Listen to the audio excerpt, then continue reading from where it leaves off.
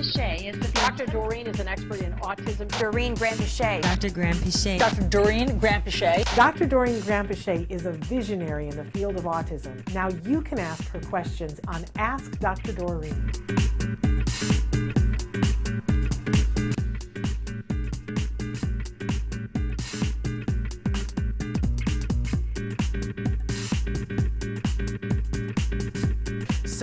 Welcome back to the Autism Network Podcastathon. We're glad that you guys stuck with us. And Parker wanted to know, where had I gone? Did I go get a bunch of energy drinks? No, we had to change the set a little bit. But I am here right now with Ask Dr. Doreen and Dr. Doreen Grampy Shea. Hello again. We hope that you guys watched the last hour. How amazing was that? Oh my gosh, that was so much fun. And I love them. They're so lovely, all of them. All three of them Yeah, are really amazing they really guests. are. And we loved that you guys wrote in so many comments. We're continuing this hour. We're going to give away 10 more gift cards from Discovery Toys. We want to thank Discovery Toys for that. I have one of their award winners. I have here with me. Yeah.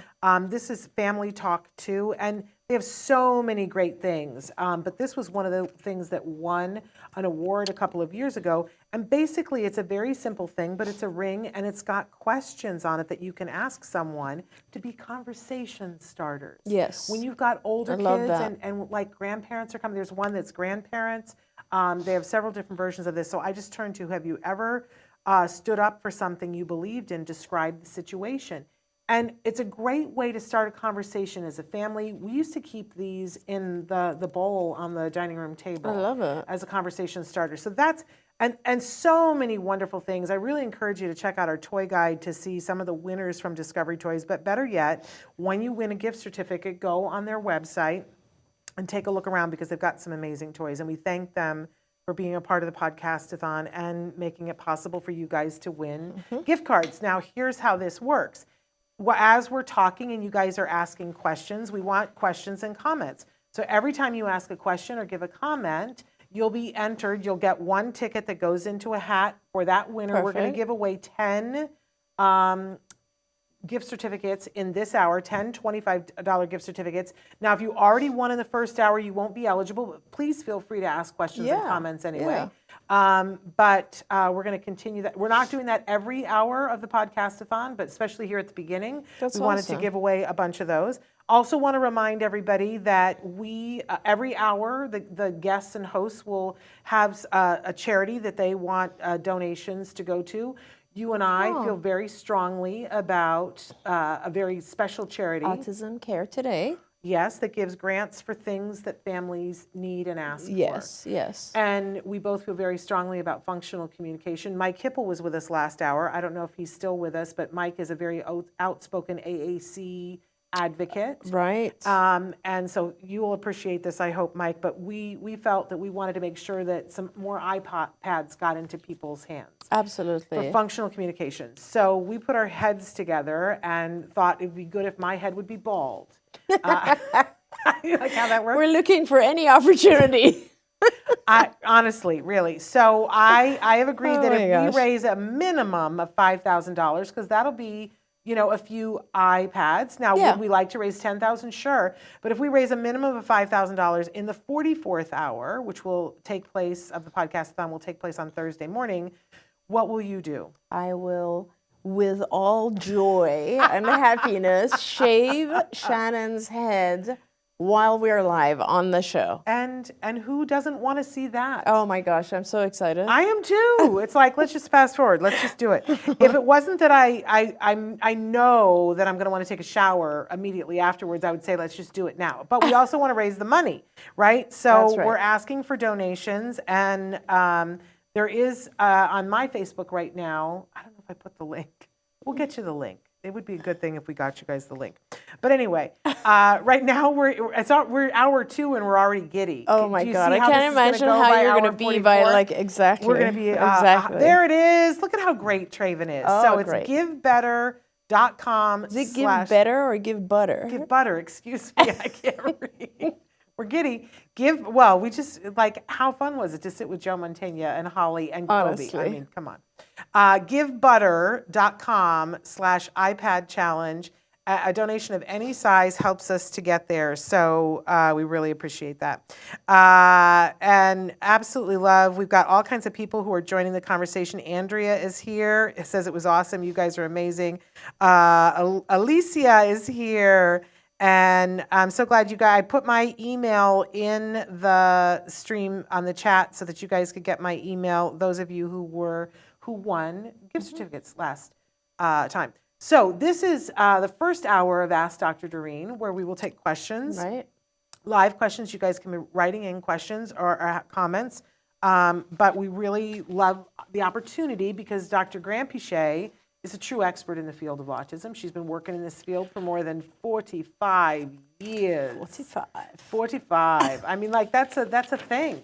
Yeah, Like, I know, it is a thing, and especially when I was talking to the folks on the previous hour and thinking, you know, when Joe's daughter is in her 30s, I guess, and I, of course, as you know, I have a couple of kids who are in their 30s and who are now married, and I love that. I'm waiting for my first grandchild, right? So I haven't had that yet. But people need to understand, you're talking about kids you treated. Kids I treated. Because you also have kids of your own. Yes. But I'm talking we're about kids I treated, and of course, several of them are in their 30s, and 2 of them are married, and I'm waiting for either one of those couples to have pop out to a have baby. a child. Yeah. Yes. I mean, you know, and it's just talking to Joe and remembering what it was like in the 70s and 80s, and it's kind of a very different world now. It is a very different world. Yeah. And in some ways, great, and in some ways, you know, I wish we hadn't gone back as far as on some things that we have. Well, I just think that it's a very, very aware world, right? I mean, you know, Shannon, when I was in grad school, so that was like late 80s, and I was actually, anyone would ask me, what do you do? And I'd say, oh, I work with autistic children. And they would say, oh, artistic? Are they good at art? Right. So like nobody really knew what this was, you know, and of course Autism Speaks did a lot for awareness. The movie Rain Man did a lot for awareness. Things have changed, as we talked about. You know, you can go to a restaurant and order gluten-free, casein-free food. There's health insurance coverage now. Things have changed. Yeah. At the same time, the other thing that has changed is the prevalence is just continuing to increase. Yeah. Now it's 1 in 36 as of last week. Yeah. Eric says, "Give Better would have been a better name." LOL. I'm with you. That's why I thought. I don't really know but where Give Butter is more memorable, right? Parker is. I don't know why you would apologize because Parker did a lovely thing today. Parker sent me an email today and wished us good luck. Oh my gosh, Parker. And so you should not apologize for that, Parker. I thought it was particularly lovely and it was very meaningful to me. So please don't apologize for that. 619 Poker King wants to know what is the difference between autism. First of all, I have to give a disclaimer because we're doing a regular show here. I have to give the disclaimer that although Dr. Grampy Shea is a true expert in the field of autism, I believe the preeminent expert of autism in our time. There is no one who can give individual specific advice in this format. So for those of you who might be tuning in to our program for the first time, as I said, Dr. Grampy Shea has been working in this field for 45 years, and we would love a question from you about anything that you have going on as specific as possible. It also helps us to know where in the world you are because the resources are different in different places. If you say, I'm living in St. Louis, or you say, I'm living in Sri Lanka, there are going to be different resources in those different places. Yes. So we don't need your home address, but just to know, like, you know, closest major city to where you live is helpful. Or if you're living way in rural, that's good to know too, because then it would be different resources. So I started to say 619 Poker King has written in and says, what's the difference between autism and Jacobson syndrome? Right. You know, and I love that you have raised this question because there are currently a number of genetic syndromes similar to Jacobson syndrome that an individual, for instance, will first be diagnosed with autism and then later on it'll be discovered that they have Jacobson syndrome. Or sometimes now it was, you know, it's, I gave birth a long time ago, and recently I was talking to a friend of mine who's an OBGYN, and they have actually at birth, they offer you the option now of doing genetic Really? testing at birth with your Wow. child, which is pretty amazing. That is. Yeah. So the way to explain this is that autism is described based on a series of symptoms. So we have two sets of two areas where there's a difference in individuals with autism. One area is social communication, and there are specific symptoms in that area that a person has to have those symptoms. And then in the other area is the area of what we call stereotypic, repetitive, stereotypical types of behaviors. And in that, you have to have two symptoms. So you end up having 3 in the first area, 2 in the second area, and you get the diagnosis.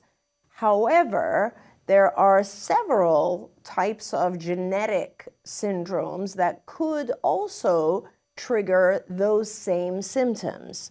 So ideally, over time, like for instance with Jacobson syndrome, there will be several symptoms that are exactly the same. What you see in Jacobson syndrome and autism are the same.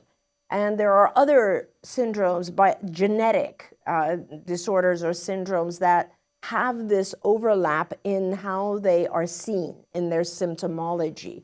The ideal situation, and what geneticists have been trying to do for many, many, many years, is to identify all the genes or gene mutations that go into the picture that we call autism.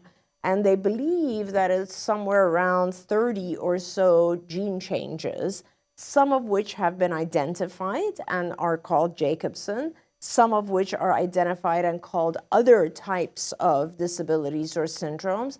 But so there's overlap. But remember, with autism, if it is a genetic syndrome, we don't know all of the gene mutations that lead to that picture. We just don't know them yet. If we get to a point, and there has been a lot of money goes into genetic research. So there has been some progress, not as much as one would hope. But so, eventually, I think what will happen, and hopefully this gives you a better picture, is that we have this huge spectrum of autism. And I think what will eventually happen is we will have subtypes. And these subtypes, some of them will be genetic syndromes, like Jacobson's. And there are other subtypes that are not necessarily going to be defined just based on their genetic composition. They might be defined on toxicity or on some other environmental cause. But that's kind of how they overlap. That's amazing. Thank you for sharing that. Sure. Amy wants to know, first of all, I want to say hello to Robbie in Brisbane, Queensland, Australia. Ooh, awesome. Who is here for her 24-year-old stepdaughter. I'm so glad you're here with us, Robbie. But Amy wants to know any tips on giving meds that need to be crushed. Right. My son is now gagging on the meds mixed with pudding. Yeah. I mean, eventually, our kids are super smart, right? Eventually, it ends up that they figure out this doesn't quite taste like what I wanted it to taste like. Can't get one past me. Yeah, you can't do it. So, you can reduce the amount of the pill in the pudding. In other words, make it taste good again. Right. Or you can do what I suggest, which is actually to teach your child how to swallow pills. And that is not as hard as you would think. A lot of people think that's a super, super difficult thing to do. And honestly, it's not really. In fact, when we were doing this just as a specific service that we would do pill swallowing, we had found that even the largest, most obnoxious, like if you guys ever saw a pill cam, this is a capsule that is literally about like almost the size, half of my finger. It's massive because it actually has a camera inside it. And when the child swallows it, a gastroenterologist is able to actually take photos as the pill goes through the intestines. And we would take, young children, 5 years old, and teach them how to swallow that monster of a thing. Yeah. And the maximum time it ever took us to do that was around 70 hours. Okay. So it's not, what you do is it's a shaping procedure, And honestly, if you have access to a behavior analyst, the BCBA, they should know how to do this, because it's similar to feeding, but it is, we have these specific kits that are multiple like sections, containers that have multiple sections, and it starts with something as tiny as a sprinkle. Yeah. All right? So it's just a tiny, tiny sprinkle, and then we actually order things that continuously increase in size. If you go on Amazon, you can even order different capsules of different sizes. Yeah. And then in order to make sure that the capsule is not too light, we would actually fill it with just, you can purchase also powder, which is similar to, like, let's say, almond flour or something like that. And so you have these capsules that, like, so you have the sprinkles, and then you have another thing that is, let's say, the size of a split pea or a lentil or something. And then you just have, more bigger and bigger sizes until you reach that capsule size that you need. And you will have the child put the object on their tongue, give them a glass of water, and just go on with it. What we tend to do is we make a huge fuss with our kids. And the only beneficial trick to this is that if it's just when a child learns to swallow, and if they just put the item in the middle of their tongue, it will go down if they're not anxious about it. So that's why you start with very, very small things and make sure the child's very successful. There's one pointer that is helpful. If it's a tablet, have the child put their head back. If it's a capsule, have their child put their head forward. People don't realize that, but capsules float on water. So when you have water in your mouth, it's better to put your head forward because it'll go back down easier. Other than that, you just shape it and you do a gradual thing, and that way you can get to have your child swallow pills, which is so helpful. Like, I had so many parents tell me that it would take them, an hour extra in the morning just getting their child to take these pills. I used to have the mortar and the pestle, and I would be in there grinding up the pills. It's so hard. And it was one of those things that it seemed like it was completely insurmountable, that we would never get to the point. And then it seemed like it was a blip in time. It was about a week. And then suddenly he was able to take pills. But I want to make sure that we stress, too, that every time that they do it, you're keeping it low key and not, getting them all nervous about it, but we have to heavily reinforce You them. have to reinforce, of course. So, like, as soon as they do it, you really want to, like, give them a spoon of some form of ice cream or something that they are allowed to eat, but that they adore, their favorite reinforcer. Well, the famous story was the family that lived in Orange County, and their daughter's favorite thing was to go to Disneyland. And they started the pill swallowing thing, and they said, we're going to do, and she was a little bit older, and they said, we're going to do this one and this one, and then when you're able to swallow your actual pill, the minute that you do that, we're going to go to Disneyland.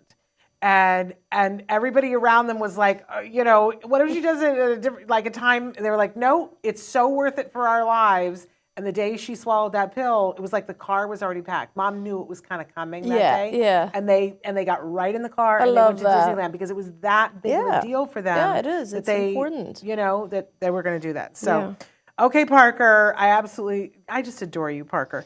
Parker says, here's a question I want to ask. I'm going to start the question session with a bang. All right. What are some resources on dating? As you know, I'm 25. I'm jealous of love. A friend with higher support needs is getting married in September legally. How can I find the one? I am afraid of either getting taken advantage of or being treated as someone's I did good project. Oh, wow. I know. Basically dating me because it makes them look good in front of their friends' family. I would have asked this weeks ago, but now is the best time as any. Please help me. That's an amazing question. Parker, you are an amazing individual. You always ask great questions. I don't know exactly where you live, Parker. Unfortunately, there are not enough resources across the U.S. for bringing people together. I mean, there's online dating, which honestly, I have so many people that I know who complain about, like, just social, like on the online platforms. Maybe we can look for organizations where you are that would just provide you the opportunity, because I'm going to tell you a little bit about some of the stuff that will help you, but I think the opportunity is important. Now, I would say this to my son, so I'm saying it to you. You have to find people by doing things that are your favorite activities to do. Try to think of hobbies that involve more than, they're not isolated hobbies, things that you would do alone. Like, for instance, if you like art, try to go to places where people are doing arts and crafts, like an art class or a drawing class, or even like places where you can produce clay stuff. Yeah. Or if you like sports, try to get engaged with physical activities, or going to a gym is often a place where people find each other and begin to talk. Now, you definitely want to be prepared. So you want to put yourself, first you want to put yourself in situations or opportunities where others might occur. And by the way, it's not going to happen the first time or the 10th time. It could happen. You got to keep going, and my advice is to try to focus on enjoying yourself rather than just focusing on, oh my God, I've been doing this 10 different times and I still haven't met anyone. Enjoy yourself. The more fun you have, the more likely others will be attracted to that, because you're enjoying yourself, first of all. Secondly, prepare. Like, think of some questions that might be openers. As when Shannon was talking about this thing, I was thinking, oh, great, this is like so great for some of our kids who have social anxiety, right? So think of some things that might help you just open a question and practice them with someone who's a friend or mom or sister or cousin, or someone, a female, who can tell you, oh, that's a good way to open the conversation. That doesn't feel odd. Something like that. And actually, not just openers, but have enough questions to be able to dialogue for a little bit, right? Not a lot, just a little bit. And then perhaps a way to offer your own personal information or ask for the other person's personal information, and, suggest perhaps an activity. This is why it's good to start with activities that you're interested in, because if the other person is there, they're interested in that too. Right. And you might be able to meet up again in that class. Now remember, it could be anything. It could be an art class, a language class, a music class, some hiking group. It could be anything, right, where other people are there. So all that, so prepare and find the opportunity, prepare. And the fears that you have, just realize that because you have those fears, you're aware. You don't have to be afraid of someone taking advantage of you, because you're aware. If you meet someone and it appears to you, it feels like they are taking advantage, or they are just kind of going out with you to look cool, then you know it. Then you walk away from that and you step away. One thing that's really important, Parker, is not to let any fear stop you from moving forward. That's all. It doesn't matter how many times you fail. It doesn't matter how difficult it is, as long as you keep moving forward and don't let fear paralyze you, because that's the biggest mistake we all make. Amazing. Parker wants you to know that he lives in West Virginia. So, and he and I both have looked a little bit at resources. It's a little bit thin there. Mm-hmm. But sometimes we've seen people who say, I need something, and they discover that it's not there for them, so they create something. Yeah. And we've seen people who have created a group, a social group, to do something. Yes. And I love your example of, and this is true for people who aren't on the spectrum too, Parker. I have a dear friend that was struggling to meet somebody that she really wanted to spend her life with. And a bunch of her friends were like, well, what kind of a guy are you looking for? And somebody recommended that she go and start taking some of the free classes at Home Depot on Saturday mornings. Yeah. She said, well, I learned how to grout my bathtub. Oh my God, they're so good, right? Those classes. Right? Yeah. She said, I learned how to grout my bathtub, and I met the love of my life. And there you go. And they've been happily together for 20 years. There you go. So, you go someplace where, and I met my husband doing a play. There you go. So, I think that is the safe bet. That's where the people who are your people are going to be when you're doing the thing that you like to do anyway. Absolutely. So, And Parker, like you're one of the most self-aware people, and I love that you come on our show frequently because you bring up subjects that show how self-aware you really are. And I think that sometimes on the show you've said to us that you have anxiety about certain things, and here you brought up fear, which is very similar to anxiety in a lot of ways. And work on that. In the next hour, I'll talk a little bit about anxiety and how to manage it. And you're going to like that if you're around or later watch it, because I'm going to talk about some of the ways that our minds play tricks on us and make us fear things just because of the way we're thinking, not because of reality, but just because of the way we're thinking. So I think you should tune into that. I'm also going to recommend a couple of other hours during the podcastathon. Dr. Kerry Magro is going to be doing 2 hours of stories from the spectrum. He has a book out about dating and love on the spectrum from the perspective of someone who's looking for love.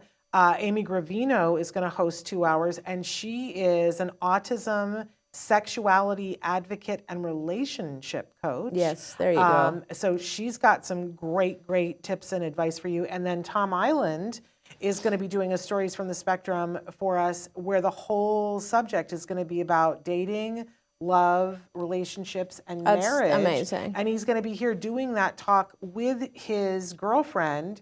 She is not on the spectrum. He is on the spectrum. So that you'll have a really frank conversation with that. So check out those hours, Parker, because I think you'll find something really good there. I want to go to Angie, who says, how to help with hitting. It seems to be worse when the other child is crying. My son is 5 and in ABA. Yeah. So we enter challenging behaviors. Yes.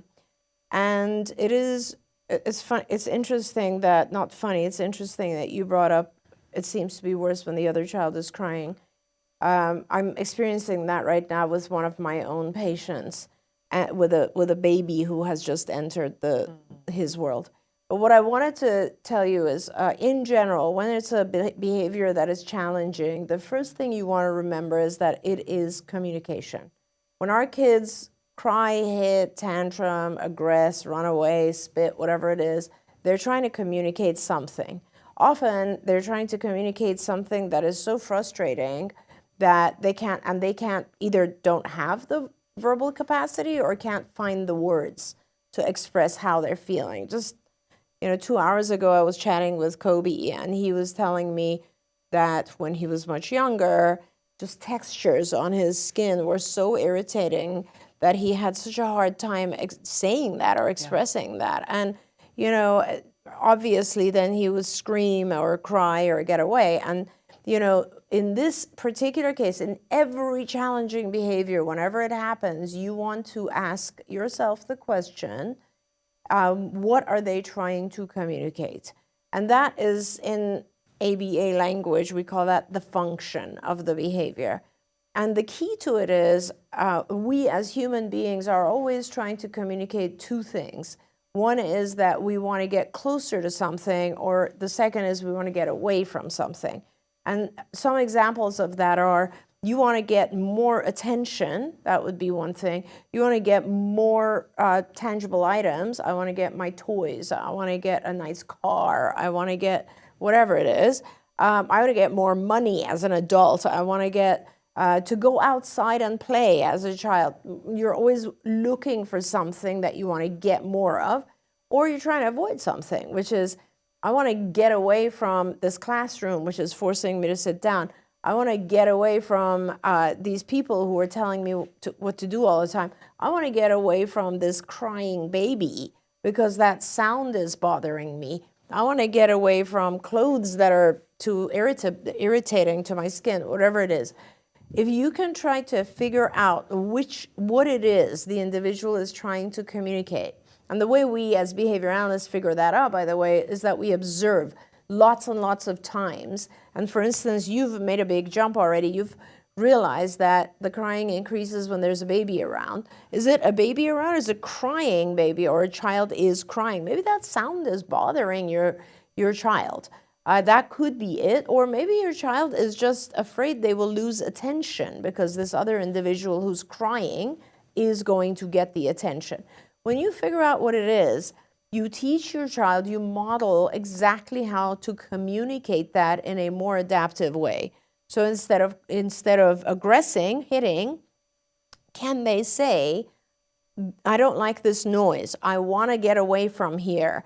Or I don't want you to play with that child. Whatever it is that that would fulfill what they're trying to communicate. How can they communicate that to you? It doesn't even have to be verbally. They could just give you a card that represents, noise. This noise is bothering me. They could give you a card that represents, I want a cuddle, a hug, attention.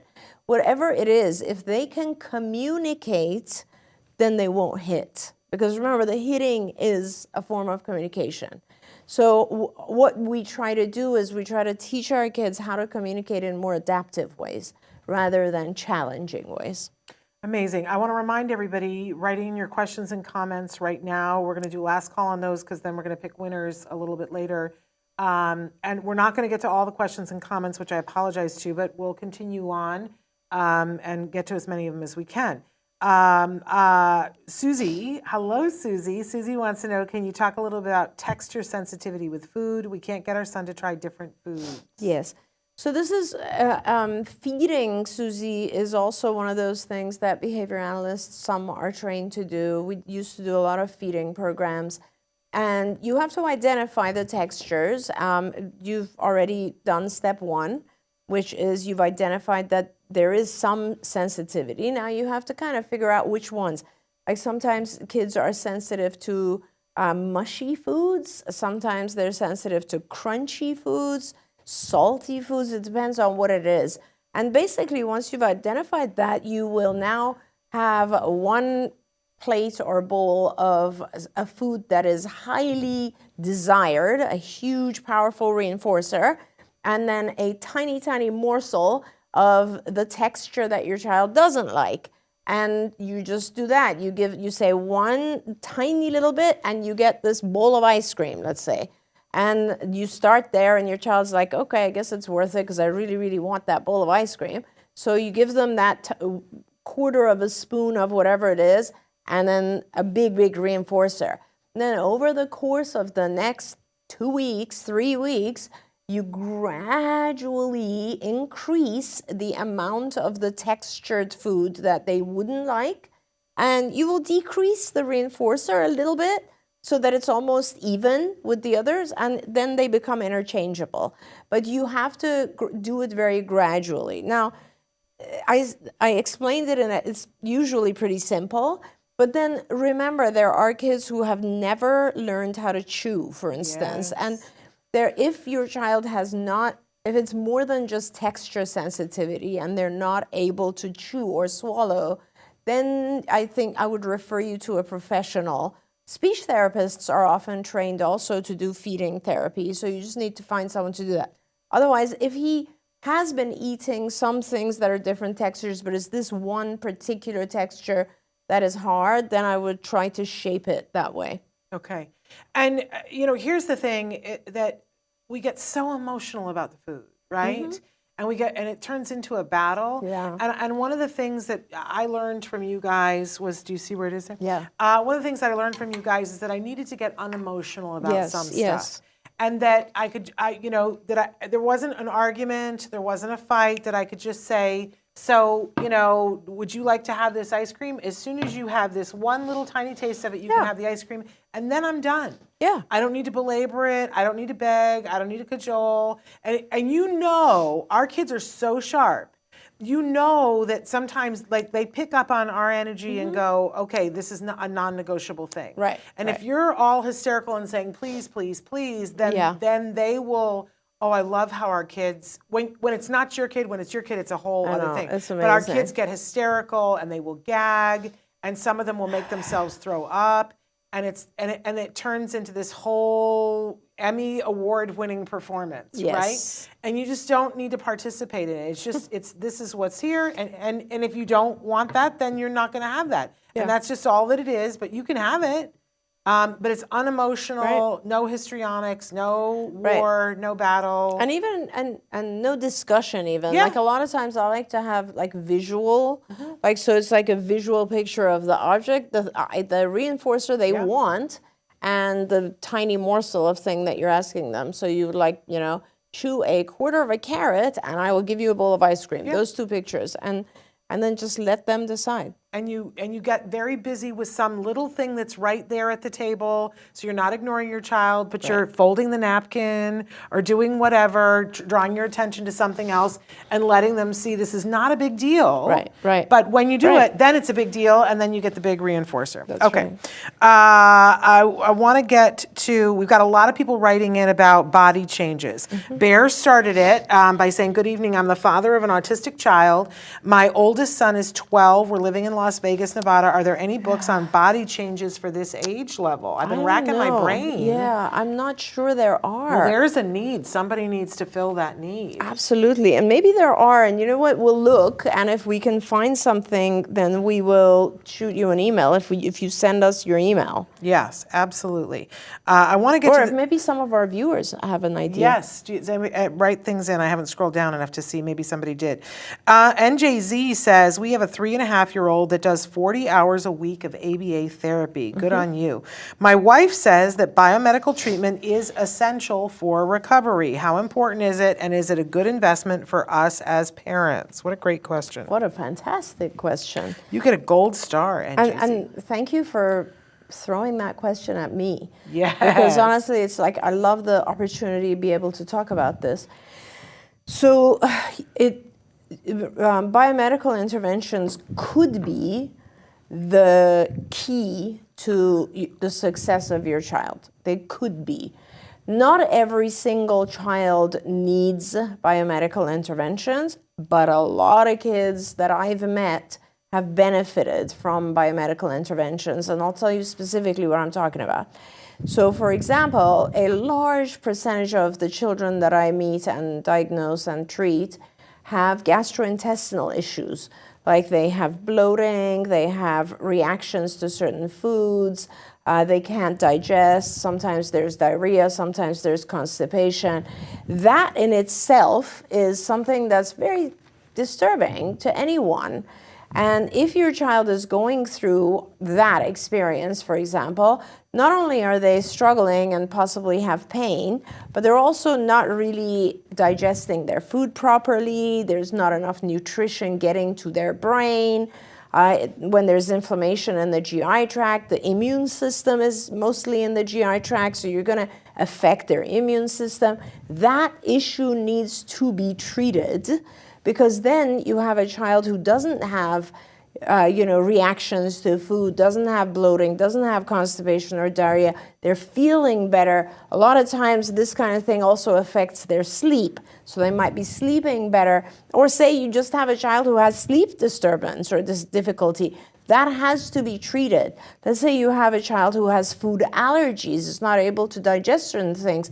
If you don't figure out your child's food reactions, when your child eats particular foods, like let's say anything with gluten or anything with casein, just as an example, could be corn, could be soy, whatever, they'll eat that thing and the protein, that protein, like casein is the protein in dairy, will break down kind of halfway. When we break our proteins down, they first break down into peptides, and then they break down into amino acids, and then the rest of our body can benefit once they're down to the level of an amino acid. If they don't, if they break down in the chain of peptides, then those peptides can also cause havoc. They can leak through the gut lining, they can give our brain different messages. In fact, we've found, research has shown that gluten and casein peptides can mimic endorphins. So they can affect the brain the same way endorphins would. So our kids are kind of like tuned out or zoned out as if they've had alcohol, for instance. Speaking of that, another thing to find out, obviously, from a biological perspective is if the child has yeast issues. Some of our kids do. And if they do, that's going to definitely cloud their thinking. So for me, being able to figure out the biomedical issues is step one. Because if you do that, and if you're able to keep your child medically stable, healthy, and that means they're sleeping well, they're not ingesting foods that are affecting their brain in a negative way, then they can really benefit from ABA, because now they're fresh, awake, learning. I mean, imagine if you yourself, for instance, had a food allergy and they gave you that food and then they wanted you to do 40 hours of ABA. You'd lose your mind. So we want to make sure that our kids are feeling as good as they possibly can when we give them all this ABA so that they can learn more. That's kind of, and then that being said, I've also had kids who did not have any of these biomedical issues, but it's definitely worth the evaluation. And the field of biomedical is so large. I mean, there's so many different things to try. So Amanda wrote in and said, I noticed as my son's spontaneous language and conversational skills are increasing, his speaking in Mandarin has decreased. It's probably about an 80% decrease in just a few months. For me, it's a win, but what does this say about him and what's happening? Also, she wants us to know that she is doing biomedical interventions. I'm loving that the spontaneous language and conversation skills are increasing in English. Yeah, it is interesting. I'm assuming it's in English. Yeah, I think it is. So, and that's, I think, part of it, Amanda. I think it might just be that he is reaching a different level in English. And maybe there's a lot more conversation going on around him in English. And so as he reaches that level, his comfort is more in English. For instance, I could say I speak several other languages, but obviously English is one of my two that are the most comfortable. And so I will always have higher conversational skills in English and let's say another language as opposed to German or French. So I will reduce my use of those where my conversational skills are not as strong. So I would say that's a good thing, Amanda. So I would be excited about that. Yeah, and I love that she is. Sleepy Mama 14 says, my child was extremely premature, and we were told that her autism and IDD was caused by brain bleeds. How do I interact with folks who assert that ASD is just natural variation of human experience? Yeah. Hard. Yeah, this is the thing with autism, and that's kind of what I was talking about a little bit earlier today.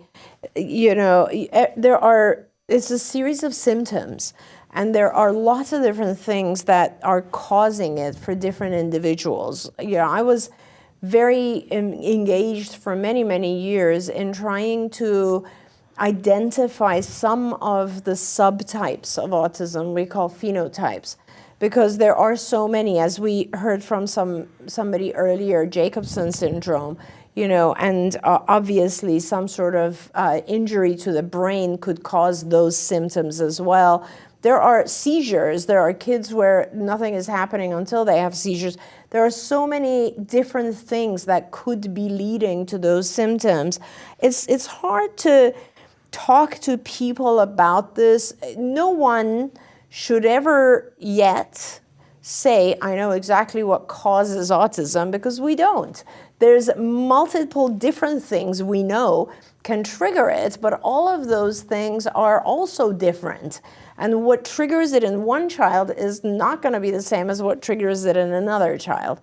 And, so if someone suggests that they know more, I don't, just ignore them and move on. It's so hard sometimes. You can't convince everybody of everything. Hey, we're here at the end of the hour, and many of you have written in questions that are about anxiety. Surprise, How did that surprise. even happen? I know. Well, we went a couple of minutes over in the last hour, but I want to get us a little bit back on track so that we're sticking with the clock. So we're 3 minutes away from the anxiety talk, but I wanted to take this opportunity to tell the 10 lucky winners of the Discovery Toys gift certificates that are worth $25 on their USA website. That'll come in the instructions that I give you. So I'm going to list off 10 names, and I'm going to ask you to please email me We will, and in a second, I will put my email into the chat, but it is shannon@autism-live.com. When I have your email, then I will be able to email it back you the gift certificate and the rules and regulations that come with it, but you'll have a good time with it. So are you ready to cheer for the happy winners? Joanne Crawford, you have won. Rosie Alvarado, Matt Spiel, Andrea Waldron Zimmerman, M. Lou, NGZ 022, Hallie Becker, Bear 86, Jason Mertz, and Tin Foil Barbie. Love your handle. You guys have all won a $25 gift card. We want to thank Discovery Toys for making that possible, and you'll definitely want to check out the amazing toys that they have.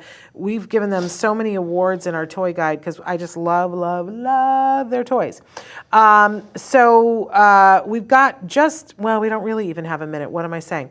We're going to sign off from this hour, and then when we come back, Dr. Doreen is going to give her very specific talk about anxiety, and hopefully there'll be an opportunity for you guys to ask. You've been asking a lot of questions, some of which probably will be answered during her presentation, but there will be an opportunity at the end, perhaps, if there's time, for questions. And then, of course, over the next 2 days, I'm doing several more hours of Ask Dr. Doreen, and happy to answer any questions that we don't get to answer next hour. We apologize that, it takes a while to answer, but we love that you guys are writing in. Please make sure that you're sharing the feed with other people so that other people can hear the answers. Don't forget that in the hours coming up, after the anxiety talk, there will be a special Autism Live with Dr. Stephen Shore, which I think you guys are going to really love. And then the hour after that, we will have Dr. Temple Grandin answering your questions live. So that's the first 5 hours here. And then great things, check out Autism Network .com and click on the calendar so that you can be following along with who the guests are and what's happening in what hour. So stick with us. We'll be back in just a minute with Ask Dr. Doreen, the Anxiety Show. Yay.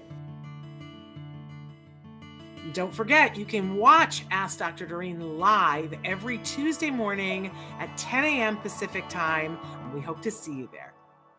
Shea. Dr. Doreen Grampy Shea is a visionary in the field of autism. Now you can ask her questions on Ask Dr. Doreen. Welcome back.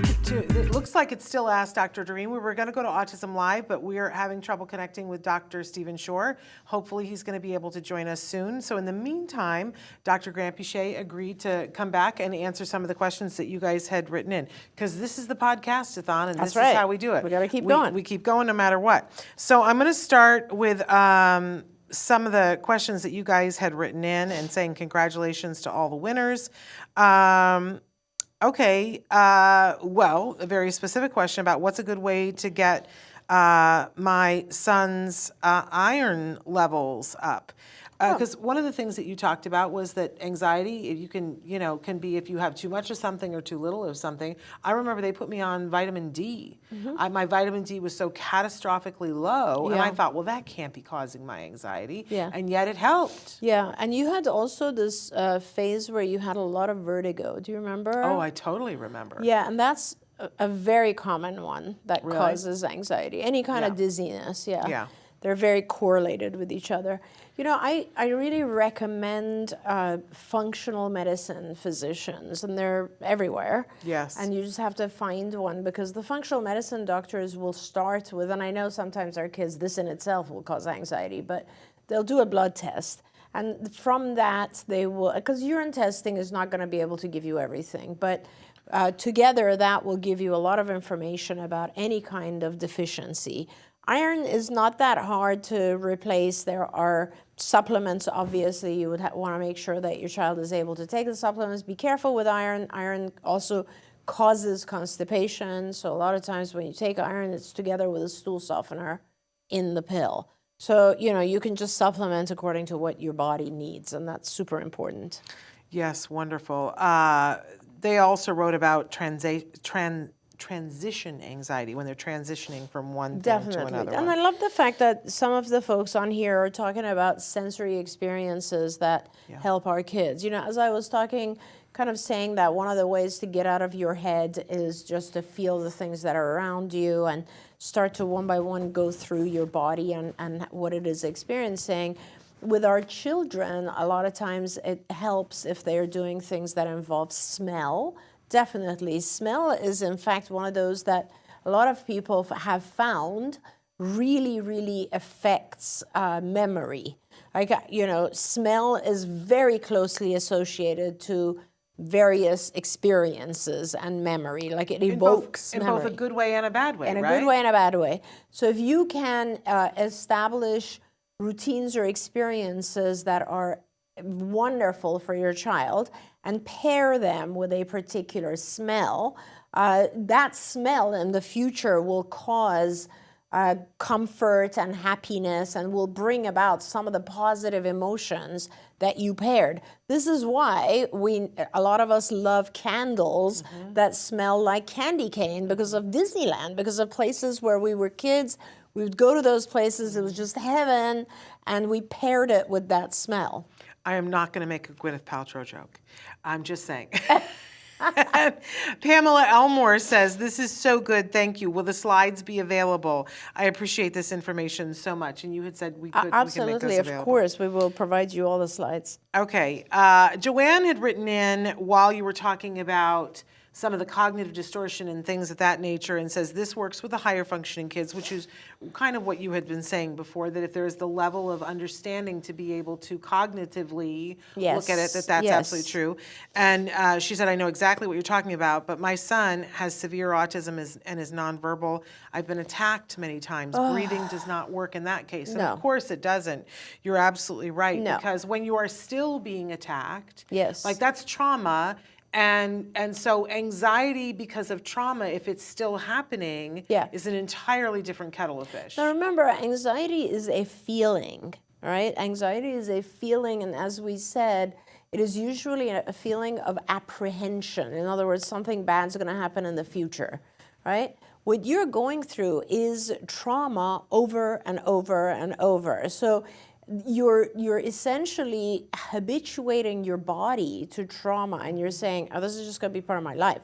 It shouldn't. You need to really focus. There's no need to focus on the anxiety. Your anxiety is a normal response to what you're experiencing. You need to actually go in and try to figure out how you can gain support for the hitting.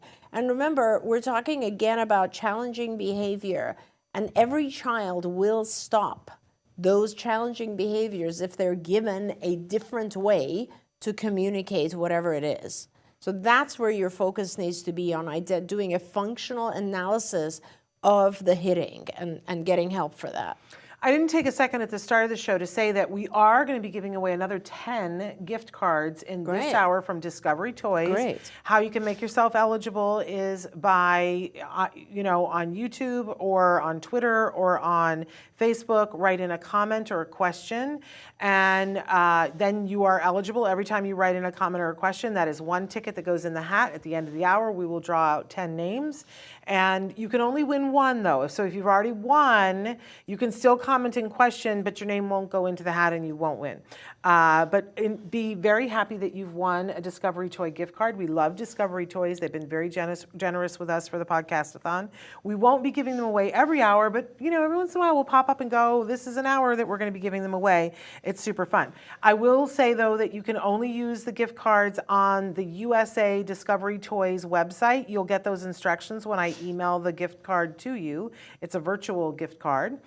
They will not work on Amazon or in any store or on any sites that are around the world, just the U.S. site. Yes. So a wonderful thing. Now, Kerry wrote in and said, if an adult is showing signs of both anxiety and autism, what benefits are there for that adult to be evaluated? That's really good. What kind of treatments are available for adults? Great. It's a great question. That's a fabulous question, because you just gave a perfect example of a situation where if the individual is suffering from both anxiety and autism, and let's say they've only been diagnosed with autism, they're very unlikely to be placed on an SSRI medication.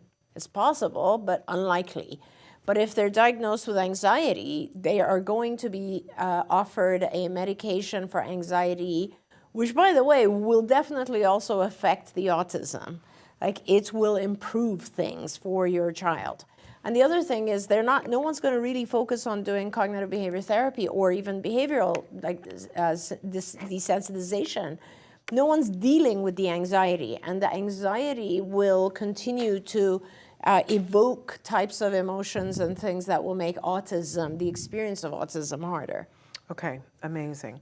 So it's important to get the eval. Yes, absolutely, always. Joanne had written in and said that when we were talking about breathing and taking deep breaths, because we've had this happen before where people have written in and said, I have a small child who doesn't have language, teaching them how to breathe. She says, we tell them to smell the flower. I love that. And then blow out the candle while Yes. demonstrating how to do it. I love that. I also love that in a lot of schools now where they're teaching meditation, in the preschools, they have what they call breathing buddies. Yeah. And they model this behavior too. They lay down on the mats with kids and they get to pick out which stuffed animal they want to be their buddy. And they put the stuffed animal on their belly. Oh. And then the teacher says, okay, we're gonna take, they use the words, we're going to take a deep breath, but we're going to make the thing go up and then we're going to push out the air and make it go down. That's right. And so then the kids focus on that and That's they'll go right. at the rate that the teacher teaches them. And then the pairing of now we're going to breathe in and we're going to breathe out, they learn, oh, that's what it is. Right. When you're blowing the air, it's the breathing out. So I love it. I Yeah, love that, I Joanne. remember thinking that when we were all getting trained on CPR. Because yeah. CPR dummies are perfect for learning how to breathe in and out, There you right? go. Because That's you can wonderful. blow into them and they inflate. You know what I learned from watching, I don't know whether it was Grey's Anatomy or the one that's right before it, but because now they're teaching people for CPR to sing the Bee Gees song, Staying Oh Alive. yeah, that's the beat. That's the beat. I Yeah. didn't know that. I learned that. Yeah, my Grey's daughter Anatomy. taught me that when she got her EMT. Yes, that's amazing. Okay, I want to go back. Yes, we were talking about ear muffs, that they were really important. Joanne asked a really good question. Why is anxiety so prevalent right now, Dr. Doreen? Yeah, well, I mean, I think there's several different reasons, honestly, Johnny. One is, of course, we all just the entire world just went through COVID. And a lot of bad things happened during COVID, right? A lot of people were ill, a lot of people passed away. I mean, it was probably, I would say, the beginning of COVID was one of the highest periods of anxiety globally, right? I mean, it was unbelievable, a pandemic, but it was kind of like, what is this? Yeah. And for those of us who have lived through other viruses, they were never as big as this, right? I mean, we've been through several Not others. in our lifetime. Not in our lifetime, right. So if you go back to the Spanish flu, it probably was. But in our lifetimes or in the last centuries, it has been a long, this was a global anxiety-evoking event. And it lasted for a long time, and it therefore kind of generalized to other things, right? So now, if you think about it, if someone has gotten chronically ill, they will always ask themselves, I wonder if it was from the vaccines that I got. Mm-hmm. Or, in fact, someone the other day, I said to someone, I hadn't even thought about this, but someone, I was mentioning that autism has increased to 1 in 36, and they said, oh, is that because of COVID vaccine? And I said, actually, this is pre-vaccine. This is 2020, early 2020, right. So we'll just have to see what happens after this. But, so that's another source of anxiety, which is always apprehension about the future. The other thing, of course, is, you have a cough or someone out there coughs and everyone is immediately like, oops, what's going on? Yes. So like we've been taught to be hypersensitive. So, and COVID had multiple other things that happened. Obviously, people lost jobs, people lost money, people lost their homes. And of course, those types of conditions that are very real will cause also a lot of fear and anxiety. So that's also another part of what is happening. But I think also overall, like we talk about how anxiety is very correlated to serotonin, right? I mean, every medication for anxiety is to regulate serotonin. And our neurotransmitters are heavily impacted by the food we eat. And, I am a big believer that unfortunately our food source has become very toxic and it's not really providing the nutrition that it should anymore. And part of that is also that it is not regulating our neurotransmitters appropriately, and causing all sorts of issues and illnesses. Anxiety is just one of them. And I don't know a single soul who hasn't been experiencing some pretty big anxiety in the last couple of years. And people are managing it in different ways. But when I saw the definition that you gave, I was like, everyone. It's pretty everybody much I all know. of us. Everybody I know. Yeah. Amy wrote in and said, over the past year has been a tough time. Yeah. We are working on teaching my nonverbal 16-year-old how to communicate his feelings without being aggressive. Yeah. It's a lot. It's very, very hard, and especially when your child has hit 16 and they're nonverbal, they are prone to become frustrated, and when we are frustrated, we tend to have challenging behaviors rather than express ourselves. I mean, think about us. We have language, we have very advanced language, and when we're frustrated, we tend to yell at each other, right? We yell, people will cuss, like whatever. I was just at a wedding, as you know, and there was like a fight broke out, a physical fight. Oh my goodness. And you think to yourself— You left out the headline when I asked you how the wedding was. I know, but I'm just like, you think to yourself, like, adults fighting? I mean, it's so, but that's what we do. People do that when they're very frustrated. And so with our kids who don't even have the ability to express themselves adequately, it is just something they're more prone to do that than to use words. I really, I guess the message I want to get out there is that you should be getting help. There's medical insurance that covers ABA, and a lot of ABA folks will be able to help you with managing those challenging behaviors. This is one of those things that's really important. There are so many people in need of support and help, and behaviorists can really help when it comes to just making sure that your child learns a different way to communicate.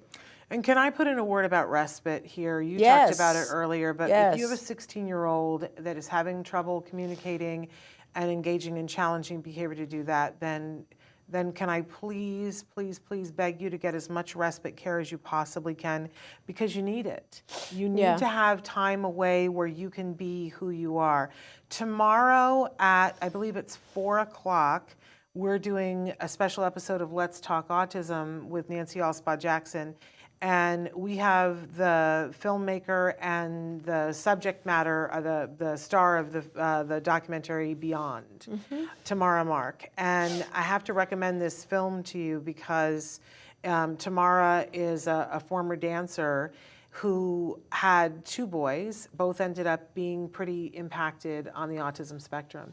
And it is one of the most raw depictions of what it is like to live in a home with these 2 amazing souls who are struggling to be able to communicate, and what they do, and what this amazing, I mean, this woman needs to be nominated for sainthood because she brings her dancer soul to her children and can communicate with her children. But it's a lot.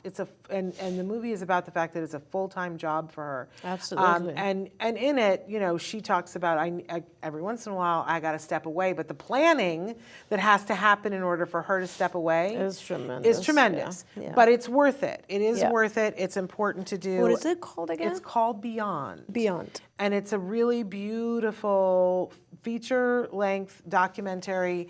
Is it available now? Or? It's in film festivals right now, but I can hook you up. Okay. And for all of you, we'll ask the director tomorrow will tell us about when and how you can watch it. They're doing showings different places right now, but it's really a beautiful, a very important film in my opinion. Absolutely. I hope that they're going to enter it in the Academy Awards now that we know how that works now. Yes. We didn't know before how that worked, and now we know how that works. But anyway, but I really want to encourage you to be kind to yourself, because that is a lot.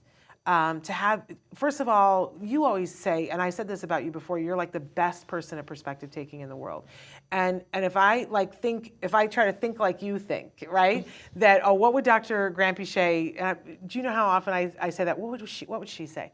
But I'm thinking about, do you remember when you were 16? Yeah. And all the raging hormones that you had going on, Yeah. and you couldn't figure things out, and it was like, why did everything just change? And if you didn't have a way of talking about that with anybody, or writing about it, or having, like, I know people who were like, they didn't know how to deal with those feelings, so they ran.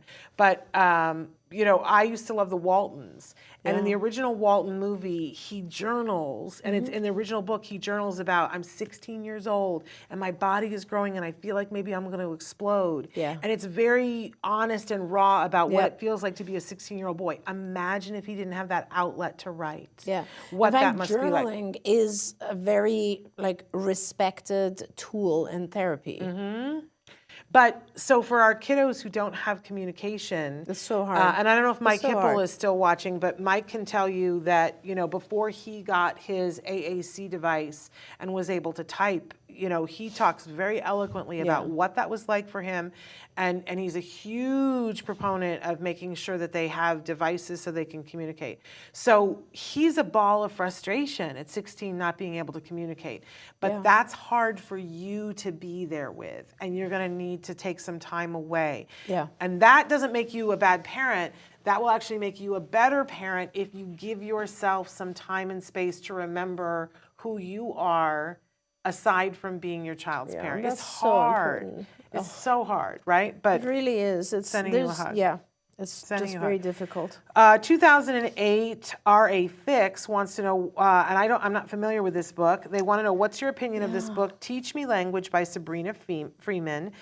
They've been recommended the book to increase conversational speech in my 9-year-old son. And I'm not familiar with it. You know, I have this book, and I remember having positive feelings about this book, but I don't remember what in it I liked, because I must have seen it a long time ago. Okay. So, but I have this book. So if I keep a book, it's usually because I think it's good in some way. All right.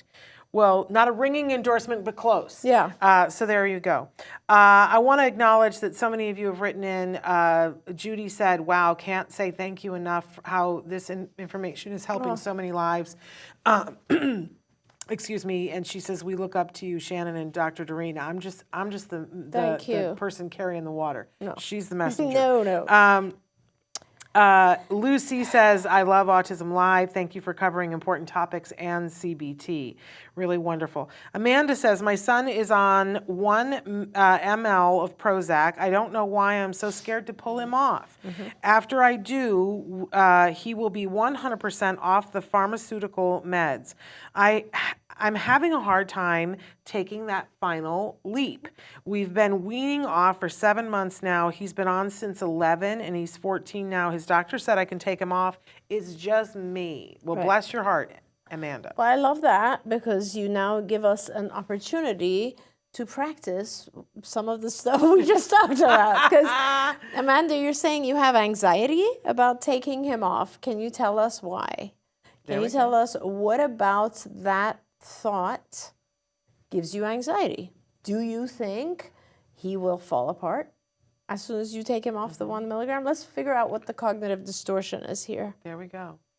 And sometimes just pulling it out into the light is really, really helpful. Yeah. I don't like elevators, and there was a time and a place when we were moving offices, and we'd been in a building where we were working on the 2nd floor, and Dr. Grampy Shea came in and was so excited and said, "Oh, we're moving to a new building. It's so great, and wait till you see." And we're on the 18th floor, and I said, "It's been lovely working with you. It's been nice knowing you." I'm out of here. I meant it sincerely. And do you recall what you said to me next? I said, we'll do shaping, or what did I say? You said, well, we'll start the systematic desensitization desensitization on Monday. And the thought of having to get in an elevator and have her talk me down, I went and did it without you. Well, and you were, not only did you do that, but you later had some really good experiences in elevators that you brought to a class. Did And I? yes, which was where you got into the elevator. This was when you were talking about how people working together I should know get to exactly know what each you're talking other. And you started with this kind of comedy skit, which was my favorite thing in the world, where you went in and you said, you know, I get into an elevator and there's like 10 other people coming to my floor and we're all looking at each other and we're like, who's that? Who's this? And we don't know each other. And Yes. like, yeah. Or having an in-depth conversation. Yeah. And because there was one person that I was standing there and saying, how are your grandkids? Yeah. How, did your grandson start kindergarten? I'm so glad. Yeah. And then she gets off the elevator and the other person goes, what's her name? And I said, I don't know. I've known her for 3 years. I have no idea what her name is. Yes, well, That's me in funny. the elevators. But I don't miss that elevator at all. No, I don't either. We're on I the ground don't floor either. here, Yeah, and it yeah. makes me very happy. I left New York City because I swore I was not going to do elevators again. I only did the elevator for you. Thank you. And that's, I only You did, succeeded. because it was important to me. It's that value thing. Sure. You said, Sure. if you find a value that's really important to Yep. you, it was, am I not going to do a show with Dr. Grampy Shea anymore? Am I going to get over the elevator thing? Some days were easier than others. Can we say that? So Amanda has written in and says, I think he'll fall apart completely. Yep. Scared to see him off of it, but I know we have our diet and supplements in place as well.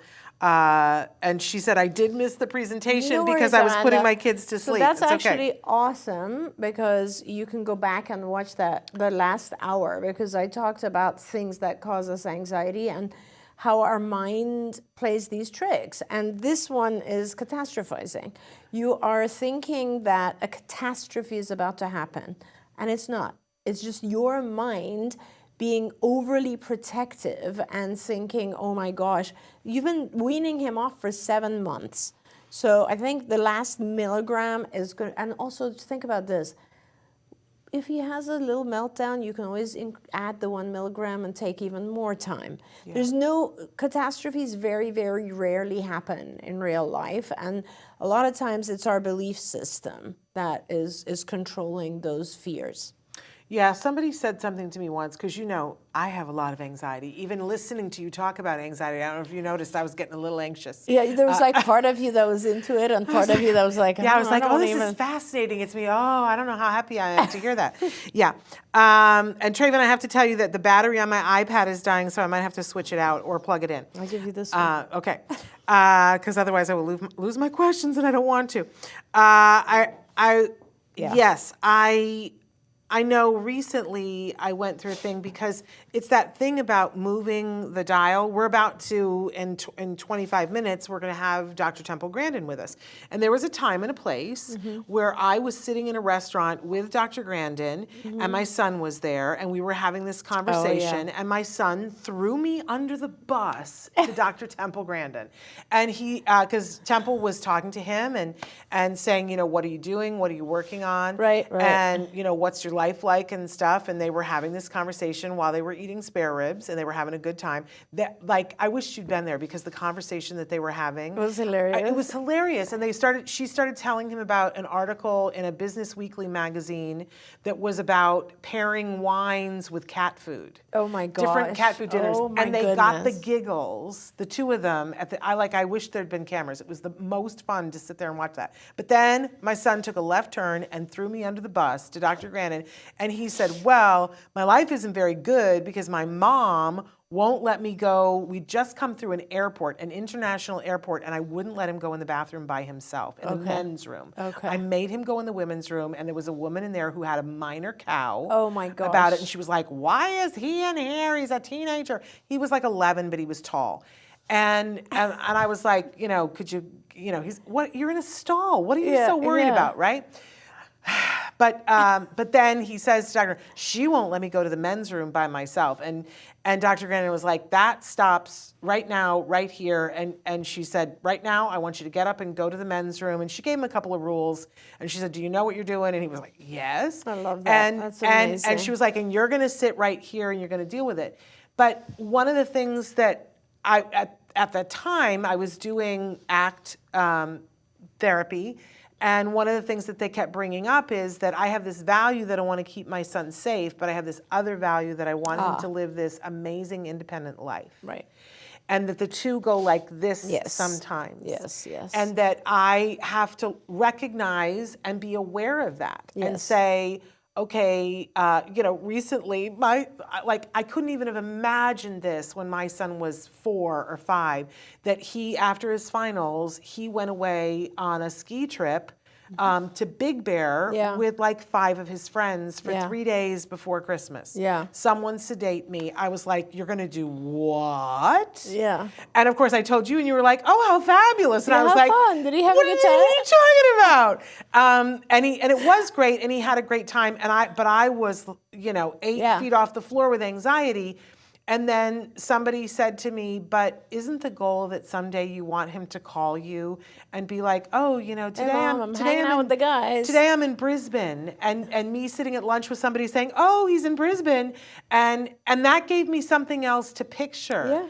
And the only way you get there is but you have to keep moving the goalposts. So, amazing, Amanda, that you've recognized that you've done all the work and that now now it's you. You're having the anxiety. Yeah. I think that's half the battle, right? It definitely is, and it's really all about, like, when Amanda goes back and looks at this, the last presentation, Yeah. it's really, it changes your life when you have the ability to start analyzing your thoughts.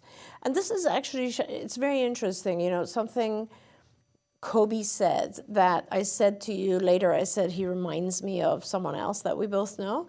And it's because of that. It's almost like he is analyzing his thoughts and what he wants to try to get through as he's saying it, which is what makes it very hard for him. And he was saying that it's like I'm thinking as I'm speaking. I experience that when I'm in like a different language, like a foreign language, because you have to pick your words, right? And you're not fluent. It doesn't just fall in place. So you kind of have to figure out, how am I expressing myself here? And you're also thinking. But that ability, which so many of our kids who have, let's say, gone through years of ABA or cognitive behavior therapy, or have gotten to that kind of very highest level where they can actually analyze their thoughts, they just learn to be extremely aware individuals, like more so than the normal population. Yeah. I have that with so many of my kids that this is an example where Jem was, he was much younger, and you were panicking or something, and he was like, Mom, I think you need to calm down and take a few deep breaths.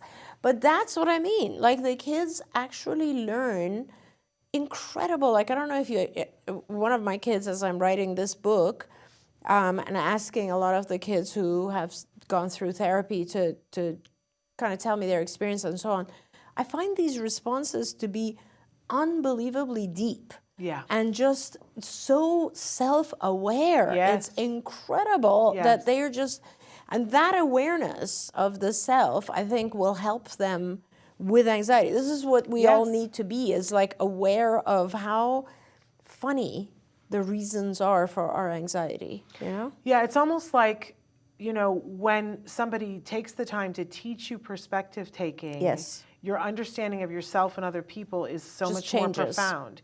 And I think maybe there used to be more of that in the education system for neurotypical people that isn't there anymore. No. That, it's almost this crazy thing to me that when people talk about, well, that for individuals on the spectrum, part of their deficit is perspective taking, it's almost always coming out of the mouth of someone who is not bothering to take their perspective. Oh, yeah. And I want to go, That's true. I want to go, that finger pointing thing about when Yeah, you're pointing you one focus it. finger, the other 4 are going to you. Check out where those 4 fingers are. Yeah. Because a lot of people have a hard time with perspective taking, a lot of people. a lot of very neurotypical grown people have a hard time with that. Absolutely. Amazing. Absolutely.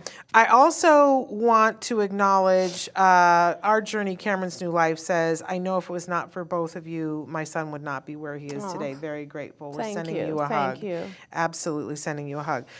Lucy says, can you provide more information on sensory therapy? Temple Grandin mentioned this during a short video during the break. The sensory therapy was in addition to ABA and OT. Also, would sensory therapy be a part of OT? What does sensory therapy consist of? I think, I mean, and I'm not sure because we weren't listening during the break. What? I know which clip it is, though. Okay. And is she speaking about sensory integration or? Well, there was a study that came out about, I don't know, 8 years ago that talked about sensory integration therapy and how it could be very effective used in conjunction with ABA. And it was something that she was talking about a lot at that time. Then, as happens with all things, a bunch of people hung out a thing saying, I do sensory integration therapy, and they weren't. Yes. And so Temple talks about it less, I think, only because, not that she doesn't support what the original study said, and I don't want to put words in her mouth, but there are a lot of people who say that they're doing sensory integration, and it's not what was the study was shown to be effective. That's very true. That's really very true, because I have observed a lot of occupational therapists, you know, and it's interesting because in this part of the world, like ABA is primary in general. Yes, yeah. In other parts of the world, occupational therapy is primary. Oh, India, yeah. A lot of the Middle East, it's all about OT. And some OT folks are trained in sensory integration. And let me just explain that, you know, we know very little about sensory integration. But what it is we're talking about sensory dysregulation to begin with. So individuals who will experience either too much of something or not enough of something. And I loved that Kobe was also talking almost, I use those words so often that it is about how they perceive the world, how the individual perceives the world. And, you know, I always talk about visual input and how they see things, how they hear things. He was also adding how you sense things on your skin and textures and so on. And sometimes it's funny because he was saying, I loved my conversation. If you can't tell, I've referred to Kobe like 10 times today. Well, he was so inspirational. He's awesome. And he was just talking, I mean, I feel like I learn the most when I have conversations with individuals like him. Yeah. Over all the years, I've learned the most from my adult kids because they just tell me so much. But, you know, he was saying that when he was younger, sometimes certain clothes would feel like sandpaper on his skin, and that over time he got acclimated to it, and it doesn't feel that way anymore. That means that particular sensory sensitivity gradually regulated itself, so that over time he no longer has that strong reaction. And that could happen with auditory, visual, you know, auditory integration therapy. Was the goal of it was to integrate sounds so that you are not just hearing those extreme sounds. With visual use of goggles and prisms, the goal of it is to integrate your vision in a way that you're not just seeing things in a particular way, but you're seeing them in the way the rest of us see things or receive that information. So, and sensory integration can, on certain individuals, that was my response to Kobe, was, what was he saying? He was saying he hated the feeling of things that are constraining. And I said, that's so interesting because some people need that feeling in order to feel grounded. A lot of kids don't have a good proprioceptive sense, which is like their own body in space. They don't feel the ground. They don't, you know, they feel they're lost. They're running around and all this sort of stuff. And weight actually will help them, and they sleep better when they're weighted down. They have things that will help them feel their body better. So it's both directions, right? So some kids feel one way, others have other sensory dysregulation. And these activities some of the activities that are in sensory therapy or sensory integration can upregulate you and others can downregulate you. So I find, for instance, if I have a child who is extremely hyper, there are certain activities where I can actually, like for instance, if I roll them in a blanket, if they're tightly rolled up, it will help them down-regulate and it will help them calm down. Same as when you see children who really, I have a child right now who if he just missed about 4 or 5 days because he had a rash, he missed 4 or 5 days of swimming. And let me tell you, his behavior was black and white, so like completely different. And now we're back to swimming again, and swimming has such a huge impact on regulating his senses. Other activities might upregulate you, for instance, playing with rice or beads or putting your hands inside those things. So, you know, a good occupational therapist who has been trained in sensory integration has a lot of these up their sleeve, and they can kind of identify what your child needs, and then they can tell your ABA team or whoever is spending your classroom, et cetera, your teachers, to actually put those sensory activities inside the child's schedule. We used to call it a sensory diet, and you would be doing these types of activities to help regulate the child over the day. Okay, a couple of quick things. Dr. Shore, I think, is going to try to join great. now for these last 15 minutes, but there's a couple of things that I want to get to. R has written in and said, how do I get ABA therapy for my 5-year-old who's currently getting early intervention therapy but will age out of the program when she starts school at 6? Will the school bring in ABA therapists? I need to know, where are you? Are you in the United States, and if so, what state? Because it's very likely that your child shouldn't be aging out of, and you absolutely can be getting ABA, but if you'll write in, and also we'll talk early about that. intervention is supposed to be kind of the same. Yeah. So there's no end at 5 or 6 for sure. And if your school doesn't provide it, your health insurance most likely will. And the ABA most likely, there are a couple of exceptions of schools that have what is actually really ABA, but like I guarantee you it's not what your school has, because it would be a world famous ABA school. And there's like, what, 2, 3 of them? It probably isn't your school. They're going to tell you that they're going to do ABA at the school, which means they're going to use some of the principles of ABA, but you're not going to get intensive ABA, because that would be 1-to-1. Well, and the next question is it normal to have an IEP including intensive ABA? You can.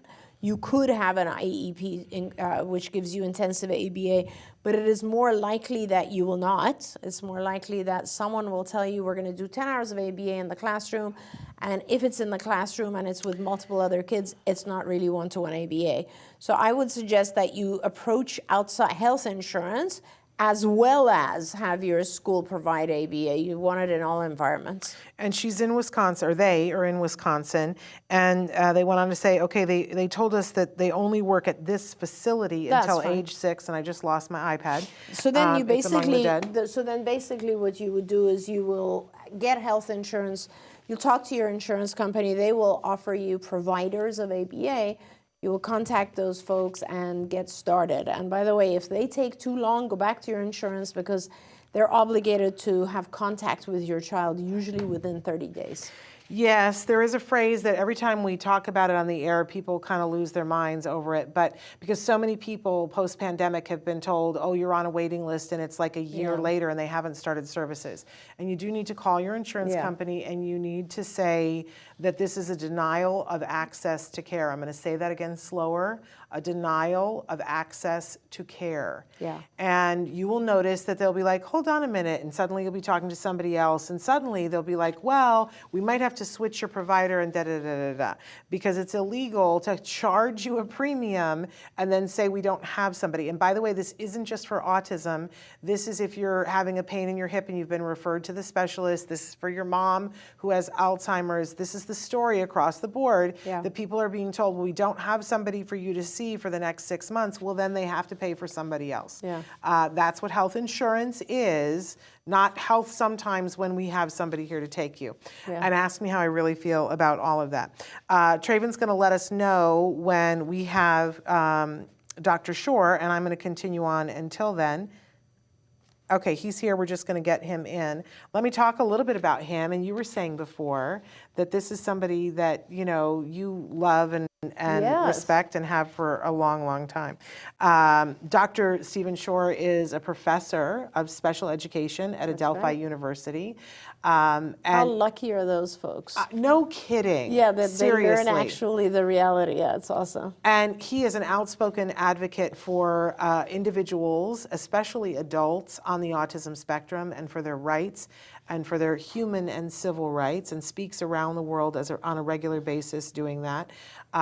He is the person who is credited with saying, when you've met one person with autism, you've met one person with autism. So we welcome Dr. Shore to the program and are thrilled to have him here with us if we in fact do. Can I talk a little bit about his books till he comes in? He's got a bunch of different books. He's been a part of a lot of different research. Some of my favorite books of his include College for Students with Disabilities. Amazing. Understanding Autism for Dummies. Love that one. Living Along the Autism Spectrum, Beyond the Wall, and Ask and Tell, Self-Advocacy and Disclosure for People on the Autism Spectrum. What an amazing, amazing body of work that he has. Are we able to bring him in yet? Perhaps not. I love, too, Dr. Shore speaks all over the world. And I had said to him the other day that I'm so excited to have him here because he used to go on a regular basis on a series of different places that he would go with Joanne Lara. They would often speak together and go to India and places like that. And so I always feel like I'm close to Joanne when I get a chance to speak to Dr. Shore. And he is the ultimate in from his personal experience after being diagnosed with autism, and his parents were given that never talk that Holly was talking about earlier with RJ. Well, you know, he's never going to do, because imagine, you know, what autism was like when Dr. Shore was diagnosed. You know, but his parents were given this, you know, very, This is you know, lifelong. and I believe, we'll ask him to confirm, but I believe they said, you know, put him in an institution. Which, can I tell you that when the woman who diagnosed my son, it was her first day of her retirement. She'd been working in the field for 50 years. Yeah. And she said, well, you should just consider yourself lucky, because if this were the first day, that I would have absolutely told you to put this child in an institution and walk away and never look back. My child, you know, like I can't even, there's Dr. Shore. But, you know, his parents didn't listen, and here we have this amazing individual. Dr. Shore, welcome. He can hear us, but I don't think we can hear him yet. Well, I'm going to keep saying nice things about him. He's also an accomplished musician. Yeah. That's right, he is. And someone who, you know, I just always feel like when he speaks, it's like he just cuts right through the crap and goes right to the heart of the matter about the fact that these are individuals and they have rights. Yeah. I don't know Have you why ever met him in person? Yes. Yeah, he's very calming presence. Yes, the soul is just a soothing. really lovely person. Yeah. I just was, after you said that, I was thinking, oh, what must it be like to be a student in his classroom? I know, how nice, right? Right? I would love to be in his classroom. Well, and then next, in just a few minutes, we're going to have Dr. Temple Grandin. I know. And I've talked to people who have been in her classroom before. I don't know if you know this about Dr. Grandin. I'm sure I'm not supposed to say it. She's going to be mad if I say it, but she, you know, she speaks internationally too, and she commands a pretty, you know, a nice price when she speaks, which she donates to her college programs so that no student that goes through is denied being able to be there and has money to be able to go. Isn't that not one of the most philanthropically lovely things ever on the face of the planet? Love that. Absolutely love that. So what do we think? We've got like 7 minutes left now. I almost feel like we should really just try to get Stephen back for another hour or another half hour somewhere, because maybe we need to do that. It's too valuable of an interview to do I in don't 7 minutes. I don't want to rush it. If we think we can do it, I'm happy to give up some of my time too and interview him on one of my shows. Okay, well, and we've got time. We especially have, you know, he could join us in the last hour. He could be talking to us while we're shaving my head. I don't know if he has a class then, but we'll talk to him about that if he can't come in. But I was dying to know what his thoughts were on the new CDC numbers and what that feels like for him, because it's been very interesting to me, everybody's individual reaction to that. That some people have said, well, it's just a number, and our kids are our kids, and we trudge on, which is very stoic for me. I had a day of grief. I allowed myself one day where I felt, you know, it's that kind of feeling you have when you say to somebody, you know, I see this horrible thing, I see this car accident about to happen, and everybody goes, no, it's not. And then the car accident happens and everybody goes, oh, wow, you really called that. But there's no solace in that whatsoever, that we've been saying for a while, that the numbers are changing and that there are more.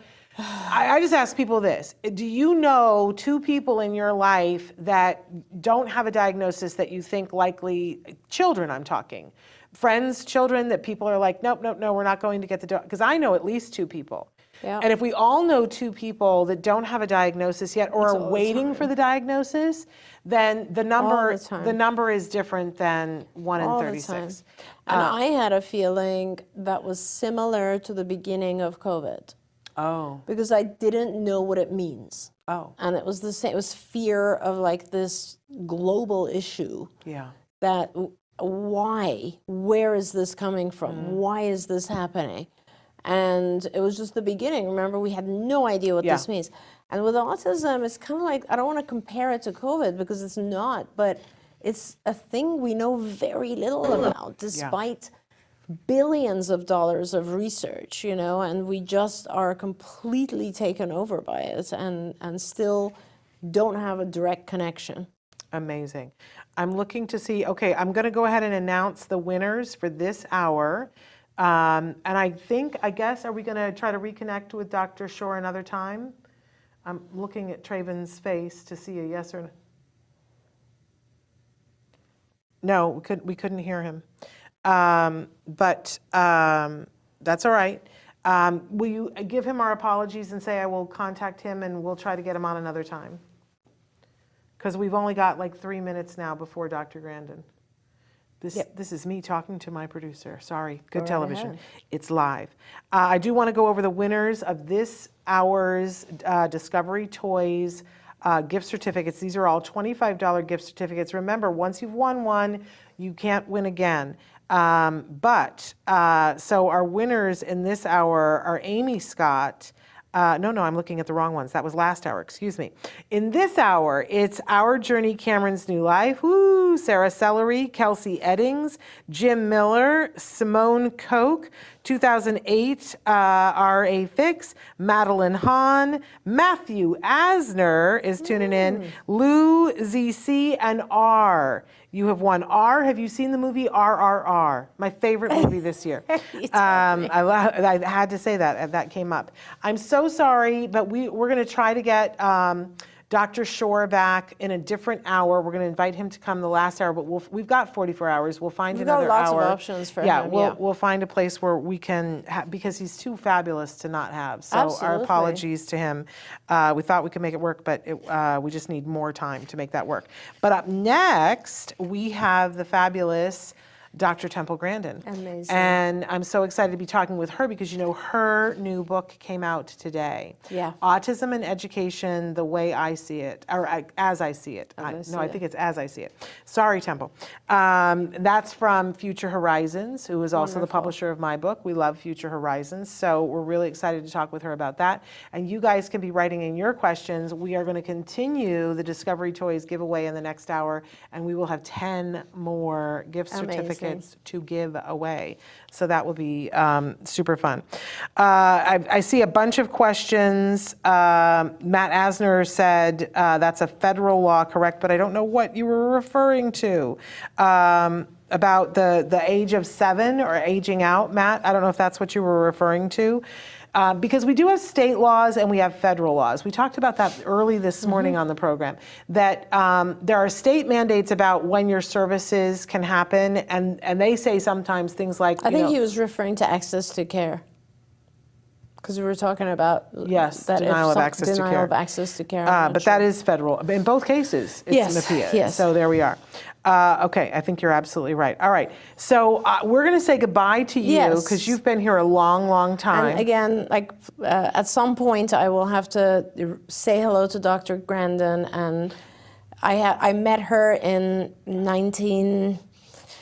79 or 80. Wow. Long time ago. So you were just a baby. I was, through a mutual connection, Cecilia Fabulich, which I'm sure she might know. I really thought you were going to say Fabulous, and I was going to say her name is Cecilia Fabulous. She was fabulous. She is fabulous. Okay, there we have it. Greetings, and I hope you have a wonderful hour. I'm sure we will, because it's always a wonderful hour with Dr. Absolutely. Grandin. All right, we're going to sign off from this hour. Stick with us, though. We're going to be back with Dr. Temple Grandin right after these messages. Don't forget, you can watch Ask Dr. Doreen live every Tuesday morning at 10 a.m. in the field of autism. Now you can ask her questions on Ask Dr. Doreen.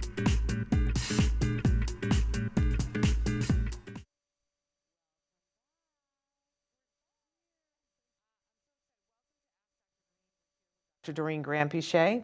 She's a true expert in the field of autism, and I adore you. Can I just say that? You. I don't get to say that often enough.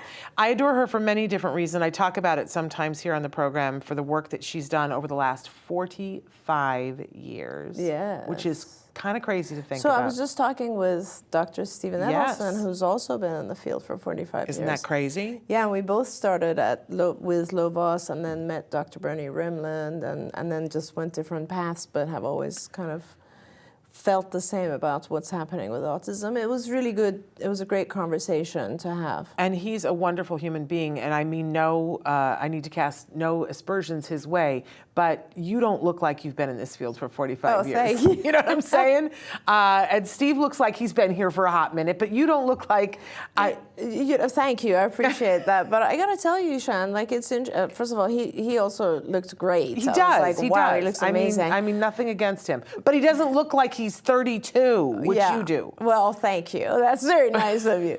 But you know, I just find it very interesting that if you have had the opportunity, which honestly there's not a lot of people who've had the opportunity to work in the field for 45 years. Yeah, there's only a few of you. We learn a lot, right? Mm-hmm. And we observe what's going on and the changes and so on and so forth. And for both of us to feel very strongly that this is a combination of genetic predisposition and then toxicity is really important. You know, we both feel that, and I believe there are others who feel that way as well. And so I asked him the question that you asked me, which is what do you think now that it's 1 in 36? Yeah. And guess what he said? What did he say? He said we have to ask why, and we have to look at like exactly what I said, and kind of like what are the causes, and we really have to pay attention to the causes and so on.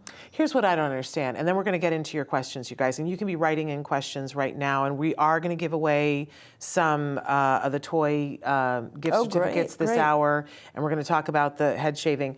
But what I don't understand is that a long time ago, over 10 years ago, I went to a conference and Claire Lajean was presenting. And she presented the twin study that had just been done. And I quote this all the time because I watched her take the whole thing down. Because before that, you know, people, whenever I would talk about or identify myself as a parent of a child on the spectrum, people would say, well, what do you think? That was always the hot topic. What do you think is causing it? What do you think is causing it? And I never knew what to say, because what do I know? And then I heard her speak, and she stood and said definitively in front of the room, this is the twin study, and this definitively shows, because they had all of these different twins, and she showed, if it were just genetics, this is what we would have found, and it's not. If it were just the environment, we would have found this.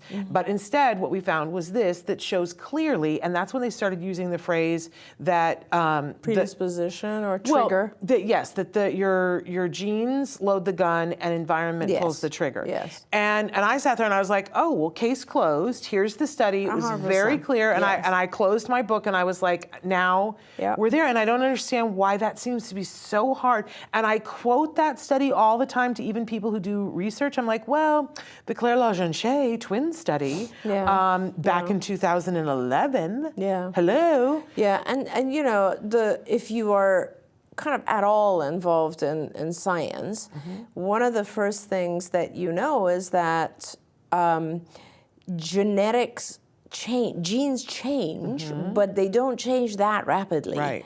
It takes a long time for genetic composition to change and to mutate, and to think that autism is just a genetic disorder just is illogical. Yeah. So it must be, the only other thing that changes kind of fast is the environment. Yeah.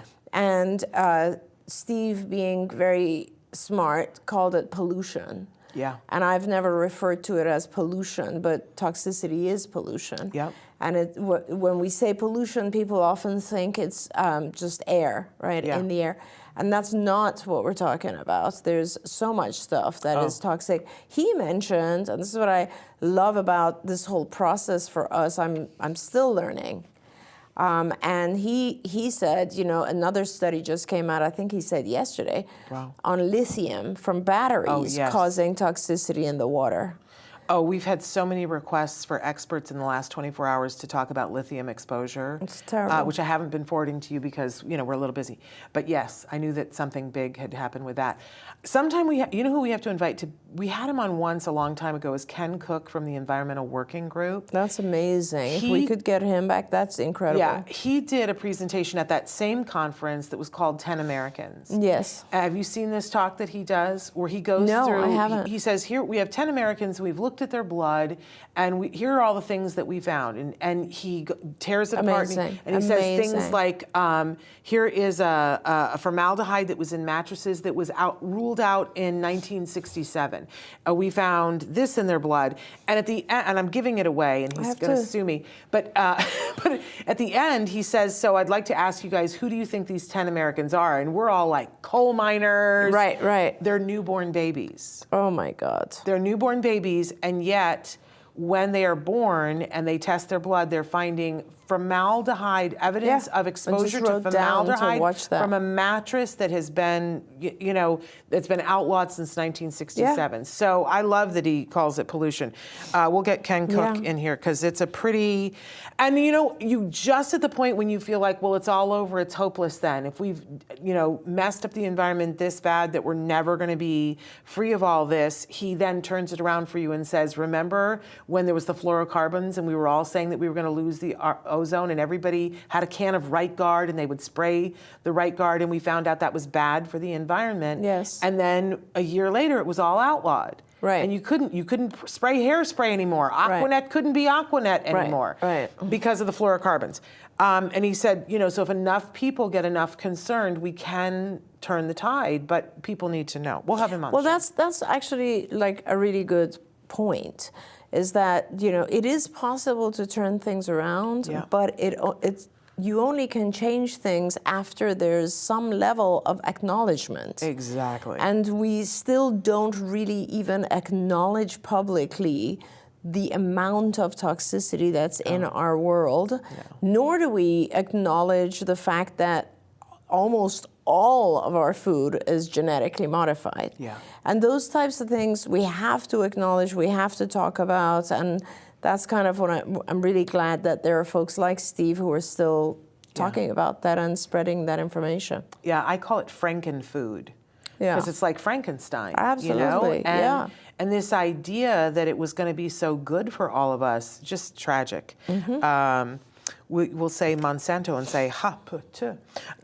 Which, by the way, I mean, Monsanto, of course, was bought out by Bayer. Bayer, but those pesticides unfortunately still exist. They're still on the market. So craziness. I want to say, first of all, hello to so many people. Dahlia, I've been watching in the crawl that you've been watching for a couple of hours. We're thrilled that you're here. Angie, we're saying hi to you. 100% authentic, we're saying hello. And Taryn, we're saying hello. And if some of you were already in the chat before and want to say hello again, you can. We want to go through a couple of different things. We're here with Dr. Grampy Shea. She's going to answer your questions in real time. So that's going to be super fun. She's a true expert in this field, and we're so lucky to have her with us talking about things and answering things authentically. Because a lot of people, that's the number one comment that people say to me, that they say, oh my God, she actually answers the questions. She doesn't shy away from things. And they talk about how brave you are, that you actually answer the questions. And I've been around you so long that I've kind of gotten used to that, but they're not wrong. You are a brave individual and you answer the questions, and you'll say we don't know, or you'll say I don't know, or you'll say here's what I do know, but you also will say when it's something that you have seen for 45 years. You are a brave woman. Thank you. She's a treasure, and we're so lucky to have her. So take advantage of it. This is your time. We're here for 2 hours. It's a little less than 2 hours now, like an hour and 40 minutes now, where she's going to be answering questions. So ask your questions questions early and often. This hour and the next hour, we're going to be giving away 10 Discovery Toy gift cards each hour. Isn't that amazing? We love Discovery Toys. They've been so generous with us with gift cards. So how you enter is every time you put in a comment, we have people that are backstage that will, every time you put in a comment, it has to be a real comment or question, right? They will put your name on a slip of paper. It goes into a hat. At the end of the hour, they will draw 10 names out. You can only win one in the whole podcastathon. They are $25 gift cards. They're virtual. I will email it to you. When I read the names at the end of the hour, and I'll read the names at the end of each hour, this hour, next hour, you will need to email me, and so that I have your email that I can email it back to you. Please be patient because we're kind of busy with this. Probably Monday, I'm going to be emailing the gift certificates. You can use those gift certificates on the United States Discovery Toys website. You won't be able to use it on Amazon or in other countries, or but on the U.S. website. So please be entered. There's the Discovery Toy. I liked it in front of my face. And we love Discovery Toys. They have so many different winners. I have my trusty visual aid here. That this is one of the toys that won. This was for teens and adults, and this won the Conversation Builder. Yeah, I love that. It just has prompts. Name all of the pets you have ever had. That's such a great starter question, yes, right? You can take these in the car or leave them on the, this is on the dining room table. This is Family Talk too. They have a Grandparents Talk one. That's a great gift to give the grandparents when they come to visit, like for Thanksgiving. Absolutely. And say, here, sit down and answer some, and not only ask them, but answer them so that they get to know the grandparent as well. So, but many other toys, including this, that you guys can look up and if you win the gift certificate. Also want to say that we have something very exciting planned for the last hour of the podcastathon. If you guys are in the know, you know that we're here for a total of 44 hours. This is hour 19. We have been going solid like a train, a freight train. This is hour 19, and we're going to go 44. Why 44? Because until last week, the number was 1 in 44. And we did say up until last week, we knew the numbers were going to change. We didn't know how much the numbers were going to change, but we're going to continue to do 44 hours. And for anybody who's been saying, well, 44 and 36 aren't that different, believe me, when I'm in hour 36, I'm going to make a big stink about the fact that we have a lot more hours to do. It is a big difference. In any case, when we get to the final hour, in that final hour, we're hopeful that we will have raised at least $5,000. That's Tell right. them what we're raising money for. Well, we are raising money for iPads that we will want to give to individuals who are applying for iPad grants through Autism Care today. And later today, I'll be speaking with one of my co-board members from Autism Care today. And we love this organization that we founded many years ago now. I think it's about 20 years. I should know the dates, but and we get a lot of requests for iPads. So if we can raise at least $5,000, then I will have the privilege and honor of doing something pretty radical live in our last hour, which is I will be shaving Shannon's hair live on the show.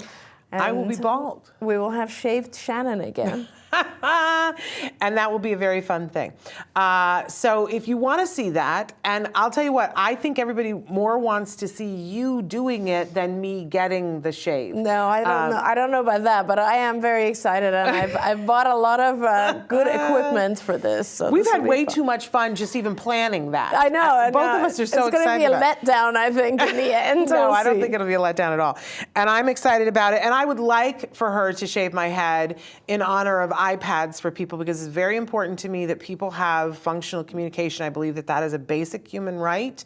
And it pains me that we aren't always able to fund all of the requests for iPads. Right, so we'd love to get more than $5,000. So, you know, don't be shocked if it goes to $5,000. We're going to raise it up to 10. We'll still shave my head at 5. Yes. But we'd like to raise more money for that. This is where you can donate. givebutter.com /iPad challenge. Yes, we're not going to smear any butter on my head, but we want you to. You never know. I might draw the line at that. I don't mind shaving my head, but butter, I don't know. It's a dairy product. Do we have shaving cream? No, because that thing doesn't need it. Oh, with the shear, yeah. Yeah. Although we, if you want to be like maybe we have to. Forward to it, maybe we have to run over to Target and purchase some of that. We'll see. We'll see about that. I'm all good with whatever. Okay, so that's all of the news that I needed to share with you guys. Except that there are many different ways to participate in this hour. We're live right now on Facebook, on YouTube, and Twitter, and we're live on about a dozen other sites as well. But those three are the ones where you're going to get the best chance of interaction.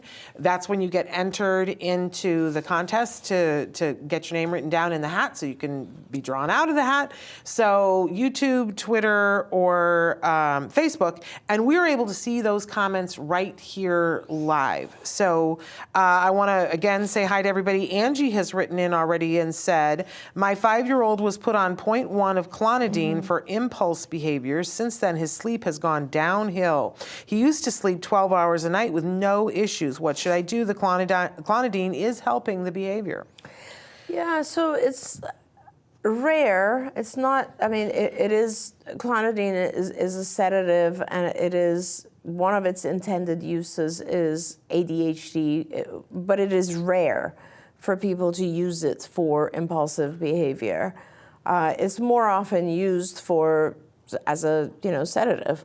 So I would speak with your physician who has given you the clonidine and request a change. I get it that it is helping the impulsive behavior, but sleep is very important, and I think you might have other options. Of course, the physician, like right now, I'm having some issues with a particular child who's very, very sensitive, getting used to a medication. And sometimes the physicians will say, just give it a little bit more time. So I don't know how long your child's been on the clonidine.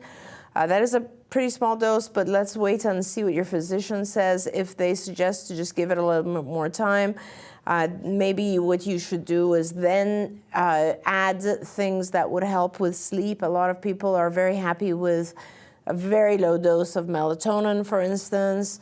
But talk to the physician about that. If this sleep to me is just so vital, and a lot of our kids are just not getting enough sleep. So I think you just need to go back and talk to the physician and just say that, hey, I'm having this really bad side effect, which I don't want to deal with. Yeah. Sleep is pretty important. We're going to be the living example of that over these next few hours. I said this morning, my executive functions are going to start to go, and then my ability, to do anything is going to be out the window by the time we're done. And what do we expect from our little kids? Don't even have coping strategies and aren't. I don't drink coffee, but other people do. Well, and I see it with our kids, right? So like sometimes a child who's not had a good night, they're somewhat functional in the morning, but by the time the afternoon rolls around, they're just done, Yeah, like we would be. I mean, it's not that foreign of a concept for us. So sleep is pretty important, but I understand there's that thing about, but it is helping the behavior.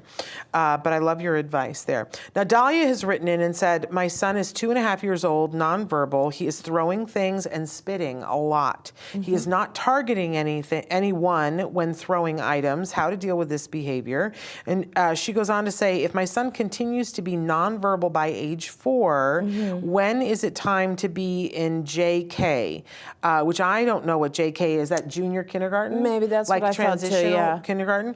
Is it better to do intensive ABA or enroll him in school? I can't wait to hear what you say about that. Dr. Yeah, I think that, so first of all, he's throwing things and spinning a lot. He's not targeting anyone when throwing the items and what to do.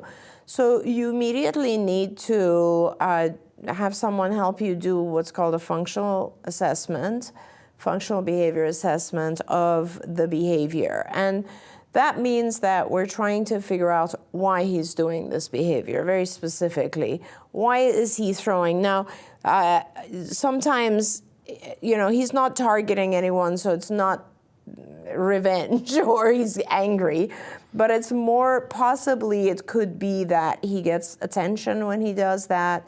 It could be a sensory thing where I had a child who used to spit, and it took us a long, long time to figure out that it wasn't even that he was spitting to get people to leave him alone, because we thought it was like every time a demand was placed. But it wasn't. It was just that he liked he liked looking at how the spit looked when he spat at someone. Yeah. So you'd be amazed. There are lots of different reasons, and it would be important to have a behavior analyst observe and be able to help you determine exactly why the spitting and throwing are happening.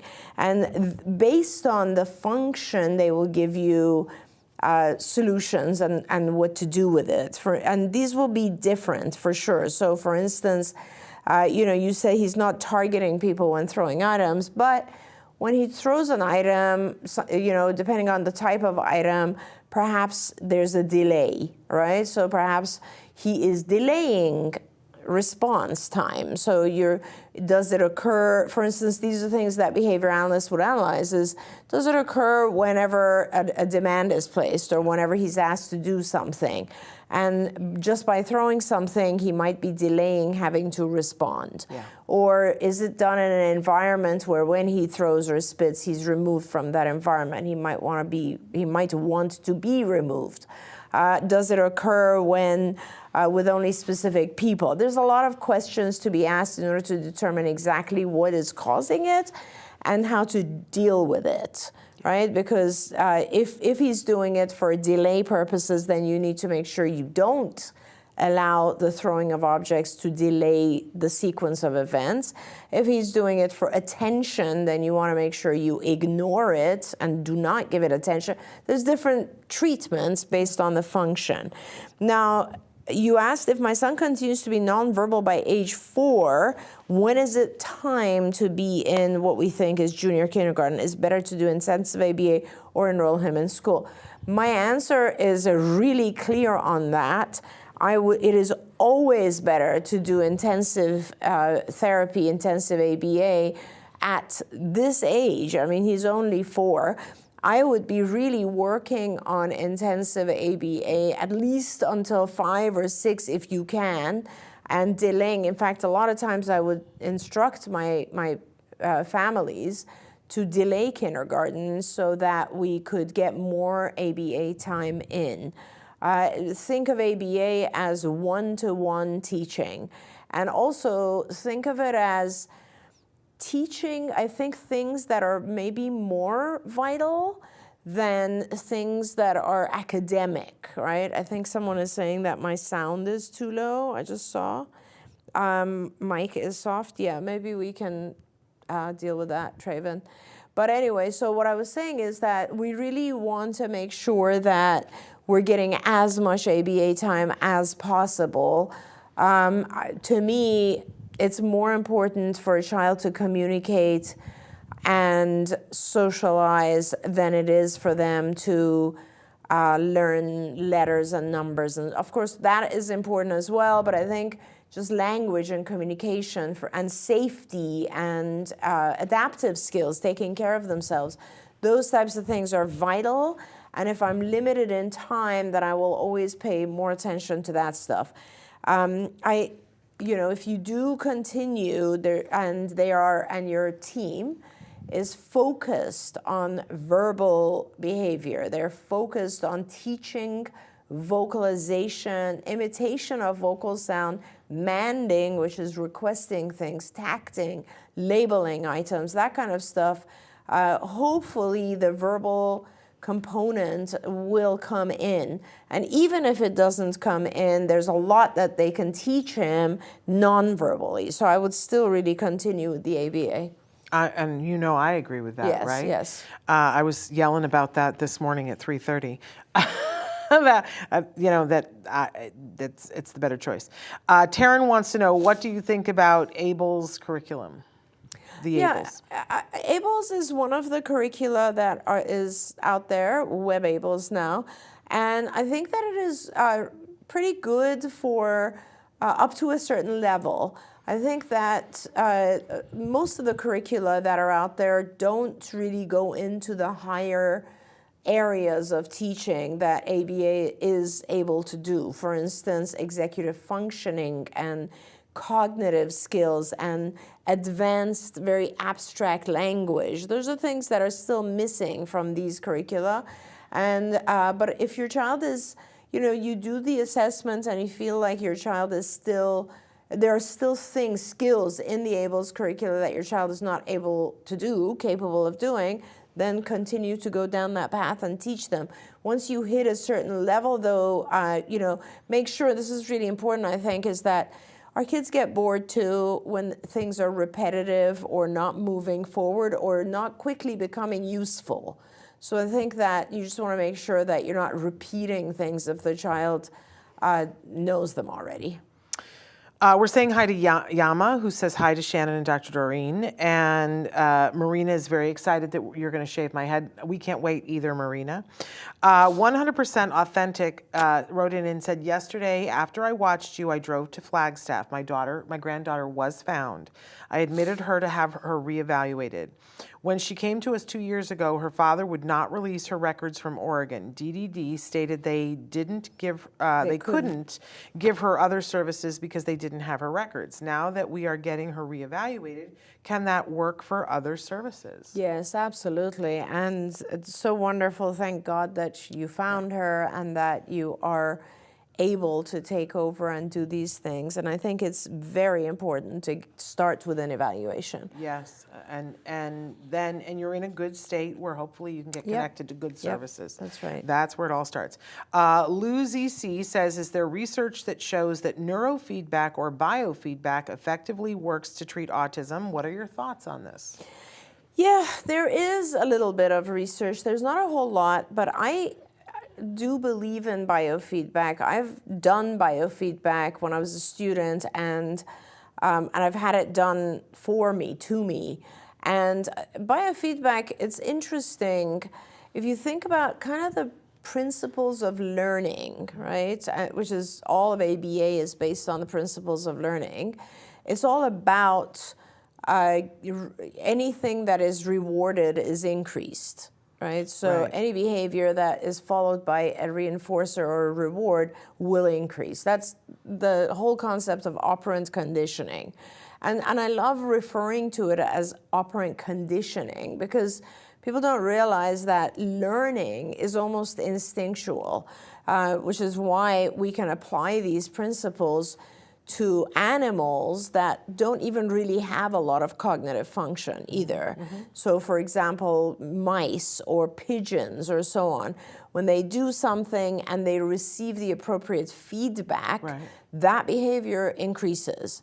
And so biofeedback, if you think about it, is pretty much that. It's not that the feedback that you receive is not necessarily rewarding, but it could be. So for instance, when I did biofeedback, it was testing whether or not you become better at math by doing biofeedback. And the way that it worked was that when they would present you with math calculations, and it was timed, and you had all these electrodes on you. And if you responded correctly, like you just see that you responded correctly. That's all. It just gave you feedback. Right. And knowing that you respond correctly, which is a part of biofeedback, is it will automatically, without you even being aware of it, will increase that response. Interesting. It's like a reward. So recently I purchased this headband. I think I told you about it. Yes. And it's kind of interesting because what it does, it's a biofeedback headband, and what it does is it plays like background music and whatever it is, and as soon as it's some pleasant stimulus, right? Different people like different sounds, but as soon as your mind starts to wander and starts thinking too much, then obviously your brain activity, which it is measuring through its electrodes, starts to increase, and then they bring you back by increasing the volume of that background music, and it starts to teach you to calm down. It starts to teach you to meditate. So I actually think that neurofeedback or biofeedback is to some extent effective in certain things. Like I think if you can actually start teaching a child to keep a biofeedback device on, it might be helpful in teaching them calming, sleep behavior, those types of things. Obviously, it's not going to be, actually I take that back. I was going to say it's not going to be hugely effective in teaching new skills, but I take that back because if you look at gaming is very much the same principle, which is like you do something, you get some sort of feedback. So I do think that receiving feedback is very effective. It's interesting because when you brought this up before, I was talking about the fact that many, many years ago, there was a line of toys that it was Uncle Milton toys. It's scary that I know that it was Uncle Milton toys, but they were Jedi toys, and there was one that it was a tube with a ping pong ball, and you put on a biofeedback thing, and you need to concentrate to get to a frequency where you made the ball levitate. Yes. And it was hysterical watching on Christmas morning to see, because my husband really struggled. He was like, I don't know how you make the ball go up. And it took me forever to figure out how to make the ball, but Jem could make that ball do all kinds of things. Are you serious? And wow. there was another one where you made it go through hoops. We didn't have that one. See, and that's biofeedback. That's pure biofeedback. Yeah, and it's a toy. It's a game. Yeah. So amazing. I kind of want to see what it would be like for the one that you're talking about with the music, because I think lately my thoughts have been so scattered and all over the place. Yeah. It would be like, Shannon, shut up. Yeah, it calms you down. Yeah, it's perfect. Amazing. Okay. I lost my place here. Oh, Parker. Parker's like my new personal assistant. Parker says, hi, Shannon, did you have a tiring night? Ghost Energy is my favorite energy drink. Use them if needed. I'll have to look at what the ingredients are. I can't do any caffeine at all.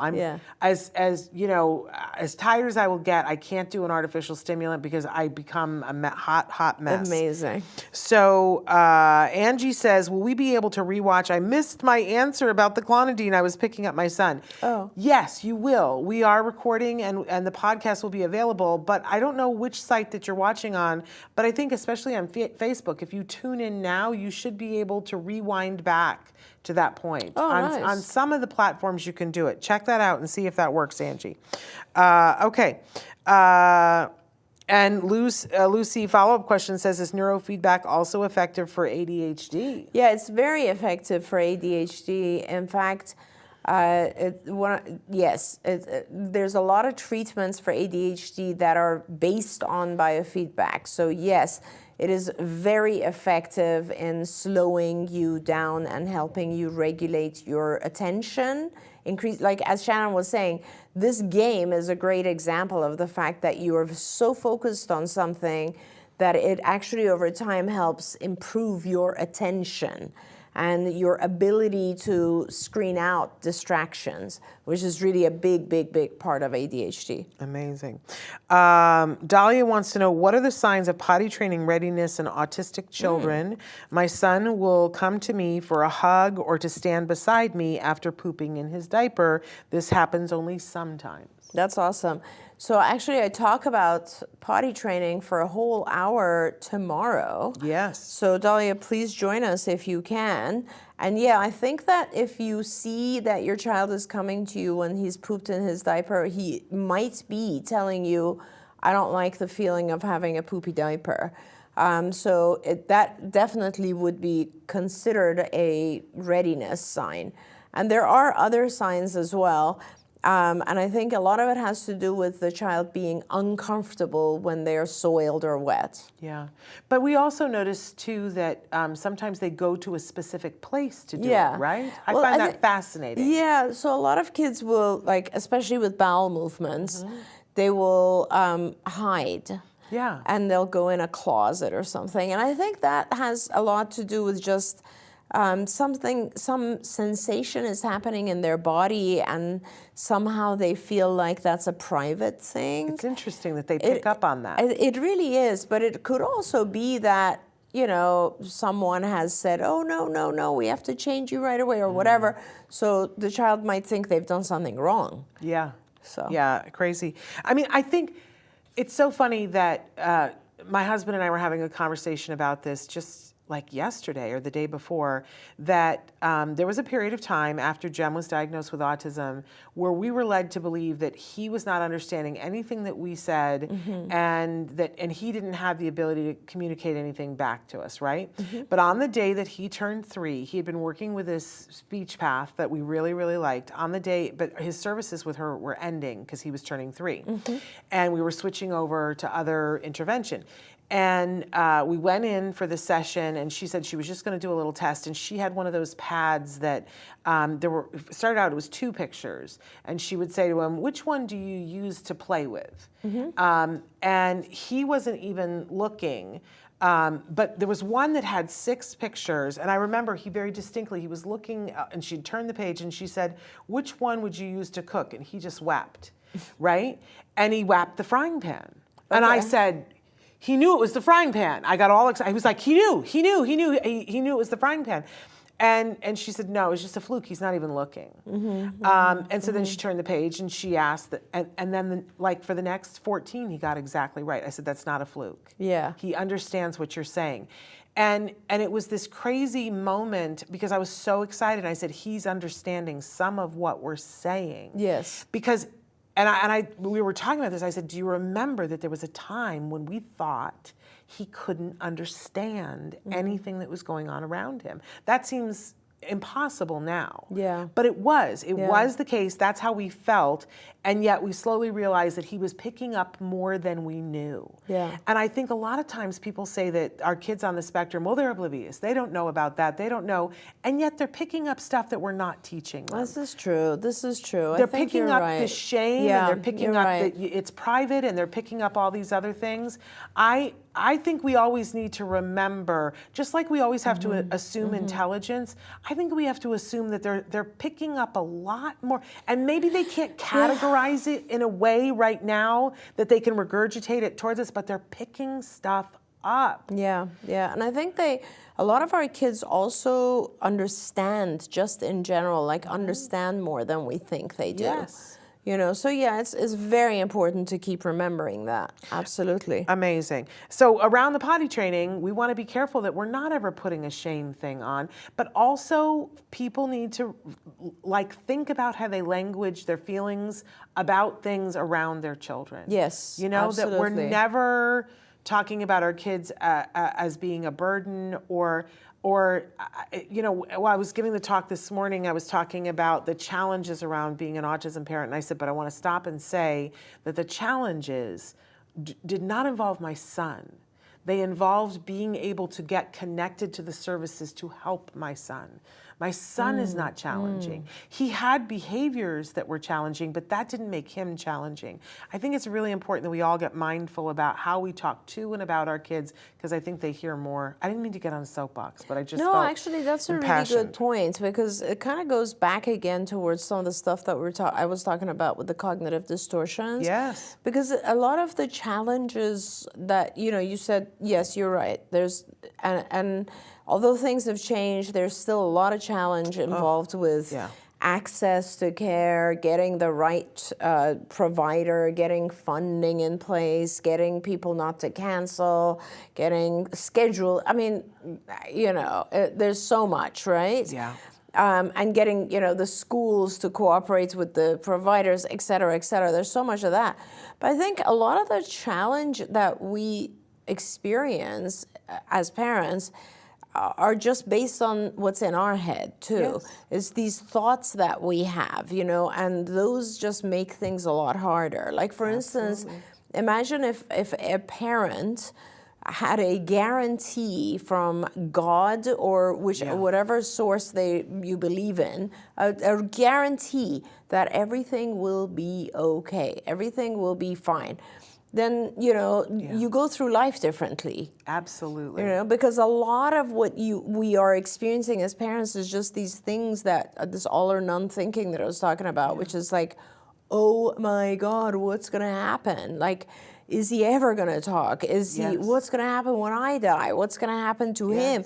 This, you know, it's a huge amount of stuff that we think that causes us stress. That's a big part of the challenge. It is. It absolutely is. I firmly believe that. I want to acknowledge that Mike Hipple is back with us. And Mike, you were with us a little bit last night, and then I think you left, but we were talking about you on the program because Mike is a really big advocate for AAC devices, and I evoked that last night, Mike.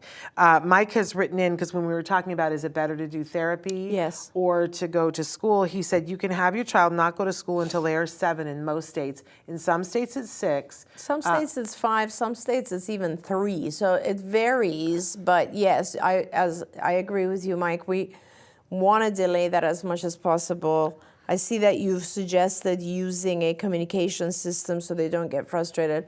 I 100% support that. I think that a lot of parents avoid doing that because they think if you start an augmentative or communication system, it'll delay vocalization. It doesn't. In fact, I think it expedites it in some ways. We often use augmentative devices or iPads because they give a visual component and it actually starts speaking faster. Absolutely. But again, there's that distortion that parents think, oh, if we do this, we're giving up, and it's not. It's actually... And as Mike says, honestly, Shannon, I know how important it is for us, for our kids to speak, but giving them some form of ability to communicate and avoid that frustration is so vital, is so important. So I fully support that. There we go. Parker says, I have to ask a follow-up on the dating thing. How do I get things started? The corridor here is an Autism Speaks organization, and I can't stand them at all. I would love to host a similar thing like the Asner Center does with dating. Well, that's awesome, Parker. I mean, you are a person who could host something similar to that. And as you know, we have an hour coming up with the folks from the at Asner Center, and you can certainly write to them. But I think it's a great idea. And as I said yesterday, I think you don't need to be necessarily looking at autism-specific activities. You need to be looking at activities that you like or you want to get better at. And I know you really want the dating. I completely get it. I just want to redirect your thinking a little bit and say, think of a hobby or an activity that you really want to get engaged in and active in and start doing that. And that may very well be the venue where you meet the person of your dreams. One of the things that a lot of the curriculums around dating on the spectrum talk about is let's learn how to be a good friend first. Because if you're a good friend, dating is going to be infinitely easier. That's because when you're on a good date, it feels like you're with a good friend. So that's a wonderful thing. But I hope that you will do that, Parker. I hope that you will start one. Keep in mind, too, I mentioned that Tom Iland is going to be doing an hour tomorrow morning. Both Tom Iland and Amy Gravino are doing Stories from the Spectrum tomorrow morning, separate hours. And Tom is the current coach for the Ed Asner Center's Dating on the Spectrum.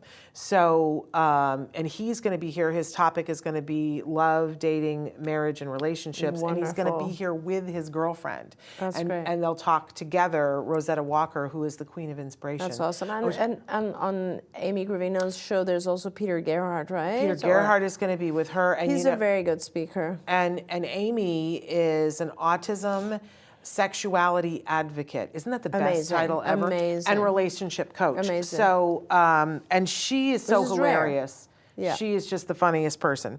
I just adore her. So those are that you might want to make sure that you set your alarm for tomorrow morning, Parker, to hear both of them speak, because all 4 of them actually speak, because it'll be Rosetta Walker. And it's early, huh? It's early, but not for you, Parker, because you're on East Coast time. So it'll be like 9 and 10. I don't know if you're available then.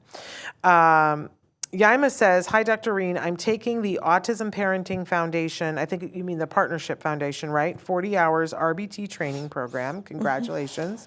What would I need to do next to receive an RBT certification and become one? So Good for you. After that 40 hours, because I know people ask this a lot. Yeah, that's wonderful. And First of all, good for you. It sounds like you are a parent and you are trying to become an RBT, I believe. And that's wonderful. The RBT, or Registered Behavior Technician credential, has some aspect of testing and practicum. I don't follow exactly now anymore how many hours, but you need to have a board certified behavior analyst, a BCBA, do an observation of your work and fill out this form that kind of is like a test of your what you've learned and how you are able to. I think there's a written exam, and then there's this kind of evaluation that occurs as well. And I don't know exactly the number of practicum hours that are required by it, but if you go on the Behavior Analysis Certification Board website, which you just spell that out, Behavior Analysis Certification Board, BACB, I think it's .org.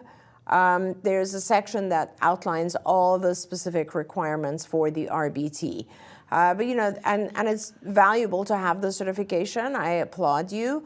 I think it's more valuable just to have the knowledge. So good for you that you're doing this. And here's something that's fun. The Autism Partnership Foundation, they're going to be doing an hour here on the Podcastathon directly after our second hour of Ask Dr. Doreen. That's awesome. Here. So in just about an hour, they're going to be doing an hour, and you can talk specifically about that with Dr. Leaf or Dr. Sihon. So I'm going to take this one last question, then maybe we should take a break before we get to this last question, because we're at the top of the hour. So we're going to take a short pause here. Oh, I was supposed to read the winners. Not taking a short pause. Hello, I'm new here. So if I read your name, you have won one of the Discovery Toys gift cards. We're going to continue this for this next hour, but you need to email me, because I will not have a way of getting this to you. I won't know how to reach you unless you email me. My email is shannon@autism-live.com, and Traven might be, there it is, but I'll put it into the chat during the break. But thank you, Traven, for putting it up there. Shannon@autism-live.com. Are we ready? The winners for this hour are Kerry Weldon, Yaima Sanchez, Ryan Ulrich, Tara Barlow, 100% Authentic, Estelle Almeida, Marina Schaefer, Peter Garcia, Gary Wiggins, and Ashley M. So if I've said your name, make sure that you write to me, Shannon@autism-live.com, so that it's a digital gift certificate that I will mail back to you, but I will have to have your email. We're going to take a short break, and when we come back, we're going to continue with questions with Dr. Grampy Shea. We're going to continue with 100% Authentic's question about sexuality and the desire for sexuality. So stick with us. We'll be right back after these messages.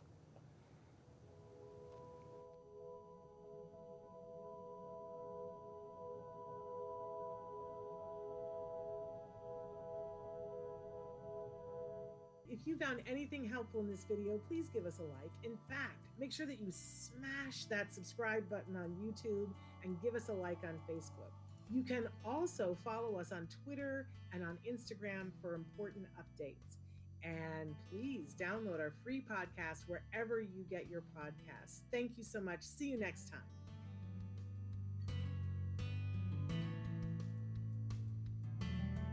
Be in any way construed as child-specific advice. Any choices you make in determining your child's treatment are completely at your own discretion.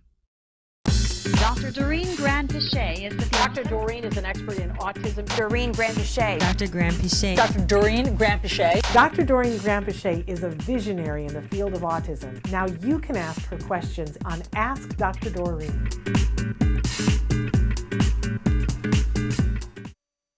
We're back. Oh, good. Anyway, so thrilled that you guys are here with us. This is hour 20 of the Autism Network Podcastathon, and we're so excited to be here for Ask Dr. Doreen with Dr. Doreen Grampy Shea, a true expert in the field of autism. I'm Shannon. I'm a pony. I'm a parent of a neurodiverse individual. That is how I identify now, and I love it because it makes me think that I have a ponytail. But not only do I not have a ponytail, I'm about to have no hair whatsoever. If you don't know about this, you need to know. We are doing some fundraising during this podcastathon.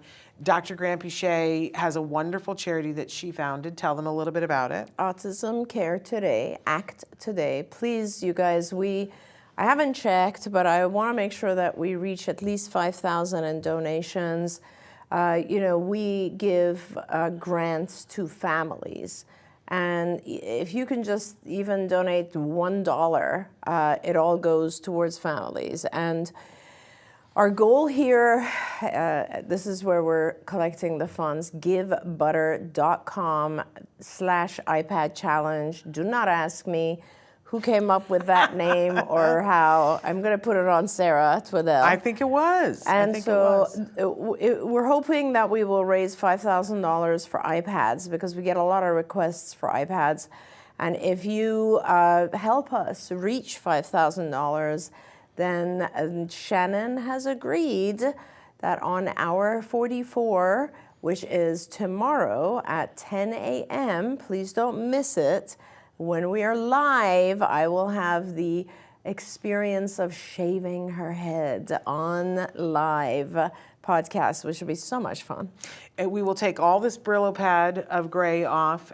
It will be bald. It'll be there we have amazing. It. And then we can paint my face blue and I can be the genie, which I've always wanted to be. So we all want to see that. We all want to see Dr. Grampy Shea shave my head. So please donate what you can. $1 is not too little.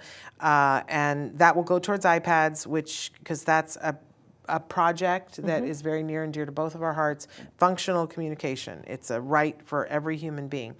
We also are giving away another 10 gift cards during this hour for Discovery Toys. We want to thank Discovery Toys. They make amazing toys. You can go check out their full line of toys. We've given them so many awards over the years in our toy and gift guide, which is available on the Autism Network homepage. You can go and look there. These gift cards will be for $25 each. They are only good on the USA Discovery Toys site. They won't be good at Amazon or other retailers or overseas, but you will get that information. If you win, you'll need to send me your email address. At the end of the hour, I will say who the winners are, and you'll have to send me your email and I'll send it back to you.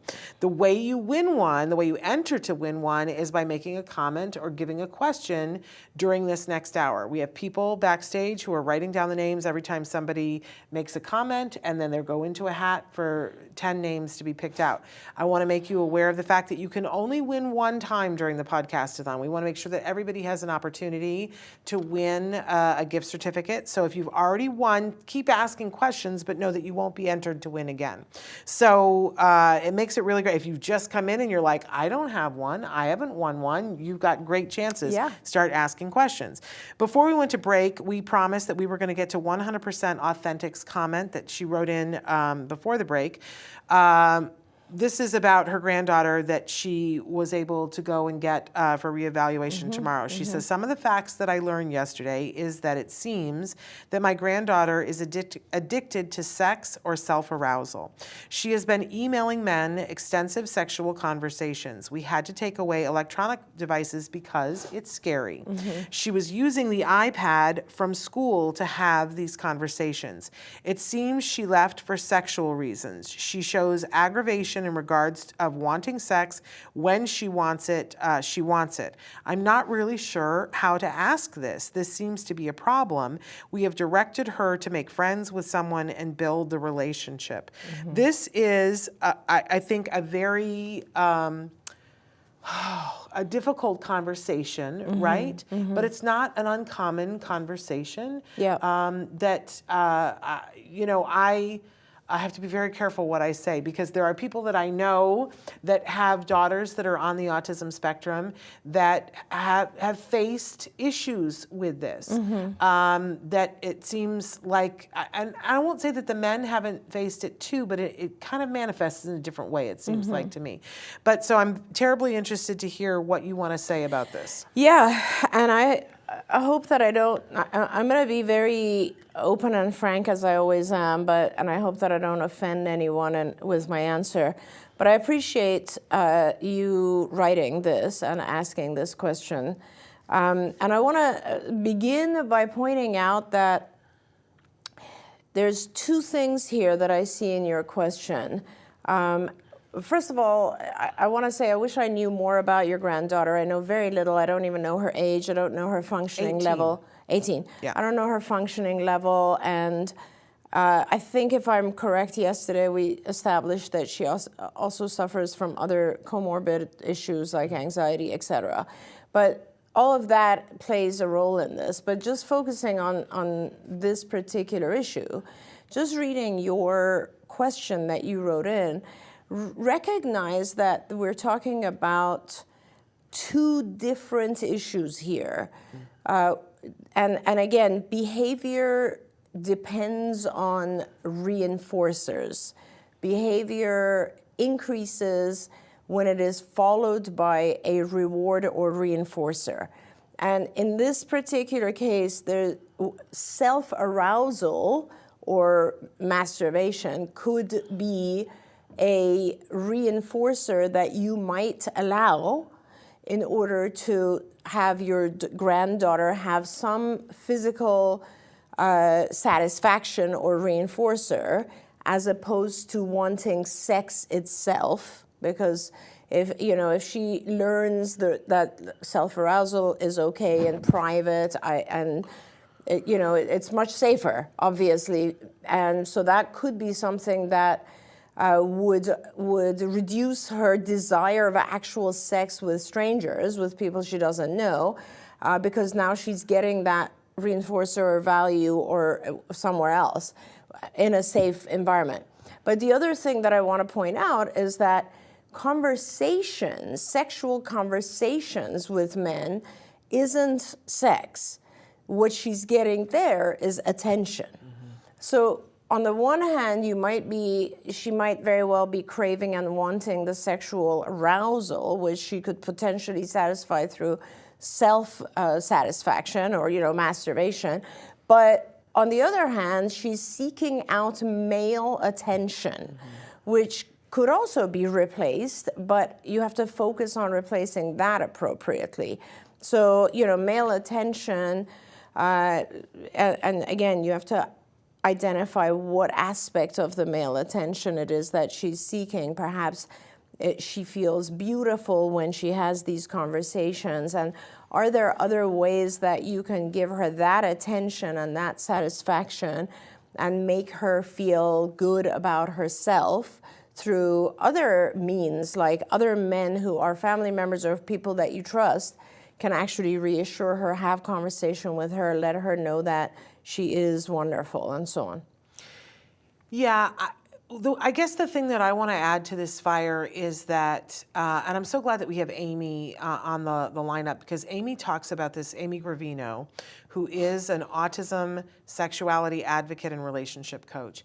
And I just saw her on a panel talking about this so eloquently, about the fact that a lot of times, because a child isn't progressing on some planes the same as their neurotypical peers, that sometimes they're infantilized. Is that the word that I want? Infantilized, and that we don't always recognize as parents, because we're looking at our kids and seeing kids, and it's not really a part of our repertoire to go, oh, there's a sexual being. Yeah. Right? That doesn't fit well for us. Yeah. It's not a part of our thinking. And yet, even though they are individuals that are on the spectrum, they are sexual beings. Yes. She's 18 years old. And if she wasn't on the spectrum, when we think about the continuum of humanity, and if you think about all the 18-year-old girls that you've ever known, including yourself, that you were 18 at some point. I mean, I had girls that I was friends with that's all they thought about were boys. Yeah. And which boy am I gonna, hook up with? And that my mother called it boy crazy, right? Right. And then there were girls who were shy and didn't really, right? And so that same spectrum would exist with individuals who are on the spectrum. Right. And that part of it is, there is an element of normalcy there. There is, absolutely. But even when you're thinking of neurotypical development and that phase where girls are like into boys and so on, you have to realize that it is more of a mental thing than a sexual thing for girls. Okay. So like girls are not, when they're thinking about boys, they don't think sex, they think love. Yes. And it's an interesting difference with boys and girls that sexuality develops quite differently that way. So that's why I'm saying in this particular case, you know, if it is actual arousal, sexual arousal, give her that way of satisfying her.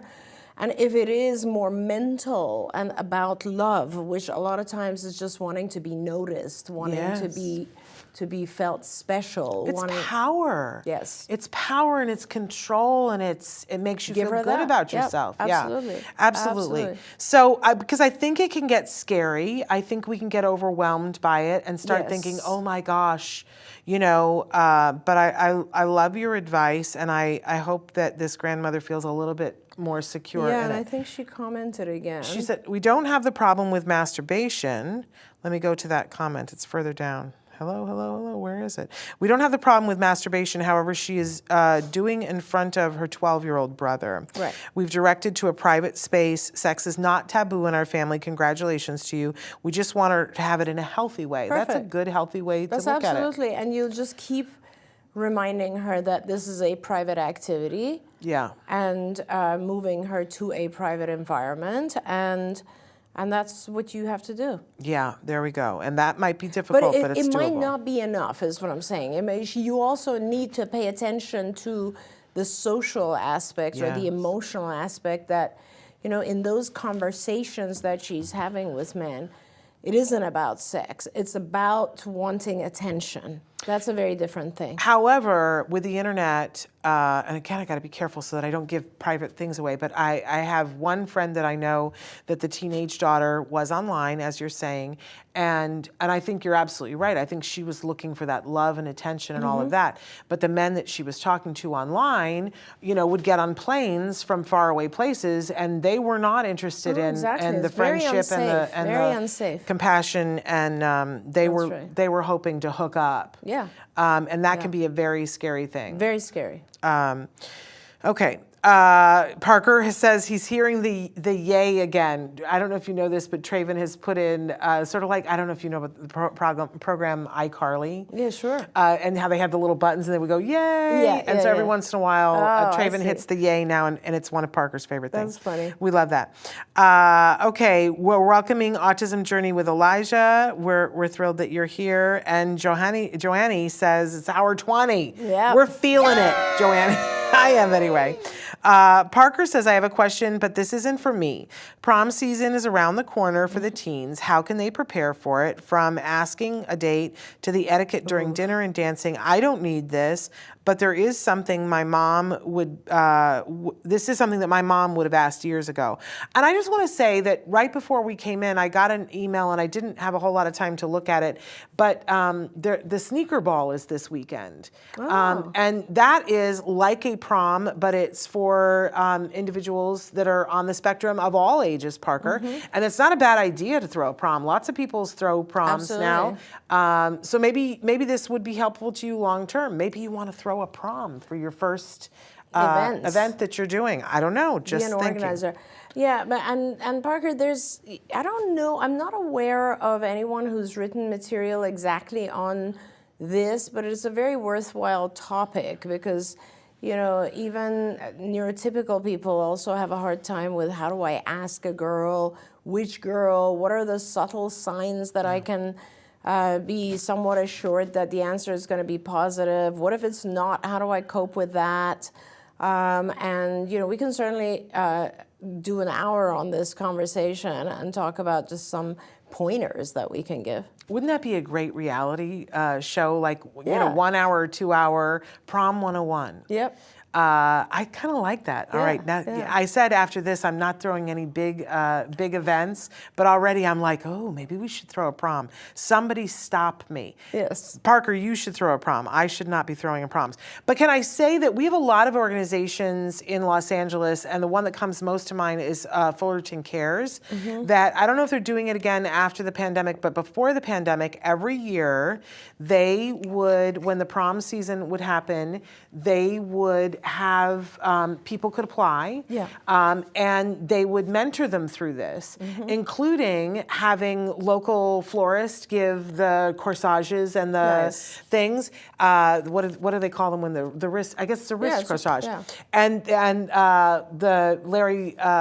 I can't think. I just totally drew a blank. Larry, what is your last name?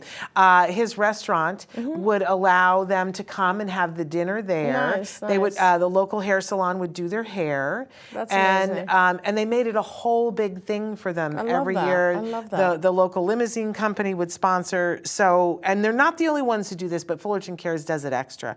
But there might be something like that in your area, Parker. And if there isn't, again, an opportunity to start one. Okay, Dahlia has said, my son has big challenges with sleep, falling and staying asleep. He has restless leg syndrome and periodic limb movement syndrome. In addition, he has sleep fragmentation and increased arousals evident on sleep study. We are working with integrative medicine physician for investigations and started him on the GFCF diet. He is on iron, vitamin D, and fish oil supplements as recommended by the physician. The sleep medicine specialist did not recommend any medications given. He is only 2.5 years old. Oh, okay. On the other hand, his pediatrician has been recommending clonidine for a long time, even before the sleep study was done. His poor sleep is negatively affecting his benefiting from therapy and activities during the day. Is clonidine truly his only option to start sleeping better? I have tried many behavioral measures to improve his sleep without any success. We tried melatonin with no benefit. We were asked to stop it given the risk of contamination with other substances. So frustrating. And I think that is the last comment there. It is very frustrating. I hear you. I think you can try other things prior to clonidine. I would recommend that you talk to your pediatrician about just Benadryl, diphenhydramine, which is very effective and can be given to children who are 1 or 2 in liquid form, and that's very easy to do. So that's, the combination of Benadryl and perhaps a very, very low dose of melatonin together is, in my opinion, much less intrusive than starting a round of clonidine. I would also suggest that you make sure that when the child wakes up, they are not getting any kind of reinforcer. The biggest thing that I see with sleep issues is that when children wake up, they either drink something or interact with someone or get to go to parents' bed. All of these things are very rewarding and will trigger a habit, basically a continuation of the behavior. So behaviorally, I would make sure that's not happening. And then from a sensory perspective, you also want to make sure it is completely dark and quiet. Remember, our kids are sometimes much more sensitive than we are, and something you might not even be hearing it, and like a sprinkler system in the neighborhood could wake up the child, or a barking dog, or whatever it is. So maybe place a recorder in the child's room and see what you can listen to the next day, and make sure it's quiet and there's no specific stimulus that's waking the child up. Yeah, not that long ago, we had somebody that did this and recognized that it was the ice maker in the refrigerator in their apartment that it was dumping, and that was waking up the child. Exactly. And if they turned it off every night, the child slept through the night. It's so amazing. Sometimes it can be that simple. Amazing. Okay, Judy says, ladies are still going strong, live 44 hours. She says, my 12-year-old autistic granddaughter watched Dr. Doreen anxiety issues for her bedtime video. Aww. And she's going to email me with some stuff, so that's really good. I also want to acknowledge, Parker says, when I asked a girl and I didn't take rejection well and was almost charged. The Night to Shine has a prom near me every year, and he also wants to know, isn't 2 a bit young for medication? No, not any medication that is specifically made for infants. Let's say, Parker, if you think about it, for infants, we even have medications that are approved. So they're very mild, and it is more important, I think, for the developing brain. I'm a big, as I have said, like sleep. People don't realize the importance of sleep. It's the most important thing, especially when it's a developing brain. And so I really just want to help this family help find ways to let their 2-year-old sleep. Also, Parker, don't let rejection affect you. I know it's easier said than done, but there's not one of us who has not been rejected at some point or another. Just know that. Rejection is a part of growing up and learning and moving forward.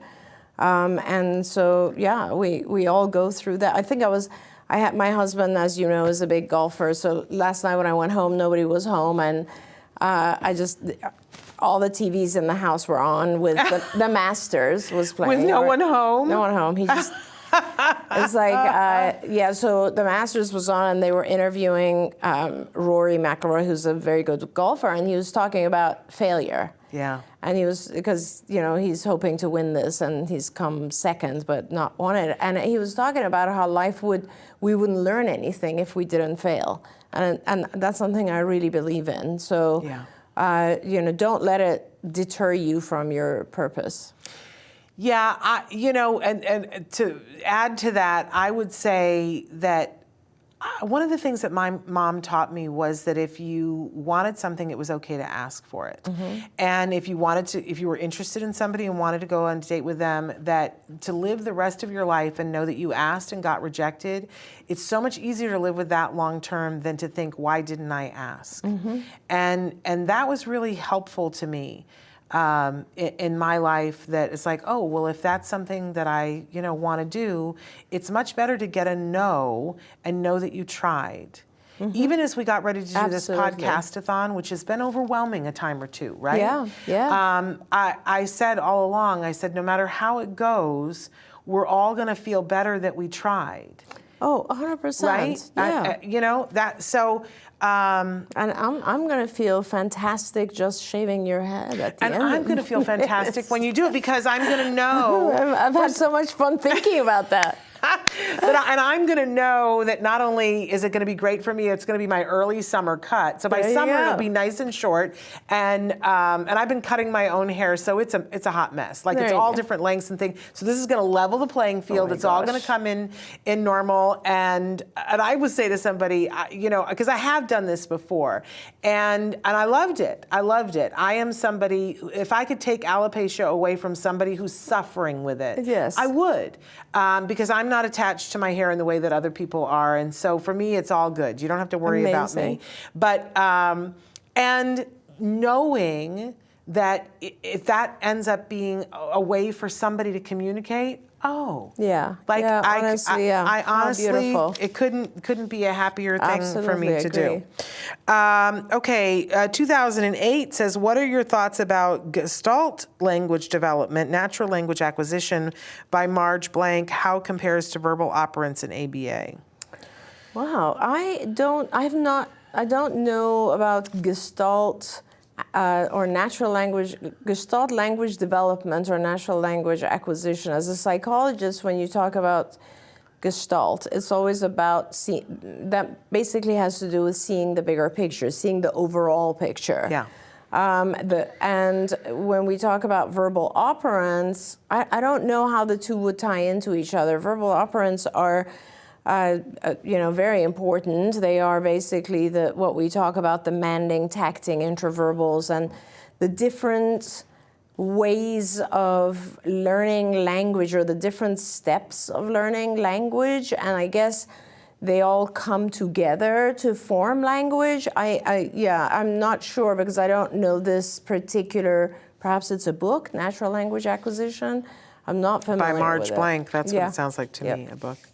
I can only say that watching my son learn how to communicate as somebody was teaching it through the verbal operants was fascinating. It is fascinating. It was absolutely fascinating. And then I had the opportunity to learn what it was you guys were doing. I watched it. And it was fascinating, but then I got to learn what the methodology was for it, and that was interesting to me too. One of the things that I said this morning is that a very powerful thing that somebody said to me after Jem was diagnosed, and he lost almost all of his he lost all of his functional communication. He just still was able to still make utterances. So he would say dog, but he was saying it dog, dog, dog, dog, dog, dog for an hour while he turned in a circle, and it was just a thing to say. It didn't mean a dog, he wasn't seeing a dog, he didn't want a dog, he just would say dog, dog, dog, dog, dog, until he would exhaust himself. It was terrifying, right? And somebody said to me afterwards, they said, well, when you think about it, the blessing of this is that as he learns each step of it, you get to acknowledge the miracle of burgeoning language. Yes, it is true. And that we all walk by, how many times in your life have you had a child or a child that you know that just started talking and typically developing and started talking, and we walk by it like it's not a miracle. Yeah, we don't even, It is a miracle when a child learns language and begins to speak, any child.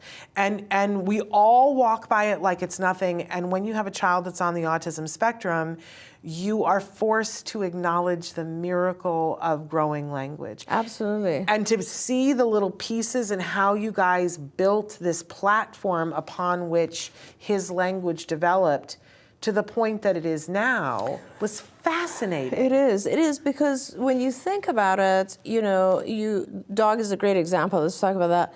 Like there's so many different uses I'm trying to figure out how to say this best. So in typical children, when they learn language, they learn the vocalization, but they connect it to multiple different uses. Yeah.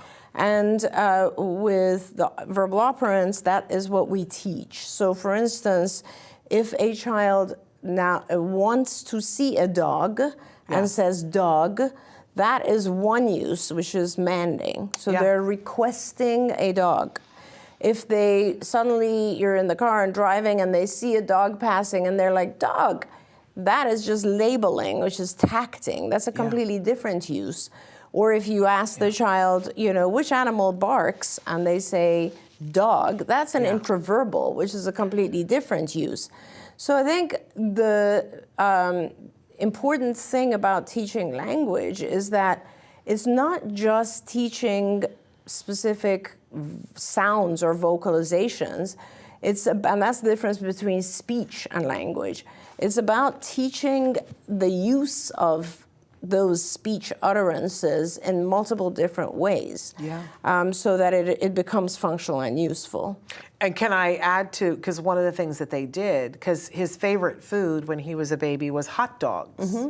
And so they had him, when he would start with the dog, dog, dog thing, it was really pretty much the only time that we used food as a reinforcer, because I was a stick in the mud about that. I was a miserable person. You would have hated me. But they would have me cut up little pieces of hot dog, and then they taught him how to say dog to get the hot dog so that he wasn't just going in a circle, and it took on new meaning for him. But then eventually we talked about the furry dogs too. Right. And they started with dog, and then dog became hot dog, and then it would be more hot dog, and I want more hot dog, or more hot dog please, and then eventually I want more hot dog please. It was... And that's just manding. And that was just manding for dog. Right. So, it was fascinating. It was... I always referred to ABA as the autism miracle in my living room. And it felt like a privilege to see what happened. So good. I'm so glad. And to see the people who, they were all people who you trained.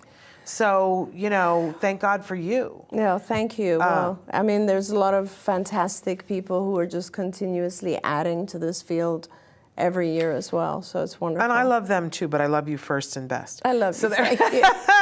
Andrea, who's right on topic here, says, my son is in ABA 40 hours a week. Go, Andrea. Great. He is 3.5 years old. In addition, I am using language for learning at home with him.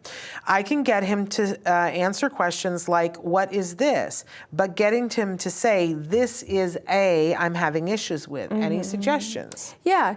It's so funny that we discovered that just a visual prompt goes a really long way. So for instance, try, even if he can't read, it doesn't matter, try using the words, this is and then a picture of the object.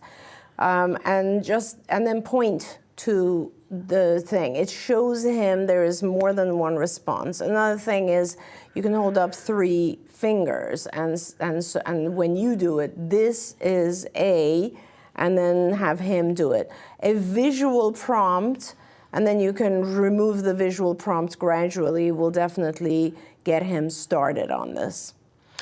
Okay, Lou ZC says, my kiddo with ASD is 5. He's receiving full-time ABA. I would love for you to clarify what that is, because sometimes people say, my kid is getting full-time ABA, and then I find out that's 8 hours a week, and I lose my mind. Tell us how many hours. For a 3-year-old. And I don't remember, Lucy, what age also. It says 5. Oh, 5, of course. I have that. See, there goes the executive functions right there. He's receiving full-time ABA and also speech therapy. I'm in the process of getting approval from my insurance company for OT. When I go to his OT assessment, what should I look for to understand if the OT provider is providing good OT or bad OT? My kid has severe food restrictions, eats baby foods, of 30 per week, has tactile dysfunction, refuses long sleeve shirts, jackets, coats, clothes with tags, pants, smells, and most foods make him gag or vomit. Lots of sensory issues. What should I look for from the OT provider to ensure it is good OT? It's That's a great question. Great question. And I see that Over 30. further down, she said 30 hours a week. Good. That's great. That is almost full time. Very good. So, first of all, I want to say that most of the time parents like yourself who are this involved and engaging in this kind of dialogue with us here, you instinctually will know that it's the right person or not just by observing how they interact with other kids as well. But in your case, you've made it pretty clear that we're looking at 2 different sensory issues. One is oral motor, perhaps, because it has to do with food and textures in his mouth, and that is a feeding therapy program. There are some OTs who are trained in this, but you shouldn't expect the typical sensory integration OT to be trained in feeding therapy. Speech pathologists are more trained in feeding therapy, and ABA folks are as well. So that's a separate thing you should look for. We talked about that a little bit yesterday, and it's about it's a process of increasing texture and always rewarding the amount and so on. So it's a shaping process.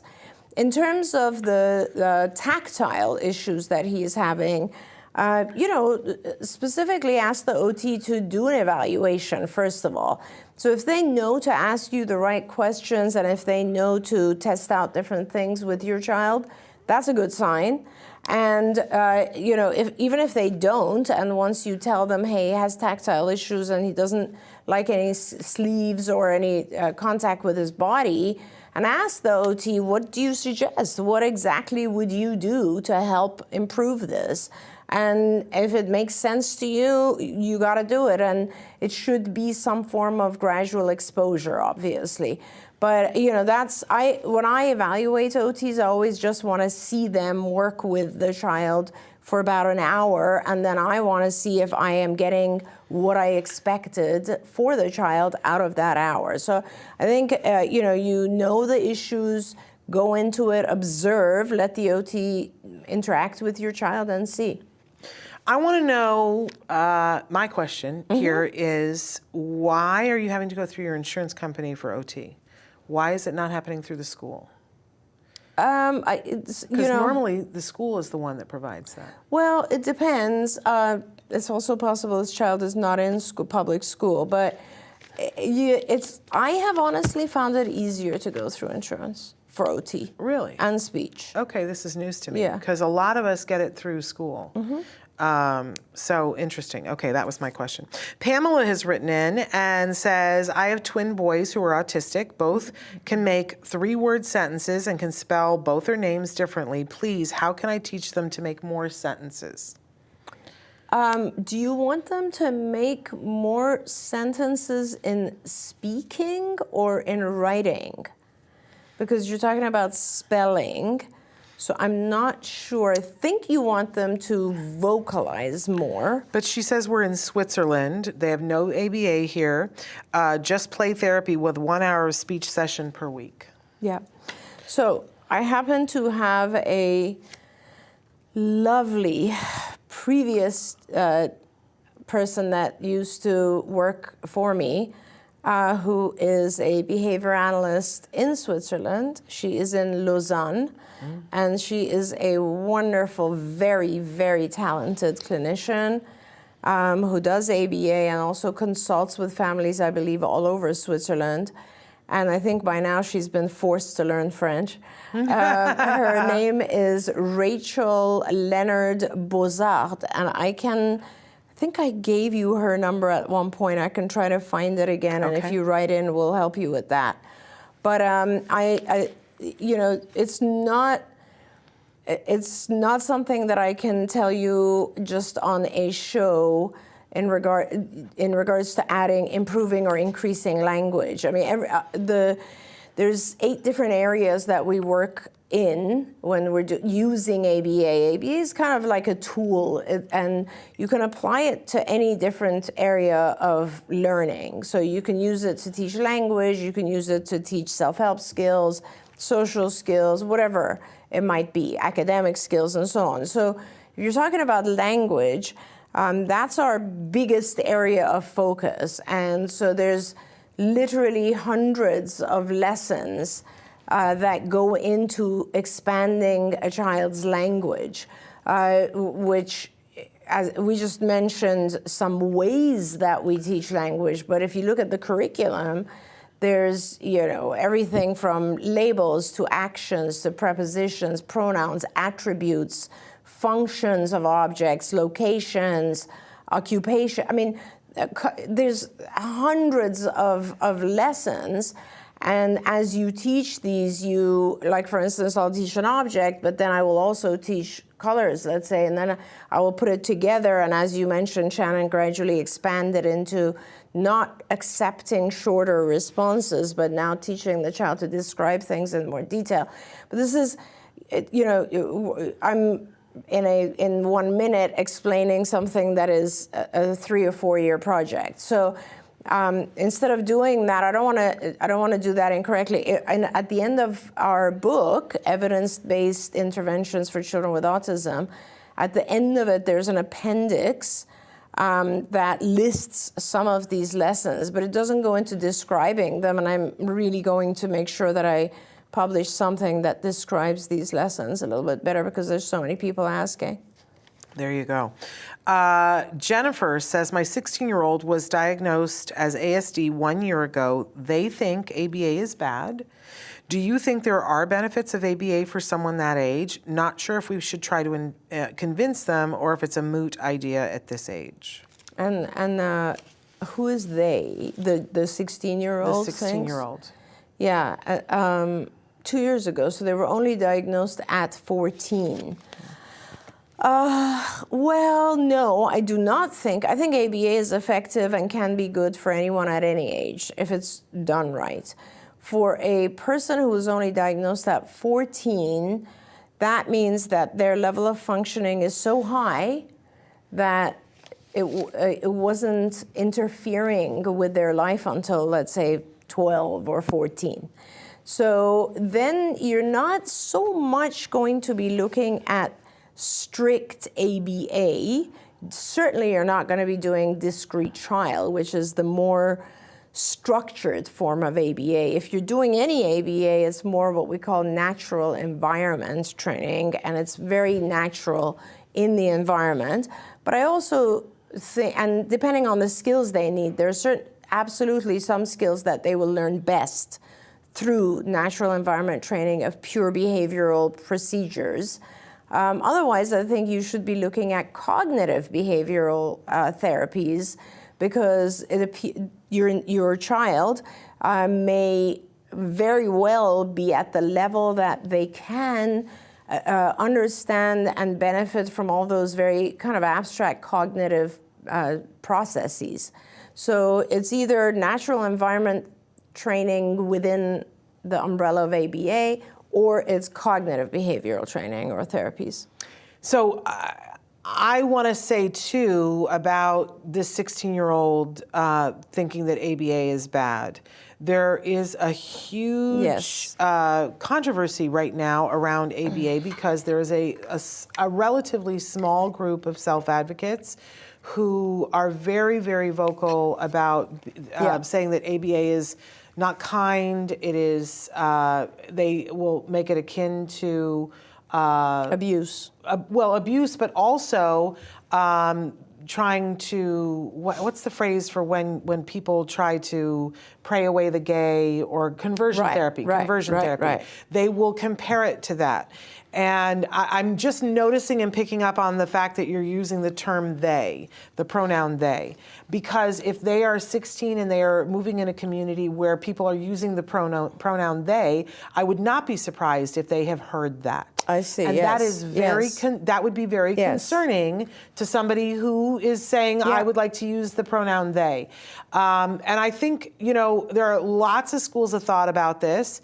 I want to say that I try to be really respectful of everybody's opinion about everything. Yeah. Everybody's entitled to their opinion about something. And there are people who have come forward and raised their hand and said, I feel that ABA therapy was abusive to me. And I always want to listen to those individuals and listen to what their experience is. And my first response to those people is, I'm so sorry that happened to you. Mm-hmm. And I want to hear from them what they have to say. But then my next response is to say to them, I hope you will understand that the therapy that I'm advocating, I would never advocate what happened to you. I would never advocate that you be traumatized, because I think that is the right response. I personally think that's the response when somebody's been traumatized. I'm not into talking anybody into changing their mind about what their personal experience is.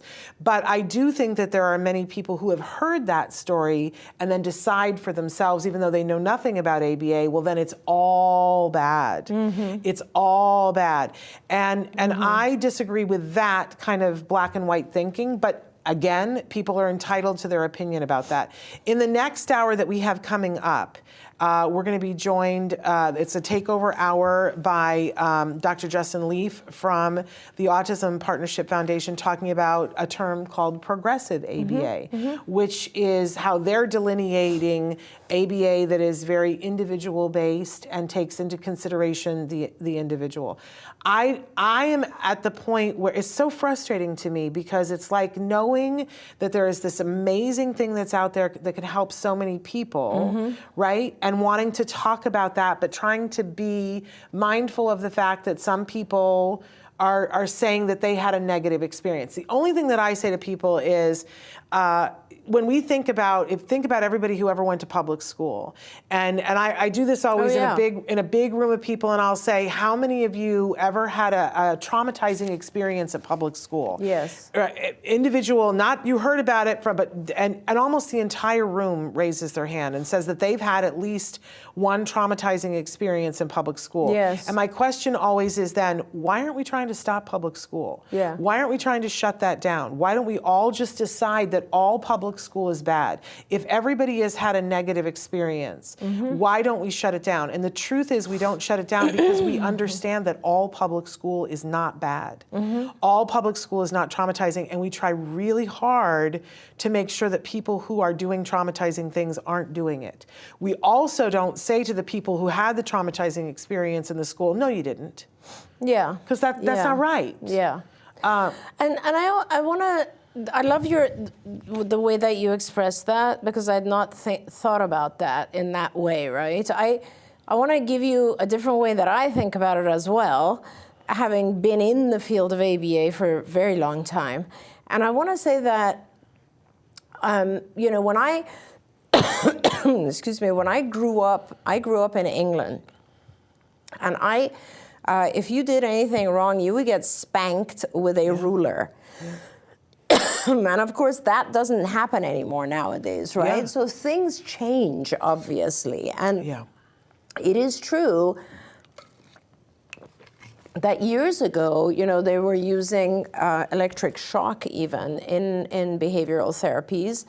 And then after that, they were using, I mean, Lovas used to sometimes come into our clinics and, you know, pull out this big wooden spoon, which was for punishing the individual. And the field of ABA has advanced to the point where everyone has come to realize that punishment is not an effective tool as reinforcement. And therefore there are ways that, you know, first it was called positive behavioral interventions, and gradually over time, almost all ABA became completely positive behavior intervention. Huge studies were done, I think, back in the, let's say 90s even, or 80s, 90s. There was a huge task list on whether or not aversives should be allowed. And you know what? The result of the task list was that, yeah, they should be allowed, because sometimes aversives are used to stop more injurious behavior. And so those are the, you know, but my point is that ABA has evolved. Yes. It's just like, you know, a principal used to punish you with a gigantic ruler. That doesn't happen anymore in school, right? So because it happened back in the 60s doesn't mean that we stop school. School has evolved, as you say, and ABA has evolved and will continue to evolve. And so it's really, when we talk about ABA, and also the other part of ABA is that so many people use it in different ways. So that's why Shannon and I are always talking about good ABA, because it's a matter of, are you learning everything? Are you including the best that there is in ABA? Is your program the highest quality, and so on? And then I think it's important, yes, for the individual to understand, but I want to say this, like, as a parent of a child who is not yet an adult, you should also have a say in what you feel is appropriate for them as their guardian. And as someone who has a different perspective. And, you know, it should definitely, you want to listen to the individual, but you also want to have some comment on it. But I believe that there's common ground here. She wrote back and said, correct, they are non-binary. And we're good at masking. And now feel like they should be accepted as they are, and thinks that ABA would try to quote unquote fix them. Right. And none of us wants to be fixed. I don't want to be fixed. Do you want to be fixed? I do want to be fixed. You want to be fixed. And I want to talk about that, because that is a really important thing for me as a psychologist. Okay. Because my entire field is about helping people get fixed. But not fixing. You know, and that's a language issue, right? It's similar to recovered. It's a language issue. But it's tied to emotion. But say what it is because say what mission you're on. So, you know, the mission that we healthcare workers, whether you're mental health or physical health, it is about, to me, fixing something that is not working for you. And that's what it's about. So whether your heart is not functioning and a cardiologist works on your heart to improve it so that it functions better for your life, or your mind is not working in a way that helps you live life and thrive, and a psychiatrist, psychologist, neurologist is working on that, or a behavior analyst for that matter, it is about change. It's about change that's adaptive. And if we all as human beings just said, this is what it is, I refuse to change, society would not, the world would fall apart. We all change. We learn through school, we learn through observation, we learn through failure, we learn through modeling, we learn. And that's what this is about. And you can refuse to learn.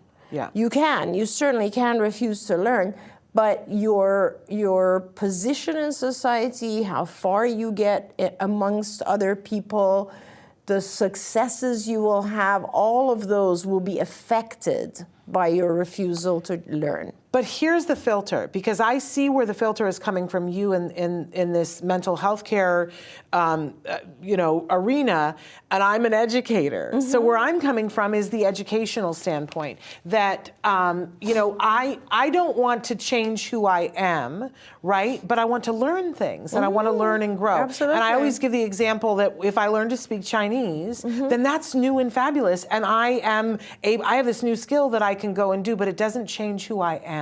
Absolutely. And so that's where I'm coming from, is that, and the example, for years when we used to go to autism events, parents would walk up with their kids and say, can you please explain to this older child what autism is with their little brother? They want to understand what the difference is. And the thing that I started saying, if the child was old enough, I would say, do you understand computers, how computers work? Yes. Do you know the difference between a Mac and a PC? Yes. And I would say, okay, they both can do a job, right? great. But they process in different ways and different speeds. So you're a Mac, your brother is a PC, but we're going to give you some apps so that you can understand him, and we're going to give him some apps so that he understands you. Perfect. But you're still a Mac and you're still a PC. Right. That's all. And the other, and I love that example. You always have given me that example, and I love it because it's really great. It's a good example. But what if you're a Mac and the rest of the world is PCs? Then you need apps to be able to adapt. Exactly. But that doesn't the change only thing. what you are. It doesn't in any way change who you are. It doesn't change your personality. It's not intrusive. In fact, you can even choose to remain a Mac and not interact with the PC world. You can certainly choose that.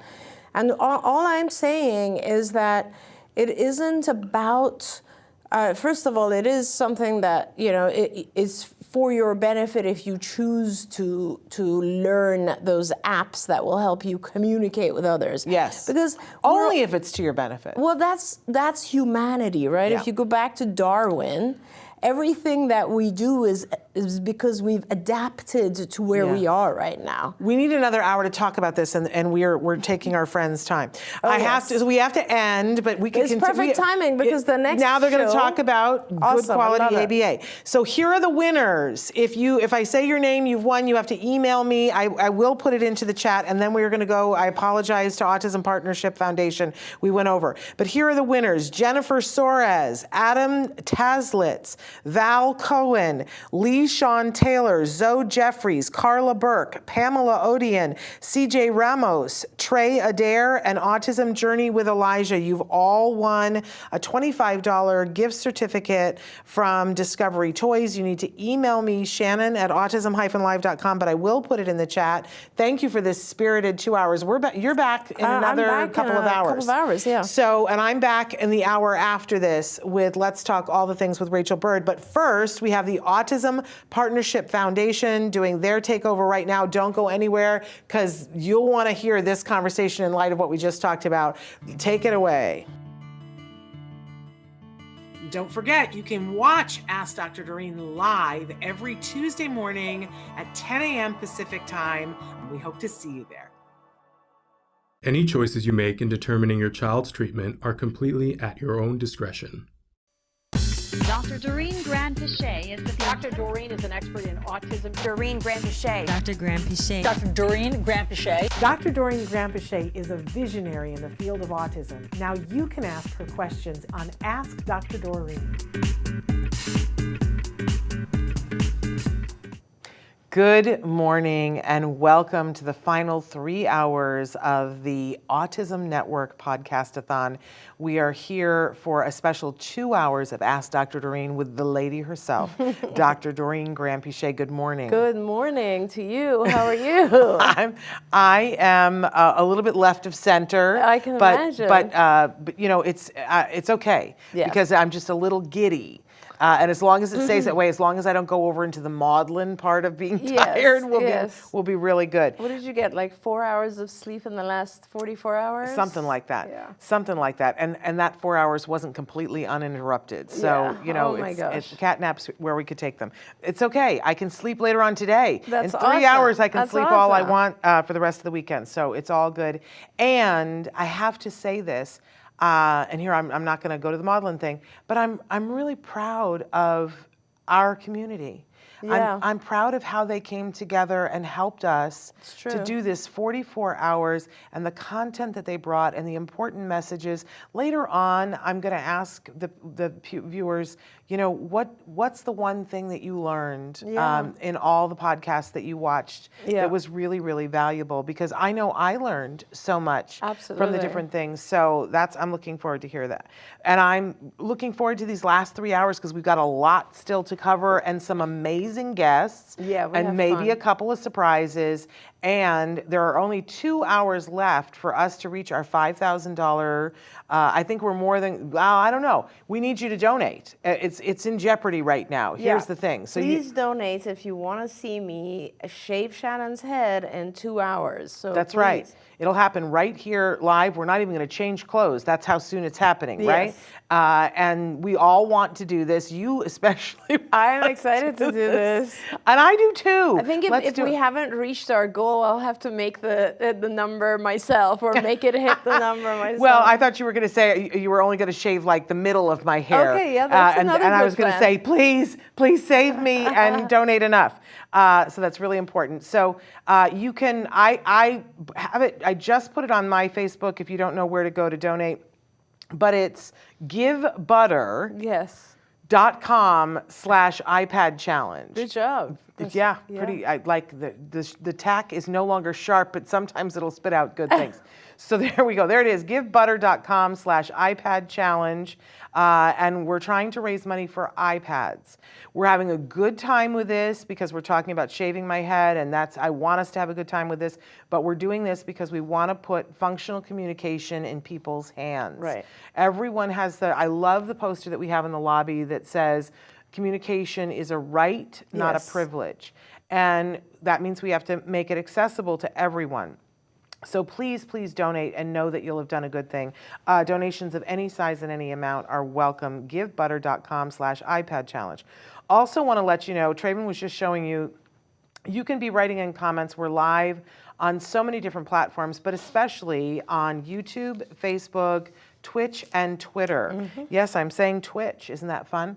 Everybody was making a little fuss over that because that's the cool one, I guess. Is it? So, I didn't know that. Well, that's where all the That's a newer gamers one. are. So we've been live there for a while. I just forget to say it because it's not as relevant to me, but apparently it's the cool one. So I'm going to make sure that I say it from now on. You can be writing in your comments, and you want to be writing comments in the next 3 hours because we are going to be giving away some Discovery Toys gift certificates for $25 each.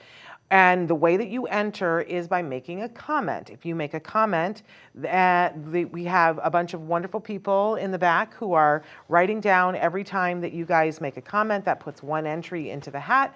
At the end of this hour, they will choose 10 winners. And then we will do more next, and we'll announce how many in the next 2 hours that we're doing, but 10 in this hour. So pretty amazing. Now, we also want to say that this hour, we're going to be squeezing in a couple of different things in these Ask Dr. Doreen hours. We're going to be answering your questions live right now with Dr. Grampy Shea, and she is a true expert in the field of autism. She's been working in this field for more than 45 years. I mean, everybody wants to know her face cream. I know. And how you get your spirit, too, which I think is unique, and we can't buy that in a face cream because your energy is absolutely amazing. We've seen that in the last 44 hours. But she has been working in this field for that long and has been working with all kinds of individuals, helping them to achieve what they want to achieve. So thank you for that. Oh, my pleasure. Honestly, it's also been a pleasure doing this podcastathon with you, and I want to thank you. You are amazing. I honestly don't know how you pulled it off. But you did, not only yourself, but all the wonderful people who came in and helped and in so many different ways. So thank you, Shannon. We It's been could not have amazing. done this without Traven, because let's be honest, if it weren't for Traven, we would be sitting here Absolutely. having a nice conversation Conversation by ourselves, right. So we really want to thank Traven for all of his patience and hope that he's still speaking to me when all of this is over.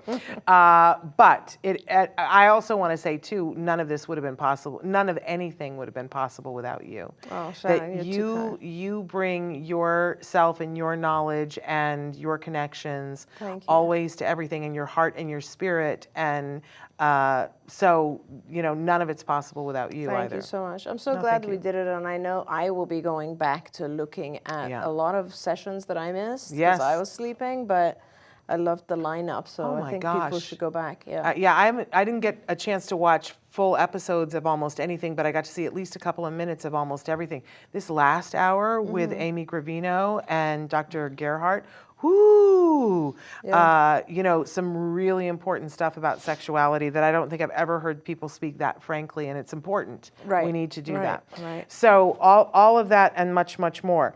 Also want to say to you guys that you can write in your questions right now, and that counts towards winning a gift certificate. You can only win one time during the podcastathon, so if you've already won, please feel free to write in more questions, but know that you won't be entered. Autism Journey with Elijah, who tore the roof off this place at 1 o'clock this morning. I know, and Let me just tell thank you. Thank you for that. It was so amazing that you were willing and able to do that. We really appreciate it. Even more so, the mom of an individual on the spectrum doing that at 1 a.m. But, thank you. And she says, thank you for letting me share my journey. What an amazing experience. But I had so many people messaging me going, who is this woman? This is amazing. Wow. So there we go. There you Even go. Marina was out there going, this is amazing. Aw. So yes, you did an awesome, awesome job. And Judy, thank you for saying that you love my hair, because hopefully it's going bye-bye. And it's a little bit pillowhead right now. Let's take pictures, everyone. Yeah, but it'll grow back. That's the thing. Well, Hair and you grows look back. gorgeous with a shaved head, which very few people can say that. so- Well, my mother would have told you that, she said there was a fine art to rolling babies and putting, not what we say anymore, because she would put you on your back and on your side and whatever. Right. She said she was shaping heads. That's right. So, Yeah. and she would always say whenever she saw a baby with a flat head, that's a mom who didn't know. Yeah. But It's true. then, they told us all to back our babies too, Yeah. for safety for SIDS. So my mother didn't care if I died in my sleep. So I have a long as you had a well-shaped I have a neck. well-shaped noggin, apparently. I don't know, because I can't really look at it, so it doesn't really matter. I get chatty when I'm sleepy, apparently. Well, that's Okay. good. Okay, good. Good. Anyway, we thought we'd start to take some questions, but then the second half of this hour, we're going to be joined by a very special guest, someone that I was talking about in the middle of the night, last night, that led me to you. Oh. Yeah. And because it was the Shepherds who gave me her book, which got me to you. So there you go. And what a fantastic book it was. Oh my gosh. It We're talking is. about Christina Adams and her first book, A Real Boy. And yes, it was my Bible. I didn't go anywhere for a month without that book. I was studying it. That's amazing. so- I gave that book and a few other books that had kind of mentioned my work to my mother, and she loved Christina's book. It was her favorite. Yeah. Well, she's such a great writer. She first really of is. all. She really She is. puts you there, and you feel like you're in a movie of your life, but living her life. You know what I Yeah. mean? She's eloquent, but not flowery to the point where you notice. Right. It's just she brings you there, and she did it in such a poignant way. Yes. That touched my heart forever.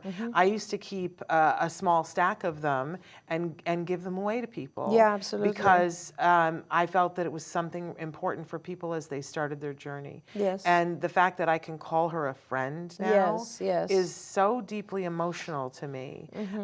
Because there were so many things in the book that she would write about things, and I knew she was somewhere in Southern California, but I was like, someday I want to meet her. I'd love to be at the grocery store that she's at. I wonder where she lives, like almost stalker. You know what I'm saying? And she's so gracious. She comes to all of our events. She attends everything. Honestly, it's just amazing. a positive person Yeah. always. Susie says, I need to get my books autographed by both of you, and you know you can.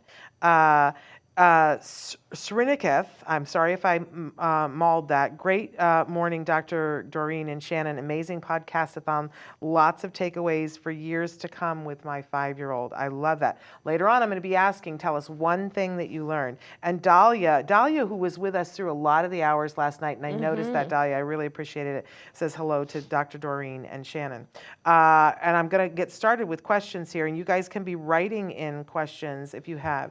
But I want to get this starter question. What do you do with a child that never wants to comply? He is 8, and I could ask him to do his favorite thing, and if he is in a snit, he won't do it. It's very tiring. Yeah, and I don't mean to laugh at that, but it's just, I just find, I don't know, it's weird, but I find it cute when our kids become obstinate about something. And it's lovely that you think that, but from the parent point of view, it's not so much fun. I know, but I just feel like they're little children and they're trying to like just put their foot down and refuse to do something. And I think it's just adorable in some ways, you know? And I think it's a great way to ask the question, because it's one thing to say a child is non-compliant. That's a different thing where you are looking for functions and trying to decide, okay, am I asking them to do something they don't want to do, or what's going on here? But sometimes I see that children are just obstinate about something just because they want control. Yeah. Control is a big function that we never talk about. And, you know, imagine if you had very little control over your schedule, your life, etc., and then you would just become the person that refuses to do things just because you want to have a say in something about yourself. And so with children like that, I often will give them choice. Choice is very important. So, you know, you can have, for every hour that you're supposed to do things, what we would do is we'd have like 3 options, and the child would choose. And they could actually produce their own schedule that way by putting little Velcro cards in places that they wanted to, or even like when you want to go out and there is no possibility of giving choice, then at least you can give them choices of reinforcers. Like wherever in their life you can give them choice, give them choice, because it will help the child be a little bit more willing to comply when they don't have choice. So I think it's a matter of doing that. That's really important. And can I quote Hank for a minute, speaking of a real boy, because the first time I ever heard about Hank, I don't know if you've heard this story, that I carried that a real boy with me everywhere, and in it she would talk about Hank Moore, who was on the program with you. He was on the show, right? And Hank seemed like, you know, the most amazing person on the face of the planet, that he answered all questions autism and was brilliant. And then when I first came to the office where all of you were, I was looking for Hank. Where's Hank? And they said, well, Hank doesn't work here.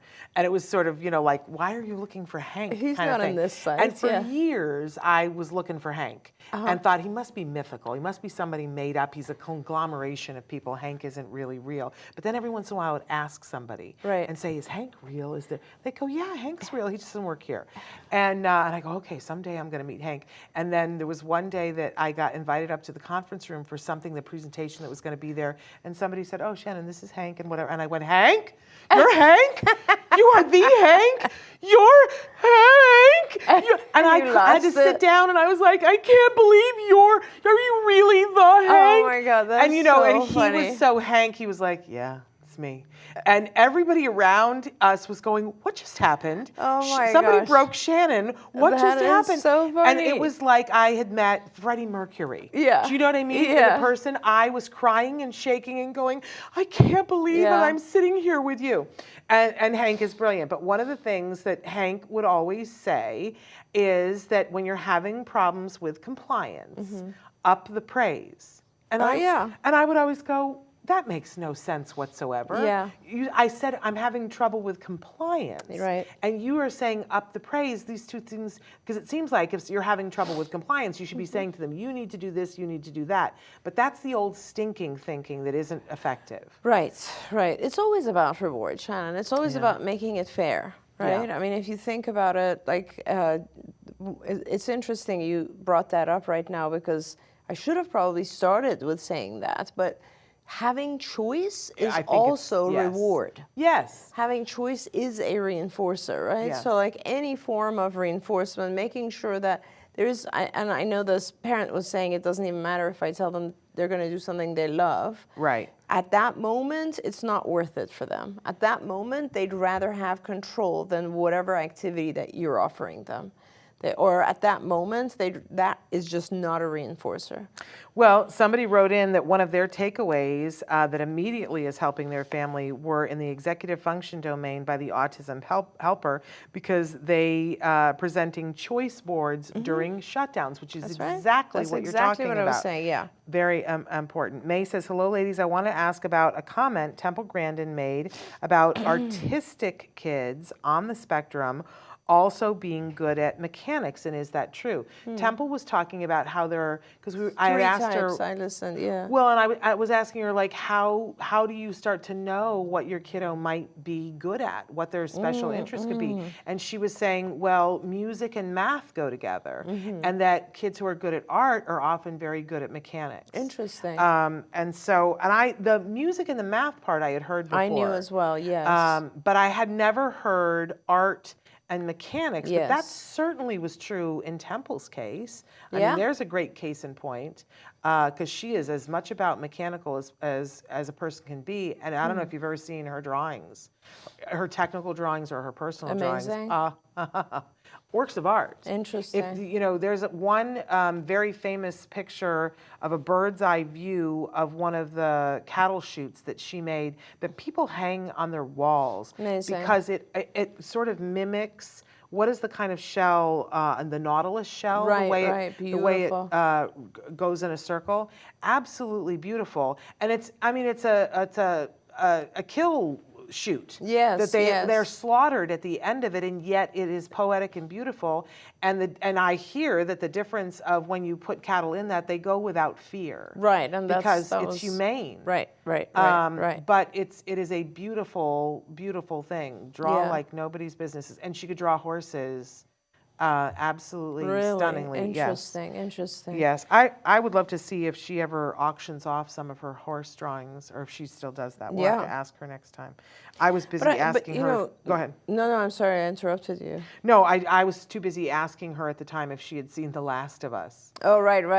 Anyway, so go ahead and say what you I was just going to say that, like, I think all of our kids have some type of interests or talents, and it's important to identify what that is. It really is, and I think you just can play around with it, and you'll see.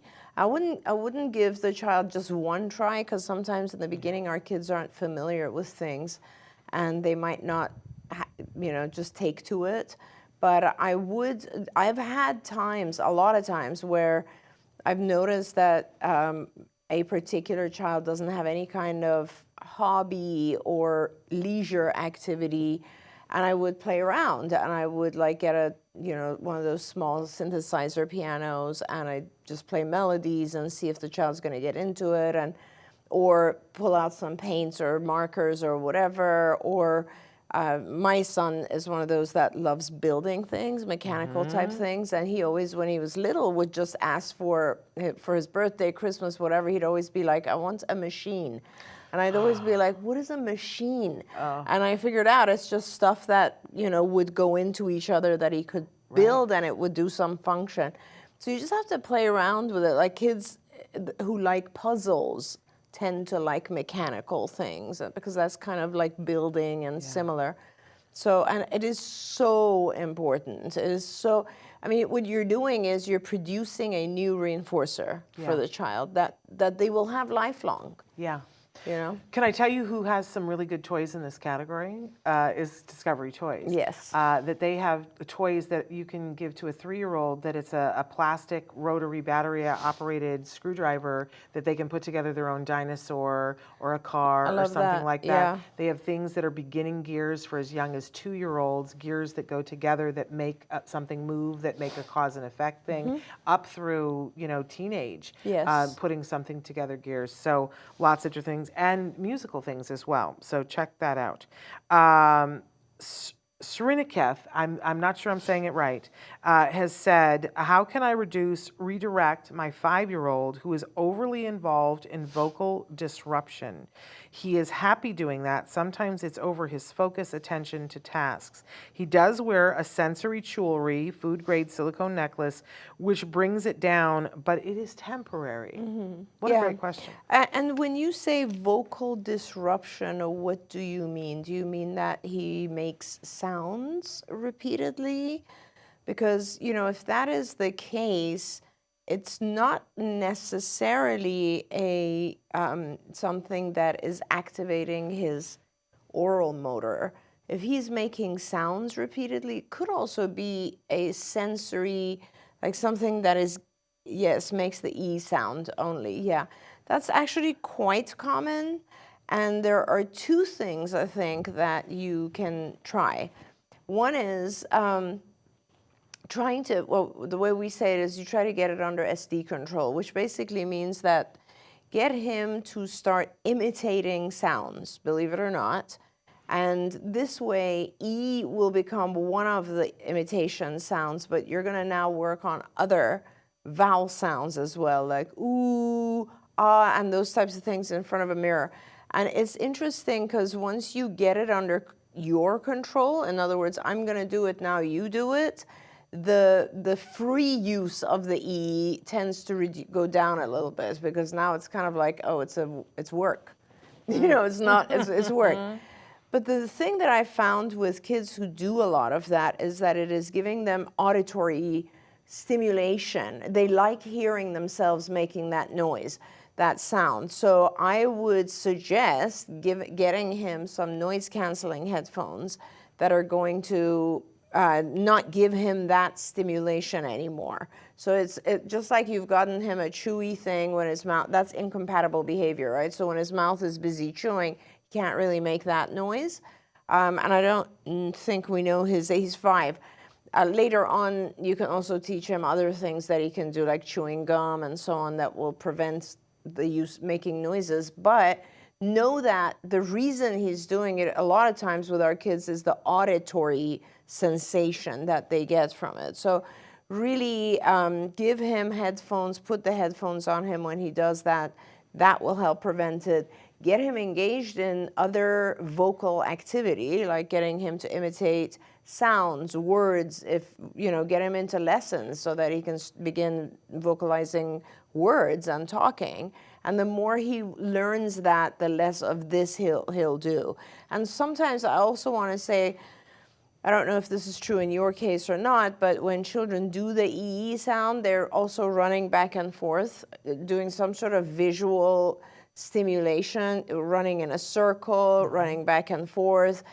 If you can disrupt that particular activity, the EE sound tends to go away as well, because it's all part of one paradigm of behaviors. Yeah. Of course, Jem used to do that, run around and yell E and all of that.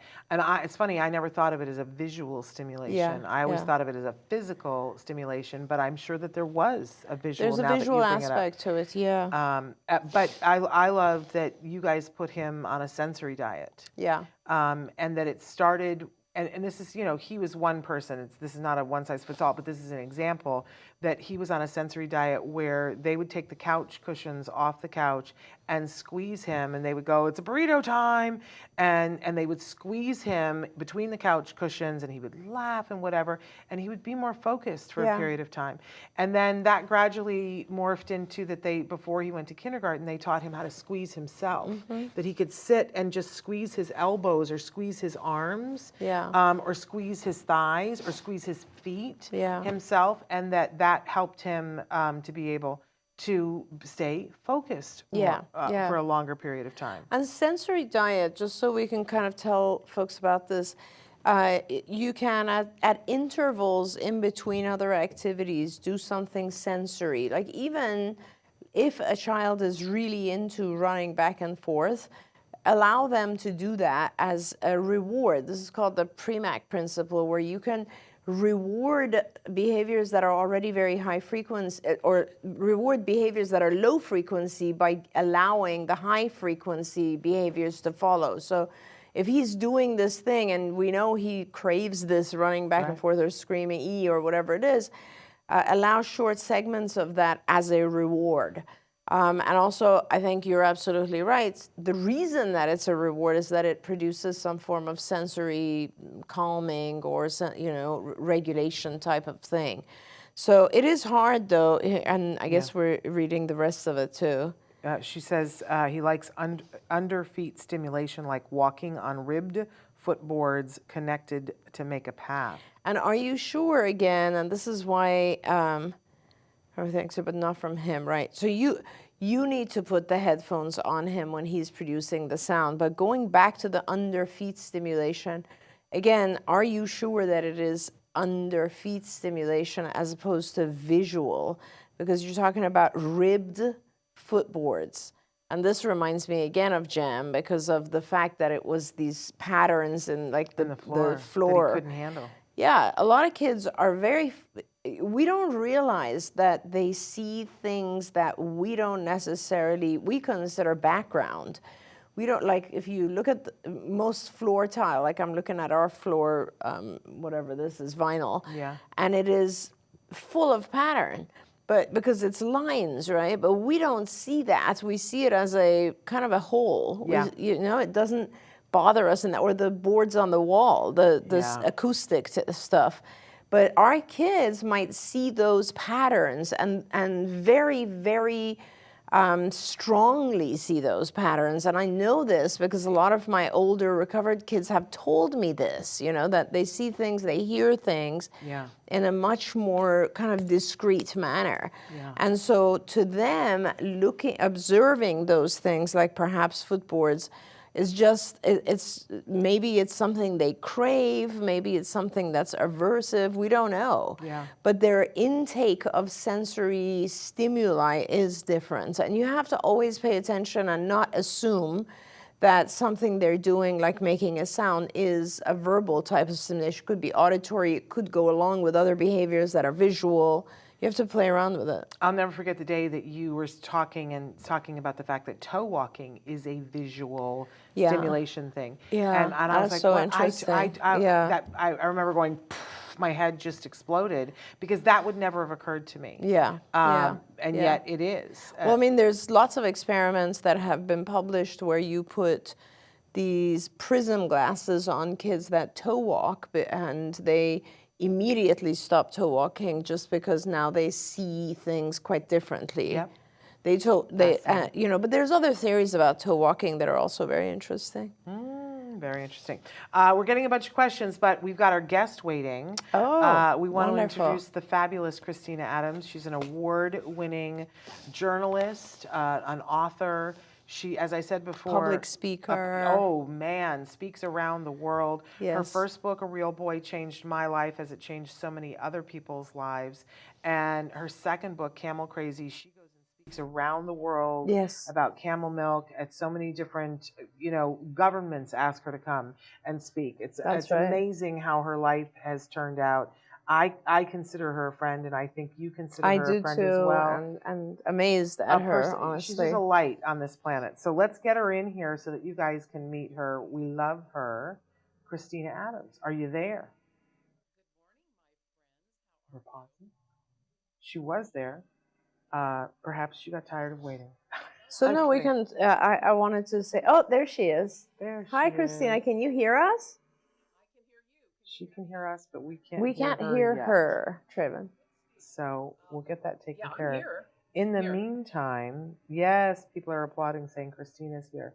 It's wonderful. In the meantime, we're going to keep the questions you guys are writing in. Can we hear Christina yet? They're working on her sound. Okay, yeah, and I know Christina's done a lot of work also in the Middle East and Saudi Arabia. I'm kind of really interested in hearing more about the things that she's done. Okay. Try now, Christina. Hello? Yes, we can hear you. Hello. Great. Hi, my friends. It's wonderful to see you and to be with this engaged audience. You can tell already. Wow. Yes. So very fun. And you look beautiful. As always. Thank you. It's so early here. I'm just lucky to be upright here. For me, it's the middle of the day. Yes. I don't know what you're talking about.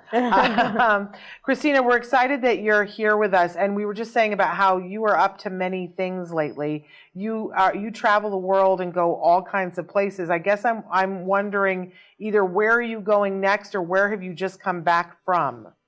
Well, goodness, yeah, thank you so much for the introduction. And you two mean the world to me. You're amazing. You're both been a gift to this community that Doreen was in before us, and then me, and then you. So it's great to be with you. And we always appreciate what Doreen has done for everyone, and now Thank Shannon you. as well. Thank you.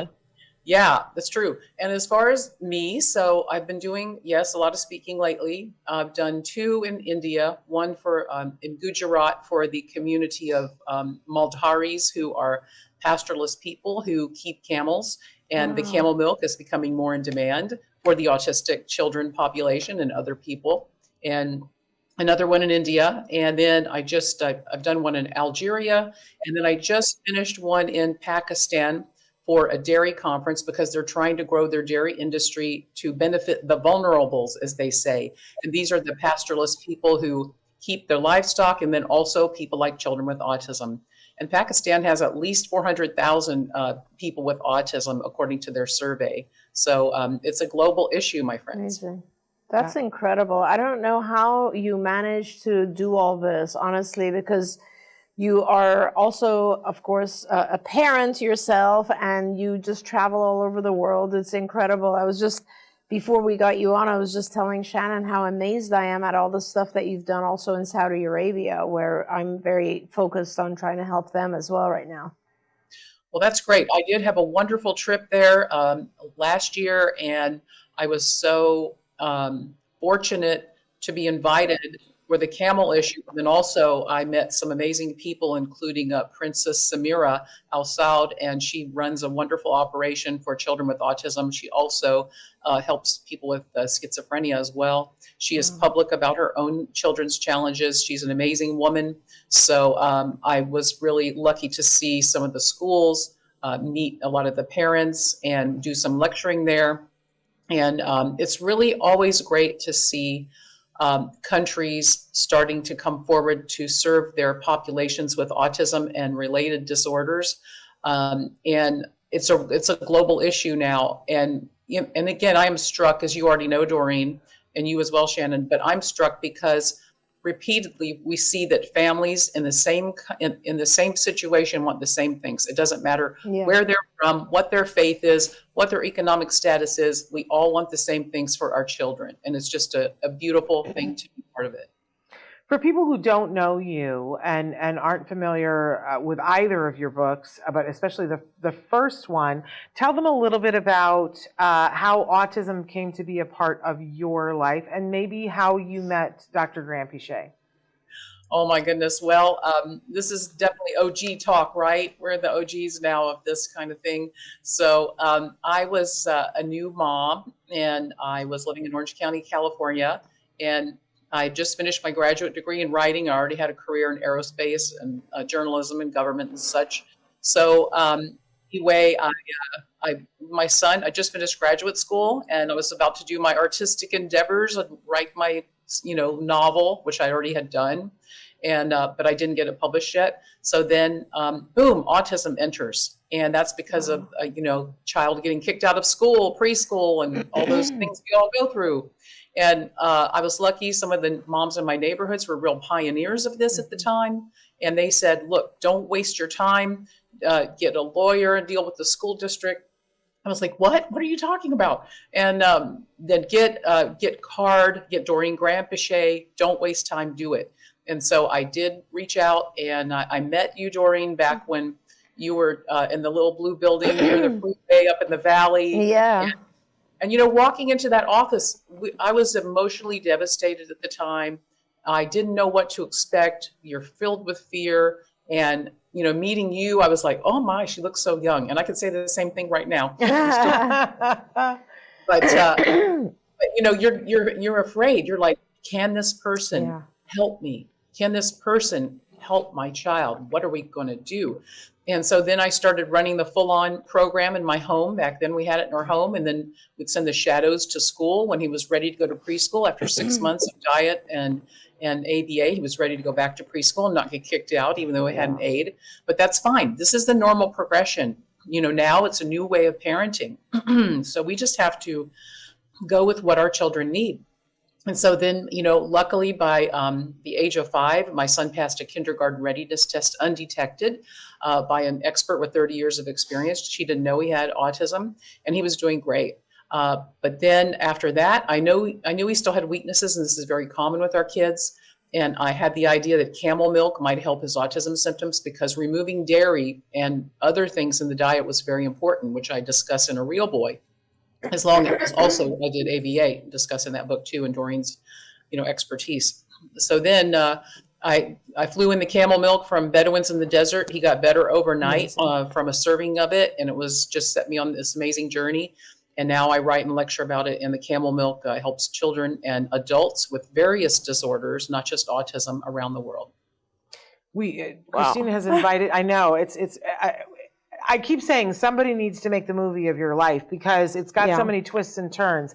And as Christina keeps inviting me, and I really want to go, because I sort of super love camels ever since I was a child. Okay, I thought the camels were really cool. They spit. I don't know why I think that's cool. I don't ask me to explain it, but I've always loved camels. And there's a dairy farm, a camel dairy farm, not far from here, that we keep saying we're going to go to, but we're going to do it, Christina. I'm done talking about it.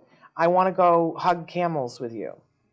Okay, listen, you've got camels more around you than you think. There's one in the valley. It's not a dairy, but it's not that far from you. There's another dairy, which is a couple hours north, but then there is the Oasis Camel Dairy, which is not that far from me. So let's all go. I think it'll be a great show.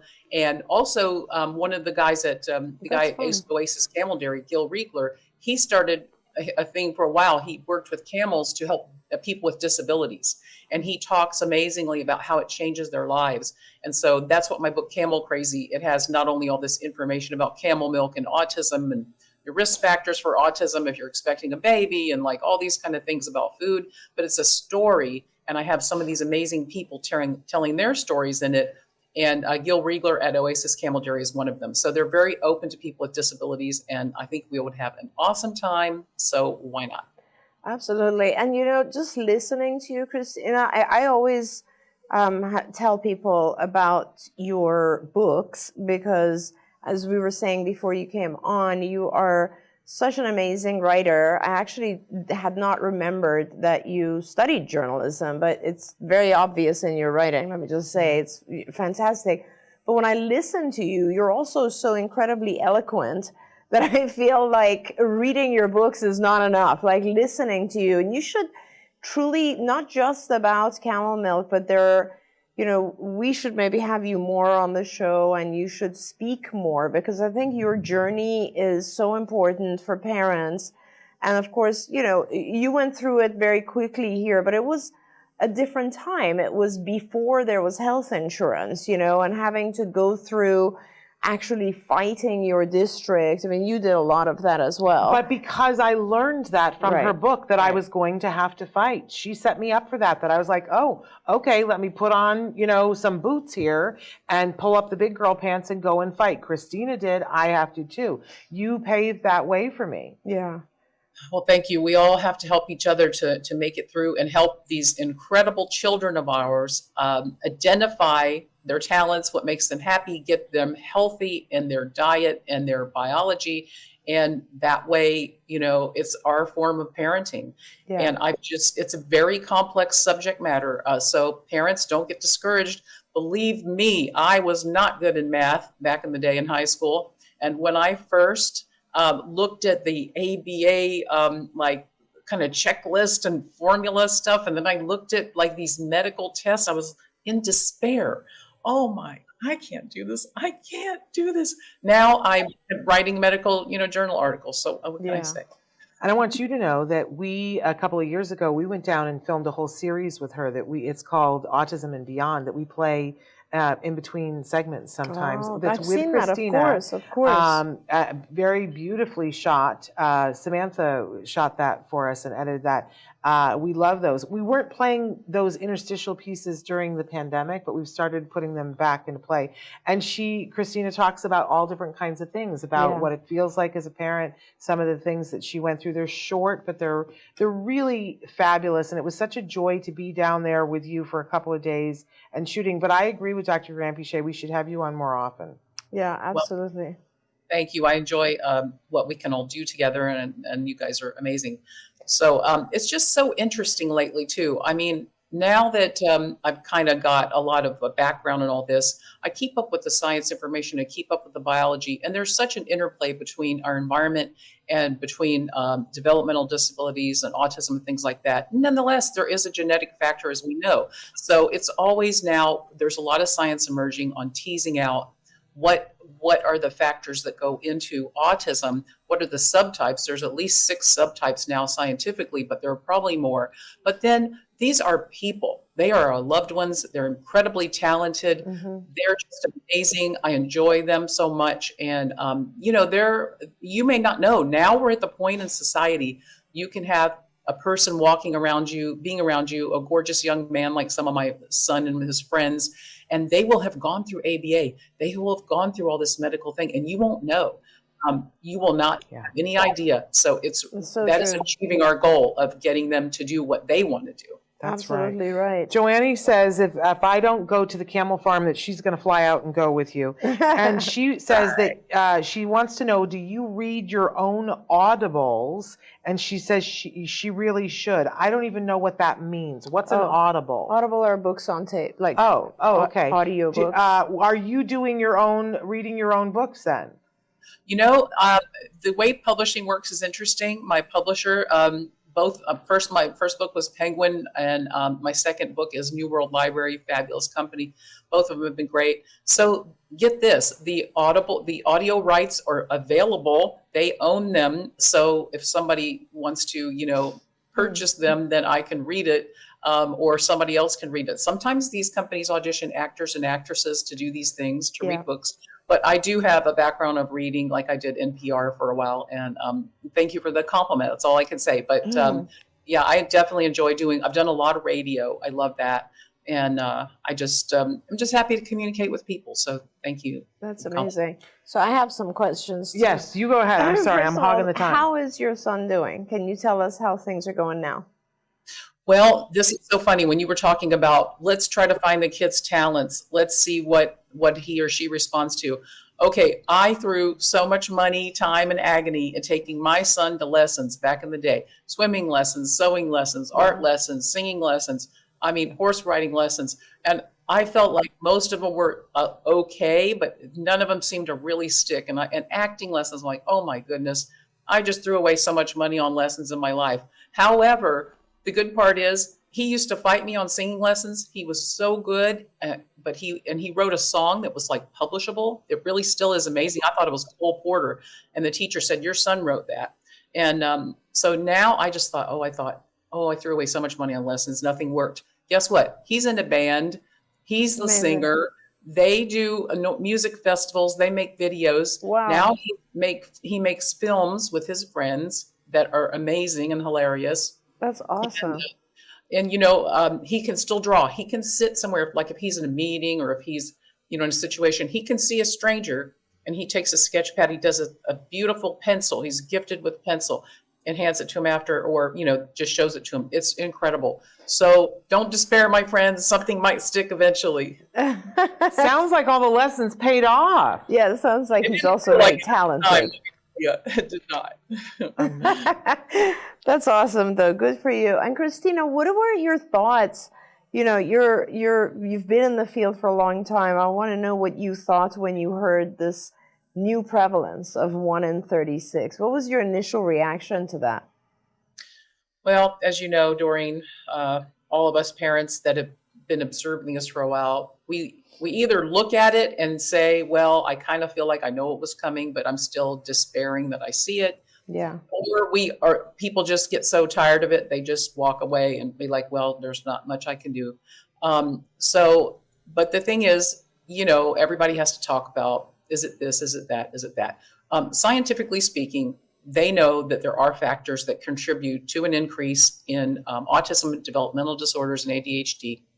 So assuming that, some of these factors are increasing in various countries and all that, the increase is real. We know it is. There's never been facilities to serve this population. Yes, there's more, people that have never been identified that are being identified now, but that's very small. And, people usually rule that out when they're doing these data sets. So what do I feel like it? It's just like, wow, it's not the direction I wanted to see things go in. It's not that we don't want people on the spectrum around, because we love and adore them and they are wonderful and we love them in every way possible.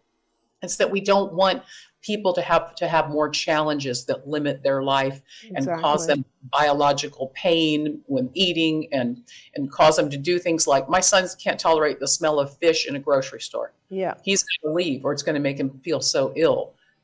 He's always been like that. So, it's limiting. It's a limitation. You don't want these things to happen to your children if they don't have to. So it's also global. So I try to keep up with the rate.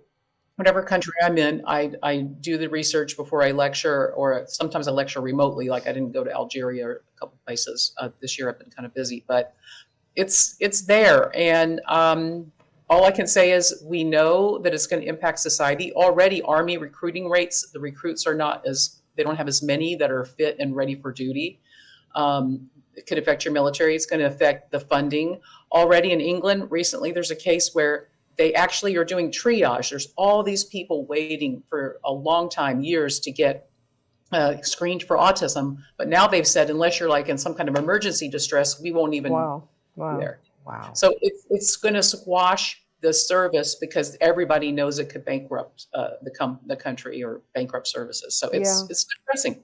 It is. And yesterday we talked a lot about this as well with various people on the shows. And I guess, my initial emotion was very similar to yours, and it was more focused on why. Like, why is this happening? And how much, you mentioned earlier in this hour, the whole concept of environmental factors. And at the end of my last show yesterday, there were a lot of questions coming up. People were asking, why is it increasing so much? Yeah. And I said, we would have a chance to talk about it, and maybe next hour we'll talk a little bit more about it, because it's really, we do need to pay attention to the elements in our environment. As you know, there is a genetic predisposition for a certain percentage of kids, but it is triggered by environmental factors. And to talk about those factors, I think, is important, not just for the autism population, but also all chronic illnesses. And to look at kind of what are some things we can do in our environment to start reversing those things, because it has increased so much. And as you said, it affects countries and the economy in so many ways. And what's even worse, yesterday we were talking about the fact that after so many years, there are still very, very few adult services available. And of course, we are, all of us sitting here, we're very blessed in that the children, many of the children get to a point where they're living with minimal or no support, right? But there are also thousands of children who will require lifetime support. And as these numbers increase, more and more attention goes to the younger children who are just entering, because there's sort of such a panic around that and trying to help them, that we just never have the resources to help the adults on the spectrum. And that is just another part of it that's sad.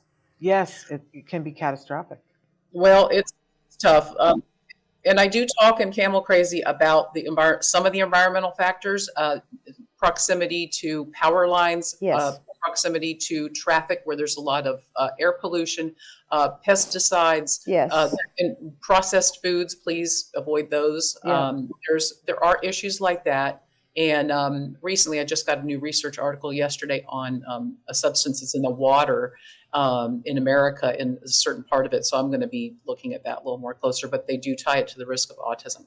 Yeah. But What can we say? And also group homes now. This is interesting and not in a good way. A lot of group homes now, when people are trying to place their older children in a group home, the group homes are turning away those with challenging behaviors. Wow. So there's literally then no place for them to go. And they could still be, and it's not their fault, these young adults, but, they can harm their parents. They can harm people when they lash out if they get very upset. So it's dangerous. It is very dangerous. So Susie says she'd like to go to the Oasis with us as well. We're building an outing. A tribe. Yeah, a tribe, yes. Tribe. Mike wants you to know that his high school had a real boy in the library, and he says the book is excellent. Wow. And that's pretty impressive praise. Srinikath wants to know, what is the best source or form of camel milk to try in the U.S.? Can you please suggest any U.S.-based local farms to be able to sign up? Absolutely. Thank you. And I love hearing that a real boy was in the high school. That's great. As far as the location and types of camel milk, the book Camel Crazy that's out there, I think it's like $8 on Amazon right now. So that's cool. You can get it easily. There's the cover. I do talk about not only how to use camel milk, there's a guide in the back, how to use it, what type do you need, how to prepare your child for it or yourself. And then I have a list of farms and merchants globally, not just in America. So I would say, any camel milk is good milk. Some of the children need the unheated type, which you can get straight from a farm, and our supply in America is very safe. And I talk about safety. Some of the children do fine with pasteurized. There's even powder. And now there's chocolate and soap and lotion if you have sensitive kids. And so sometimes you can even make yogurt. People make yogurt out of it now. And they're making ice cream in Pakistan. And there's a farm in America that he's always playing with ice cream. He's one of our dear Amish friends who keep the camels. And so it's a Humpback Dairy in Missouri. And so he's loving playing with his ice cream. He's now got the largest herd in America. So just go ahead and check out the book if you want to do so. If you don't, you can look online and find some places and dialogue with them. I'm so glad we had an opportunity to have you be a part of the podcastathon, because it wouldn't have felt like we had done something without you, Christina. I agree. So thank you so much. We want to encourage people to get both of your books. They're available in every major bookseller, and you can get them on Amazon. And will you promise to let us know when you're doing something new? Because we'd love to have you back on a more regular basis. Well, thank you. You guys are always top of mind, and let's dialogue about what else we can do. And it's funny, if we do want to go to Oasis, probably we could talk about having an event with them. Let's do it. Nice. All That's right, awesome. now Great. we're talking. Okay, cool. We have some unicorn craft kits that I need to get to some people. So maybe we need to have camels and unicorns, a themed thing, so that we can do that. But Christina, thank you Christina, so much for being available this morning. I know you got a lot of things going on, but we are very grateful for you. Well, thank you. And I see a question there. Anybody can follow me on social media, ask me questions. I'm at Christina Think on Twitter. I'm Christina Adams Author on Facebook. Christina Adams Author on Instagram, and my website is Christina Adams Author. So let's dialogue and keep it all going. There you Thank go. you again, Thank Christina. you. Great to see you. You too. Bye-bye. Bye. I was supposed to read the winners, and then we're going to quickly transition. We'll do that. Because it's time for Ask Dr. Doreen the potty training talk. Right. So, these are winners of the $25 Discovery Toys gift card for this hour, and these can be used in the Discovery Toy USA website. I'm going to get you that information, but if I say your name, you need to send me back an email. We'll put my email address on the screen, and we'll put it in the chat. It's shannon@autism-live.com. But are you ready? Serinikath, you have won $25 gift certificate. Antonio Flores, Cindy Govendor, Hannah Lanoid, Damian Hunt, Annette Milima, Tim Waltheri, Naomi Uriel, Anna Donahue, and Taylor Jeffers. You have all won $25 gift cards. You need to email me as soon as possible. I expect to hear from me next Monday or Tuesday, that I will get those to you, and congratulations. We're going to take a quick pause, and then it's time for the potty training. That's awesome. Discussion, so don't go anywhere. Don't forget, you can watch Ask Dr. Doreen live every Tuesday morning at 10 a.m. Pacific time.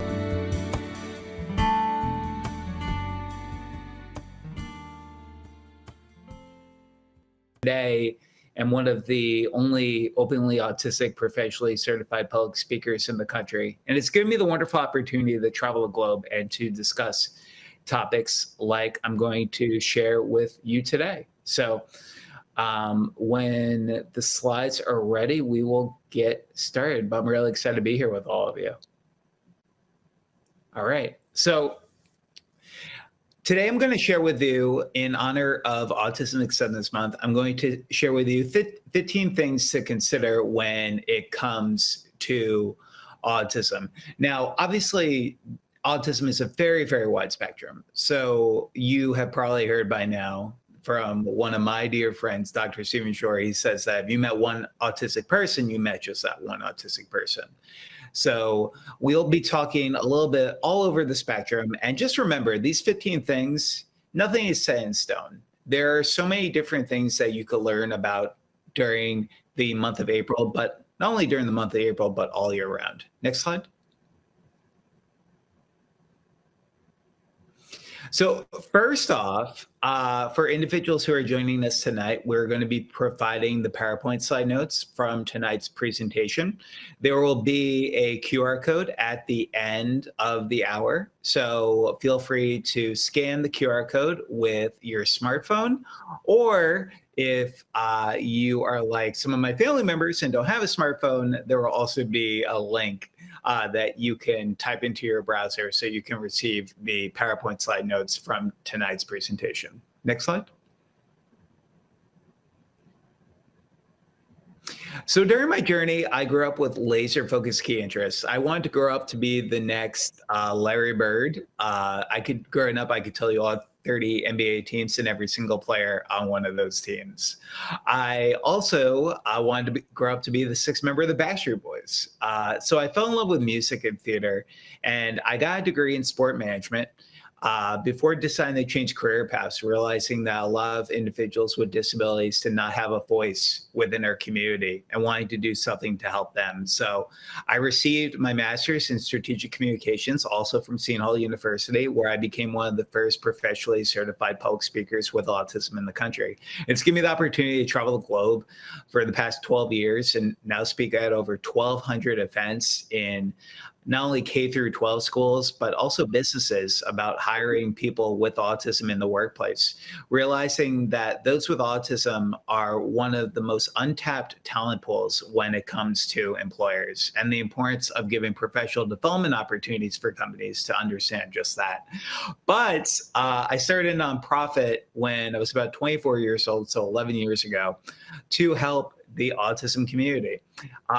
And one of my mentees actually said, Kerry, you should start writing books. And I never thought about writing books before. I grew up with a dual diagnosis of dysgraphia, but I realized that by sharing my story in books, that I might be able to help people understand a little bit about people with autism from a first-person perspective. So I wrote my first book called Defining Autism from the Heart, assuming it would be a nice Christmas gift for some of my family members. But within 3 days, it became an Amazon bestseller for special need parenting.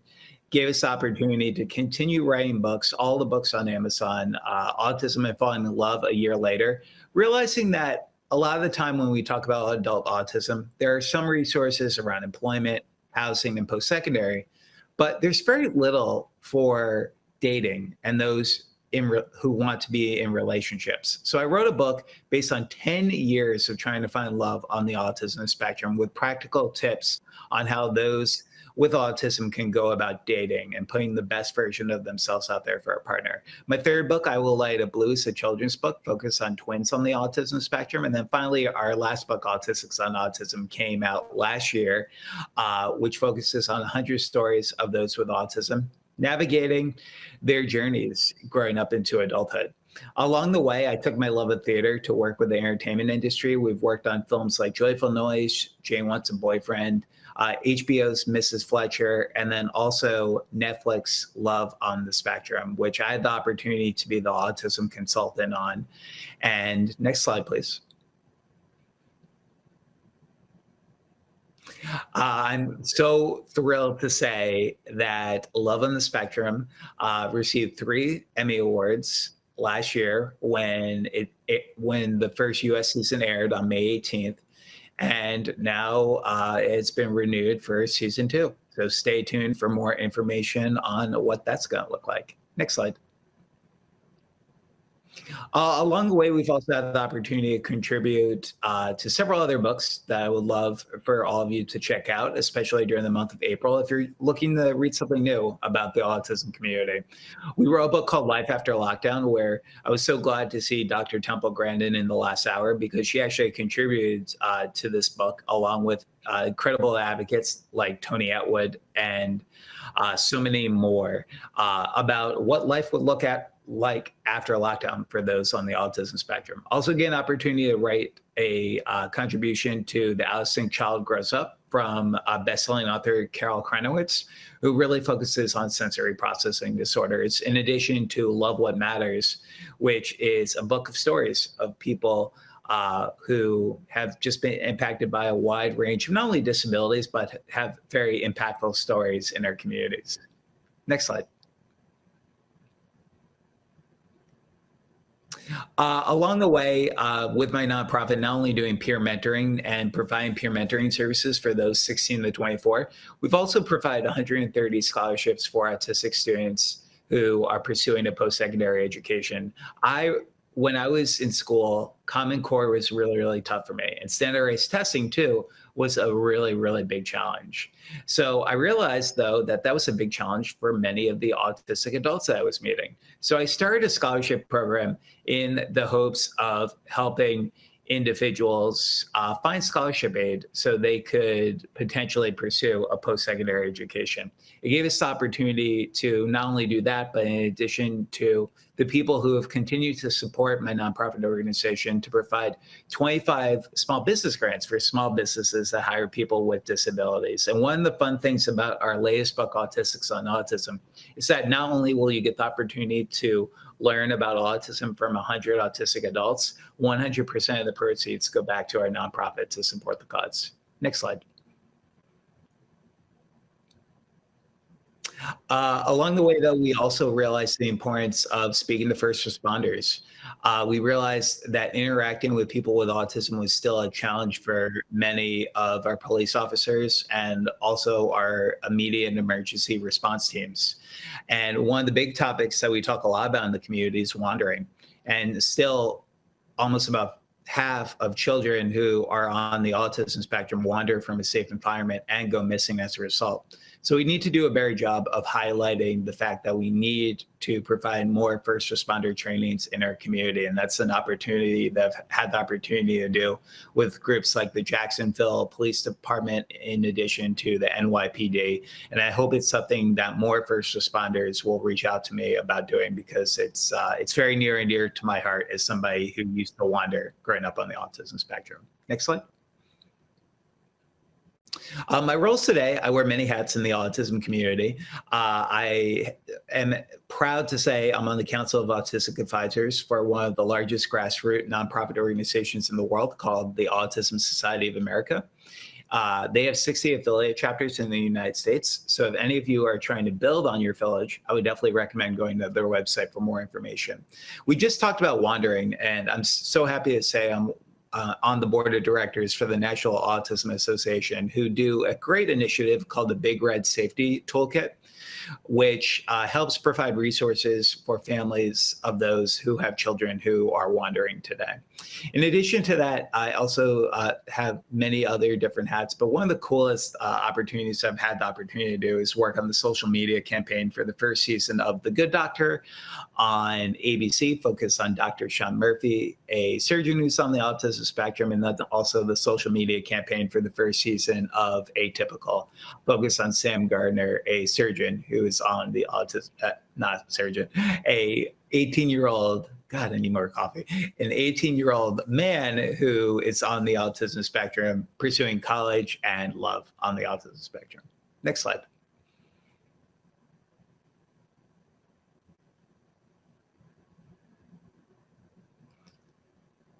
And as we're going to the next slide, one of the things I will say is that for those who are joining us tonight, in addition to some of the videos that we're going to share tonight, we have a video series called A Special Community. So as we continue to the next slide, oh, there we go.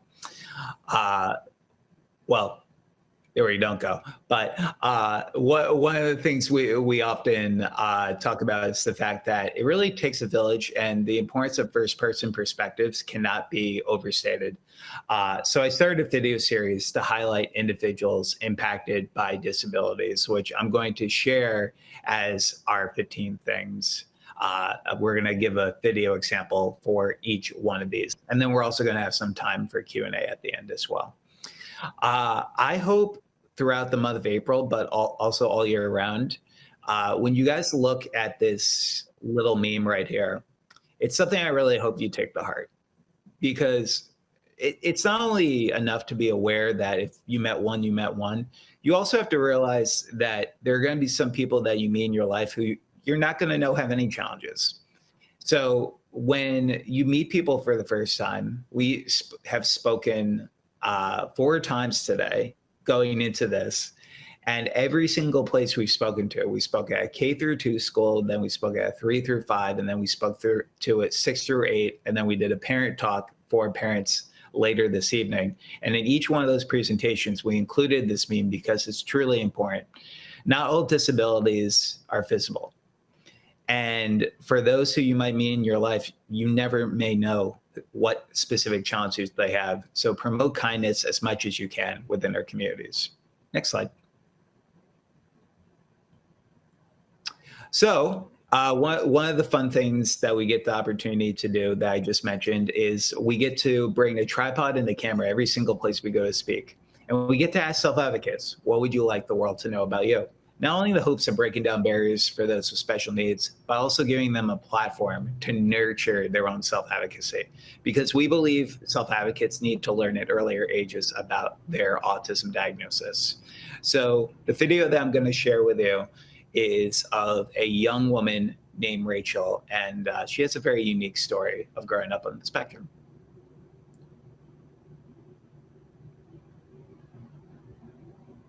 Oh. One more time. Well, we're going to switch to the first story instead, and that's quite all right. And I will summarize Rachel's story after you hear from these two amazing, incredible individuals in our first thing that we would like you to consider for Autism Acceptance Month.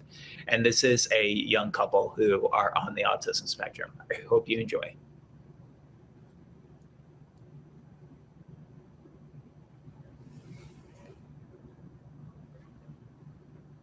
He could be just like a great friend. And then when we sat down, we just couldn't stop talking. And it's just like, we clicked right away. We started talking about the same interests, what we like. And then, you know, it almost feels like love at first sight. Oh, well, I mean, if you want to put it that way, but things do take time, actually. That's true. We sure had a lot of memorable moments, don't we? Well, oh, yes, absolutely. lots of sweet ones, and very exciting. Any particular favorites that you remember or something? Well, from what I can remember from our special dates, I remember when we went on a Valentine's date to Olive Garden. Oh. And then afterwards, we came back to my place and watched Lady in the Tramp. Parents and those who are looking after kids on the spectrum, actually, to not give up on them, actually, because you never know what they might be able to show, actually. You just need to be willing, because the key word, I think, is listen, actually, and just pay attention, actually, though, and stuff. Either whether that's to their interests or try to get into their, as was pointed out in the lecture today, about trying to come into their world, if you will, or something, actually, to find that way in, and then go in with them and stuff, actually, and then they might take you to places where, you know, you never thought possible. So what are some hopes that you have for each other in the future? I know we've had the conversation before a little bit of a while back, but I wouldn't really mind getting married someday, and hoping possibly someday maybe start a family. And if not, there's plenty of options. there could be adoption. There could also be different kinds of like ways of, and if we don't have the time of having children, there's always different animals, and like pet wise, cat. Oh yes, because I know you have a bunch of cats at home and Yes. stuff, actually. I have 4 cats at home. Hey everyone, So, this is Kerry from a special community. and you could If you skip like this that part. We video, could go to the check next out our slide. channel for more videos of people We could go to the next slide, impacted sir. by diagnosis. But You can also subscribe and hit the When I first met Will, I figured he could be just you guys have like a great friend. Ron, And then you guys have when we to sat love down, that. we just couldn't stop talking. We're gonna go to the And next it's just slide in like, just a we second. clicked Yeah. right away. But the most important, the most important thing that I wanted to share from this point is that autistic people don't necessarily lack empathy. And that's one of the hardest challenges that I see a lot of individuals in our community facing, because of the fact that some individuals have sensory challenges and don't want to be touched or hugged like I was when I was growing up on the autism spectrum. Some people thought that we lacked empathy, and that couldn't be the furthest thing from the truth. Some of the people I know who are on the autism spectrum are the most empathetic people in our lives. But as we learn more about the autism community, we realize that not everybody is like Rain Man or the Good Doctor, and that a lot of people are not introverts actually, but there are some extroverts out there in our community. And one individual we got to highlight as part of our video series named Joel has a very unique perspective of this idea that some autistic people in our community are extroverts. So I hope you enjoy Joel's video.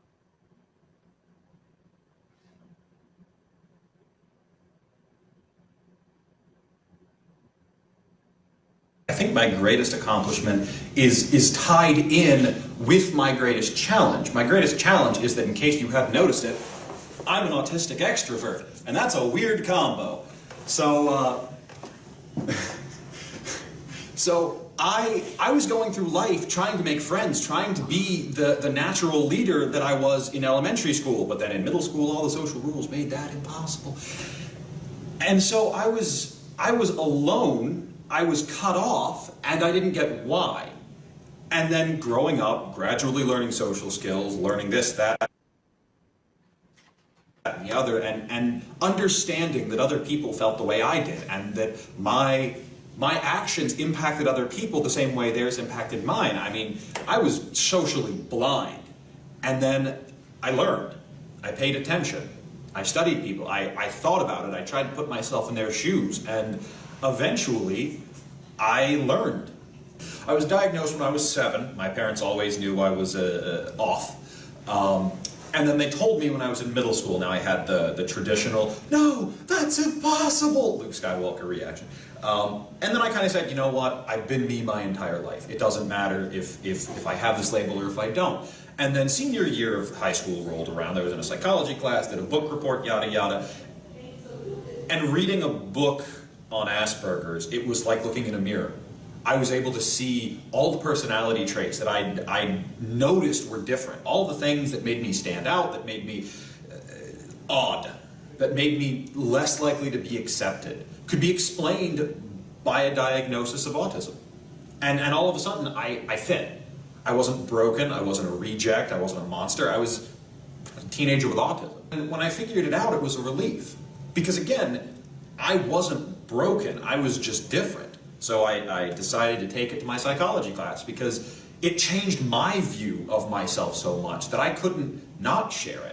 I had to bring it to the rest of the world because it would change how they understood me, and then I could live my best life without them critiquing and misunderstanding and condemning for mistakes I didn't realize I was making. And so I took that to college with me. I gave a talk to my freshman hall. I got in touch with John Elder Robeson. Hi, John. Co-founded the Neurodiversity student group at William & Mary, and been continuing it through today. It was freedom. Right now, I do cosplay and I do speaking engagements. I mean, I am out there. I am an open book. But that's because I've learned how to be me, authentically, emphatically, profoundly me, and still keep those little things that nobody else wants to know about tucked away. everybody's got less than ideal facets of who they are or of what they do, bad habits, whatever. But it was understanding the parts of me that I could be proud of, that I should be proud of, and that I chose to be proud of, so that other people could see them, so that other people could really see me the way I wanted to be seen. And I think that right there is the core of why I do advocacy. I mean, don't get me wrong, I'm here to change lives and do as much good as possible, but for me, the reason it feeds me emotionally is because elementary school, middle school, high school, I couldn't be seen the way I wanted to be. People saw my reputation and the fact that I was really overweight in middle school. They saw these things that I had been, not what I wanted to be, not who I really was. And yeah. You're going to be changing some lives with these videos, bro. Yeah, seriously. I hope so. I think you're going to impact a lot of lives when people actually watch this. I look forward to it. Cool. So I love Joel's story for many reasons, but one of the things that we need to highlight more in the community is that there are going to be people out there who are more outgoing, who want to pursue different things, who want to pursue large social groups, and that's okay. That is what the spectrum is all about. When we talk about the infinity symbol, we're talking about that true spectrum. Next slide. I think my greatest accomplishment is tied in with my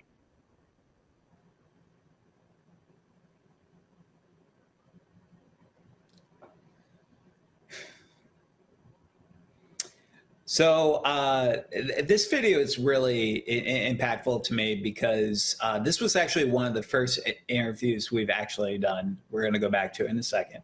You guys have to love technology. You're going to sound like a broken record tonight. But we love this story in particular because of self-advocacy.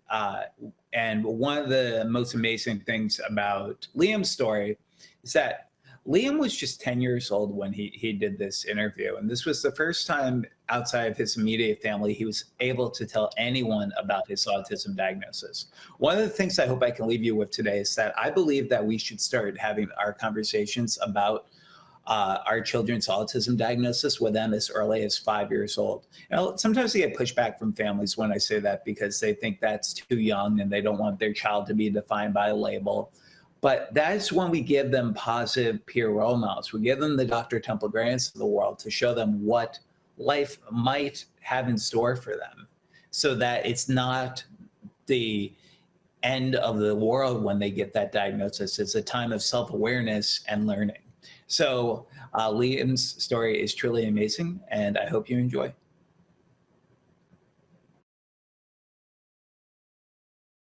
So we're going to be talking to the camera, and we want to make you famous. So we literally want to make you probably the most famous person on the planet. How's that sound? Okay. No pressure. Autism basically makes it hard to connect. It makes it hard to get that connection, to make friends. They feel like more loners than, in groups. It's also a learning disability, and in some cases it's hard. You can't speak in some cases. I met a kid called Tom who he has autism, but he can't speak in proper English. He needs an iPad. So Liam, one thing I want you to know is that I was actually diagnosed with autism at an early age too. And I don't know if I've ever actually told you that, but I want you to know that I will always be here to be your friend if you need a friend, okay? Yeah. Because even though it may be hard at times to connect to other people, I feel like so many people with autism like us just want like what anyone else wants, to feel connected and to have a friend. So you'll always have a friend in me, okay? You want to pound this up? Yeah. Do you blow it up too? Oh, he blows it up. You're awesome, Liam. I'm kind of tearing up. Sorry. It's okay. It's kind of emotional. So I love Liam's story. Liam's story received thousands of views when we posted it originally on our Facebook page, Kerry's Autism Journey. And hi to Joannie, who says, I love Joel's story too. Awesome, Joannie. Thanks so much for joining us. Liam is a true, pure example of why we need to have these conversations. And also I get some pushback sometimes from parents who say, well, my child won't understand the diagnosis. And if a child is not developmentally able to really have that conversation, the most important thing is to not ever hide the diagnosis. And we have the Asner family out here tonight. So excited to have you guys here too. Next slide, please.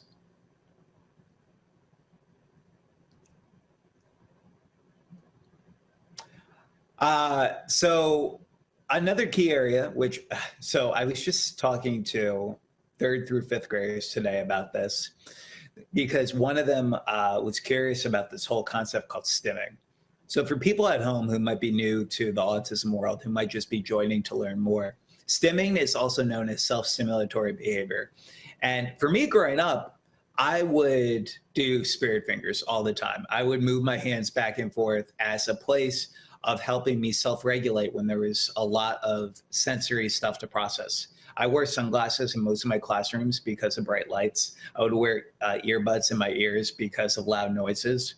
And I would use the ability to either use spirit fingers or rub my hands together as a way of coming back to a place I felt comfortable, which my OT actually encouraged. And if stimming is not self-injurious to that individual or others, we should let people stim freely. So one individual we got to highlight was a young boy named Basi, who is kind of he's not speaking, he speaks a few words. And when we interviewed him, he was stimming a little bit, but he still wanted us to share his video to get the awareness out there. So we're going to share a little bit about what you might realize in the future as somebody who may be stimming or might have some flapping as well, which Yasi has. So hope you enjoy his video. Wave to the camera and say hi. It's a fun camera. You're amazing. Can I get a high five? Aw, awesome, man. Basi is 9. Yeah. And he's on the autism spectrum. Nice. Functionally non-verbal, but we do get words from time to time. Sentences actually from time to time, but very infrequently. One of my hopes is really that we find a way that he is comfortable communicating. Right now he is using a lot of tap to talk, you know, on the iPad, but I really would like to see it develop a little bit more into not just asking for something, but communicating something, like I had a good day. It's just that I need to reach him where he is, and you know, he's an awesome kid if you get to know him. It definitely seems like it. Is there anything else that you would like for people to know at home about your story, but also your son's story? I think we need more awareness, and I think people just need to be a little bit more aware. When you see a child throwing a tantrum in a supermarket or screaming on an airplane, it's not that the child is acting out. It may just be that the child needs, you know, the environment is different, so they're having a hard time. Because there's a lot of judgment, and I really wish that people would just stop and just let go of the judgment and just try to understand. Because if you ask me, if we're in a supermarket and he has a moment, if somebody came up to me and said, is he okay? And I could explain, oh, you know, he's just, this is what is happening today. That's so much better than saying your opinion, you know, you kind of... Exactly. Yeah. So Yassi's story is interesting because one of the things I like to share when I share Yassi's video with an audience is that we all stim. You may not know this, but the thing that's going on in our society is the fact that many of us rock back and forth, and that's considered a stim. And in our society, it kind of normalizes autism in a lot of sense. I would never say that we're all on the autism spectrum, but in fact, we all do stim, even if it's very, very minor. Next slide. Maria writes, where is cooking with Connor's part? Maria, I am not sure about that, but I'm so glad you're here with us now for this video. Number 5 is that autistic people just want to be given a chance to succeed. Now, one of the things that I wish more people would talk about in the autism community is that, don't get me wrong, early intervention is the key. But unfortunately today, some statistics indicate that up to 75% of autistic individuals are either unemployed or underemployed in the United States. And I talk to companies. This month, we'll be speaking with JP Morgan in addition to Prudential and S&P. And one of our key messages that we're going to share with them is the fact that those with autism are more likely to stay at a job longer. They are more likely to take less time off from work. And when it comes to reasonable accommodations, the majority of reasonable accommodations cost absolutely nothing. And when they do, it's typically just an onboarding fee of $500. When we talk about autistic employment, it's important to realize that it's not about what a company can do for an autistic person. It's what an autistic person can do for that company. We need to change the narrative. So this is a video of a young woman who is currently employed today and thriving, who's on the autism spectrum. I hope you enjoy your video. Sometimes I work so very hard at the Aspire, just sewing, just making all that wonderful clothes and jewels. And you wish people would understand that people with autism can find work and can work hard like you? That's right. Do you remember when you were diagnosed with autism? I don't remember. Yeah, I was diagnosed with autism at 4. It was a very long time ago. I'm very, very old now.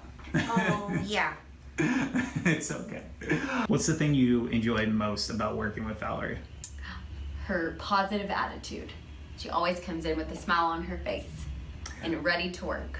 Valerie, would you consider yourself a positive person? Of course I would. I heard that through the grapevine that you like Disney. Oh, yes. I love Disney Plus is Pollyanna. Oh, Disney Plus. So I just finished The Mandalorian recently, and I am obsessed with Disney Plus. What is your favorite Disney Plus show? Oh, let me see. The Little Mermaid. We work here at the office together, but you help me a lot with what? Oh, MAI and This show. What are those? And the trunk shows. The trunk show. And so what do we do there? And MAI and Trailblazer. Those are our recent trunk shows we've done. But you use the square, the point of sale, and you check out the customers. That's right. Nice. You do a great job with customer service and making sure you check them out for the right amount. Oh yes, that's right. Valerie, what's something you hope you might get to do in the future? If it's a job? A job? A job is so very, very good. Would you like to continue working at Aspire in the future, or do you want to work somewhere else in the future? Have you learned some job skills from Aspire? Oh, I love Aspire. I will work here in the future. Okay. Nice. That makes me happy. Valerie, is there anything else you would like for people out there to know about your story? Oh, it was really nice. It was your story actually does seem very, very nice, and I'm really, really glad to see everything that you're doing. And your parents must be super proud. I know everyone here at Aspire is super proud of you as well. And anything else? Anything else I'm missing that you would like people to know? Oh well, almost. Almost. Yep. I was helping with Yaya and Denise and Camille and Jan and Tracy. She's so sweet. Oh, you seem very sweet too, Valerie. Thanks so much for being on my show. My pleasure. Cool. All right. Nicely done, Val. Hey everyone, Kerry Magro here from A Special Community. I can't thank you enough for watching this video. If you like this video, please click on some more videos around our... You can go to the next slide. Thank you so much. So I love Val's story because one of the things I love the most is the whole aspect of positivity. Fal and a lot of people I know on this spectrum, not only are they ready to go to work when they get into the job place, but they're also willing to bring such a positive light to a community. And honestly, that really helps promote workplace synergy quite a bit. So when we think about the bottom line, we really need to consider those with autism as one of the most untapped talent pools to consider. Not only the fact that in the neurodiverse and disability community, 1 in 4 Americans today currently have some form of disability. So number 6, we need to realize again that autism has no look. And I was receiving an award at the Autism Society of America conference. I received the Daniel Jordan Phil Foundation Award for Adult Autism in 2019. And we got to interview a ton of different autism self-advocates. In fact, I'm hosting an adult autism summit sponsored by the Daniel Jordan Phil Foundation that will be happening on April 18th. At the end, if you fill out the resource form and say that you want more information on that, I'll send you a link so you might be able to participate in that. But one of the individuals that we got to highlight during this Autism Society of America conference had a really important note about why it's important that we have the conversation about autism having no look. So I hope you enjoy this video. What is something you should not say to someone with autism based on your experiences in the autism community? You have autism? Yeah. Craig, there are going to be thousands of people who watch your story here today. What would you like them to know about you? That I'm ambitious. I currently work with people with disabilities, and I'm working on becoming a supervisor in the near future. I do 2 different things. I work for an agency where I work with people on skills in the community, and then I also work on helping people get prepared for a job, pre-vocational training. If someone out there would like to be your friend in the future, how would it best be to go about trying to be your friend? Just come up to me. I'm a very friendly person. You don't have to be scared of me. I don't bite, usually. What is something you wish people knew about autism? That when they meet someone who is autistic, they need to look at who that person is, and then not based on their diagnosis, but based on who they are, interact with them based on that. What is one misconception you currently see out there in the autism community that you would like to see debunked? That you only have a certain potential, that everyone can show a lot more potential. One guy I've worked with, I showed him that he can cook, he can learn to do more for himself and all that. And it may be small things, but you always have to look for those things that you can do to improve what your life is. Have you ever heard somebody say that someone with autism is incapable or was incapable of doing great things? Have you ever heard that in your life? I see that in a number of things with some of the people I have, and I just try to say, we're not going to look at comparing you to what other people can do. We're going to try to see what you can do and try to get that to the next level. Awesome. And your goal is to be a supervisor. What made you want to become a supervisor? Because I see the work that I do, and that I know I'm very good with a lot of people with autism and other disabilities, and I know if I can work over other people and I can show them, here, do this, this is how you work on that, and then they can do better, and I can work on more people getting more help. Awesome. Is there anything else you would like for people at home to know about your story? Can I plug my YouTube channel? Yes, of course you can. Okay, got it. All right, I have a YouTube channel, Team Autismpedia, where I and hopefully other people can share teachings of like how to help people with autism in different situations so that they can improve their lives. I'm glad we became friends. Hey everyone, this is Kerry from A Special Community. If you like this video, So check out our channel. I for more love videos of his people story impacted for by so many diagnosis. reasons. You can also Like most of the stories here today. One of the things that I enjoyed most about his story is the fact of his goals in the future and himself wanting to look at other means of finding meaningful employment outside of the work that he's currently doing. I think it's important that we not only find employment opportunities for those in our community, but we also look at those meaningful employments and how we can go about getting them to the next level, like he mentioned. But also, I love what he said at the beginning when he said, "You have autism?" Because that is something that I can't tell you how many people I hear from in the autism community face today. So number 7, some individuals will be prone to masking. And what I mean by masking is we actually just had the new CDC numbers come out, which is also known as the Center for Disease Control, that indicated that 1 in 36 individuals have autism. Now, in that, a lot of individuals who are girls typically mask different things. They might mask their stimming. They might mask being able to have good eye contact, and it might lead to burnout in a lot of situations. But it also happens in quite a few boys. And we got to meet a young autistic advocate, and this is a little bit of his story that his mom shared as well about some of the challenges that might be associated with masking. Oh my God, you know a cool trick? Yeah. What's the cool trick? So I do this, and then I do this. And look.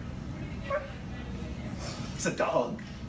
It's a dog. What is something you would like for people to know about autism? I'd like them to know that if somebody has autism, that you should really help them a little and give them probably a second chance if they maybe do a little mistake and be a little nicer to them. He took a while to talk as well. He was diagnosed at 3 officially, but he'd been in early intervention since he was 6 months. So, you know, we've always been impressed with his empathy. I would say I've always felt like he's always been a feeler and a smiler for being such a STEM kid. If you could describe yourself in one word, how do you think you would describe yourself? I would probably describe myself as special. So you like Bill Nye the Science Guy? Is science your favorite class in school? Yes. Awesome. Would that be something you may want to do one day? Yeah. Science or technology, right? We talk about Silicon Valley from time to time. What's your favorite thing about your mom? If you can only pick one thing. She seems pretty awesome though. What I most like about my mom is that she's the nicest mom I've ever known. That's pretty great. How many other moms do you You meet lots of swell people, so I'll take that. But I have noticed, you know, for him and other families that I talk to, the idea of having to mask, you know, masking is a challenge. So I think probably whether it's subconscious or not, there's masking that can happen during the school day. So I would say that the hardest challenge for him has been his transition from having to mask his autism to do the things he has to do during the day that's required of him that he knows he can do, and then he comes home and he starts experiencing burnout. And I know that probably is just going to increase, and that's definitely something that has been probably the biggest challenge, you know, for him. Because you just want to be the rock star that you are, right? And not have to mask anything, right? Yeah. Awesome. Is there anything else you would like for people out there to know about your amazing, incredible story? I want them to know that I do have autism and that I want to make the world a better place. Awesome, man. I think you're doing a good job by introducing yourself to the world to hear a little bit more about your story, because you're probably going to break down some barriers for some people watching this and getting to learn a little bit more about our autism community. So, can I get a low five? Can I get a high five? Can I get a dog? I saw the dog. I mean, you gotta know the dog again. Here. Can I see the dog? Baby dogs. Like baby sharks, but like baby dogs. You're a rock star, man. I'm so glad I got to meet you. First on-camera interview, too. First on-camera interview, everyone. So his story is great. And I think one of the challenges, though, which I see for some individuals is that the whole masking concept, I mean, it doesn't necessarily lead to burnout all the time, but for some individuals, it can have very long-lasting challenges. So if we do see somebody who, for example, is masking their stimming, for example, Heath does something where he does the baby dogs that he was mentioning in the video, and that's a way of hiding some of the stimming that he does because he doesn't want to be bullied for those situations happening. So we always have to be mindful of that. Next slide, please. So this is a two-part series. I've had the wonderful opportunity to know Shannon for numerous years, and we will have the opportunity to be on tomorrow from 7 p.m.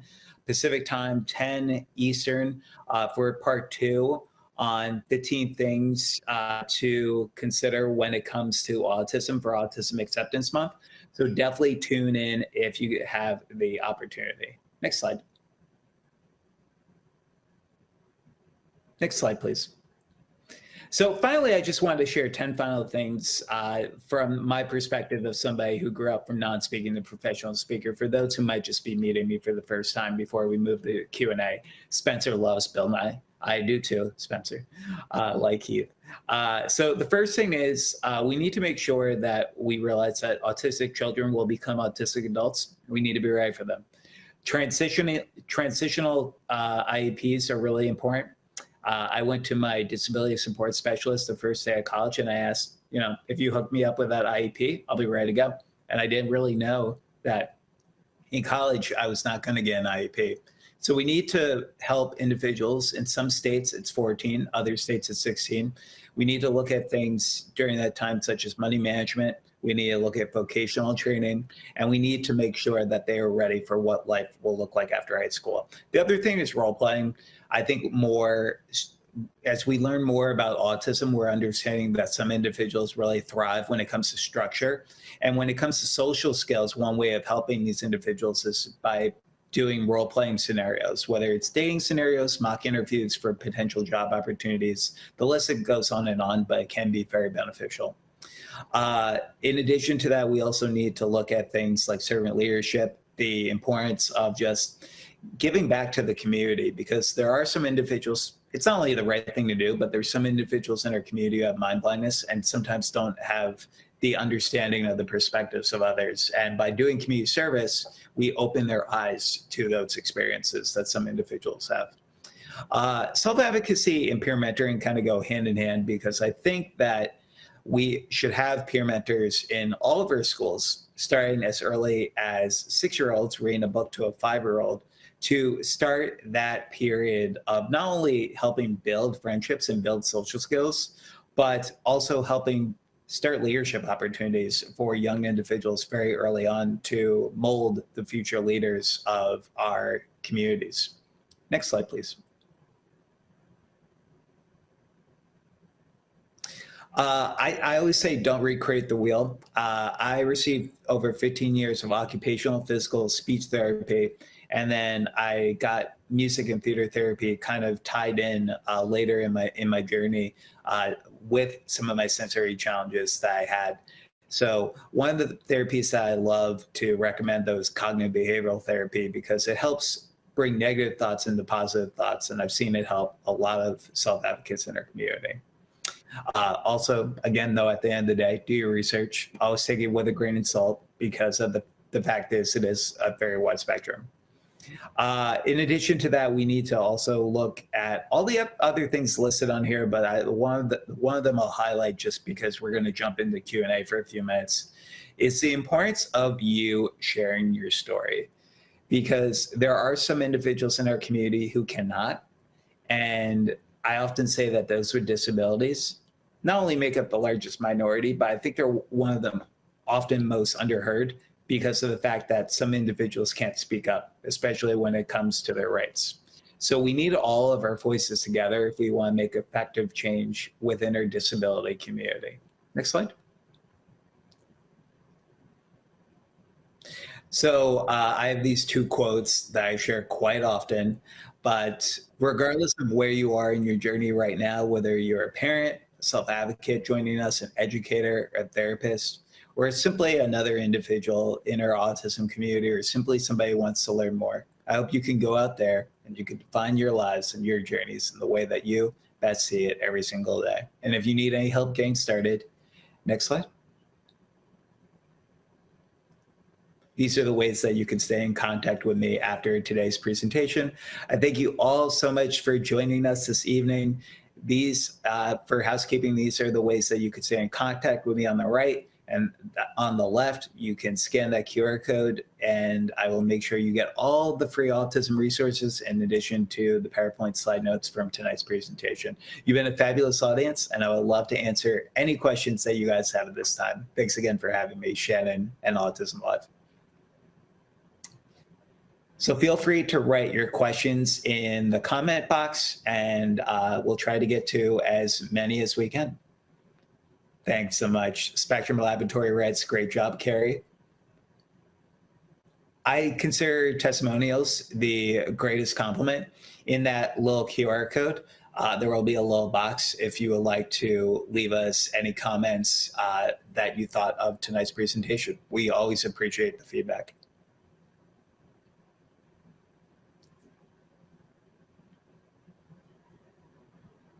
Any thoughts, questions, feel free to write them in the comment box. If you're on YouTube, Facebook, it would be the same concept.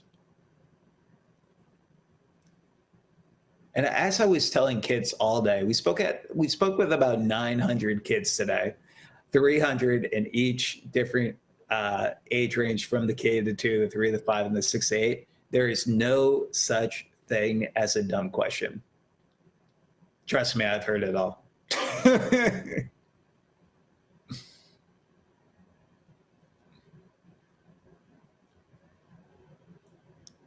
All right. It's been a long day. All of you probably who are joining us need more coffee in your lives, like I do. So I really, really appreciate the time. In addition to that, feel free, again, to grab that QR code, which I guess we could leave up for a few more minutes while we are transitioning to our next speaker in just a few minutes. And I appreciate everyone, and I hope you have a wonderful evening. Take care. Oh, and yes, tomorrow, hopefully see you tomorrow, 10 Eastern, 7 Pacific Standard Time for part 2 of our 15 things to consider when it comes to autism. Thanks so much, y'all.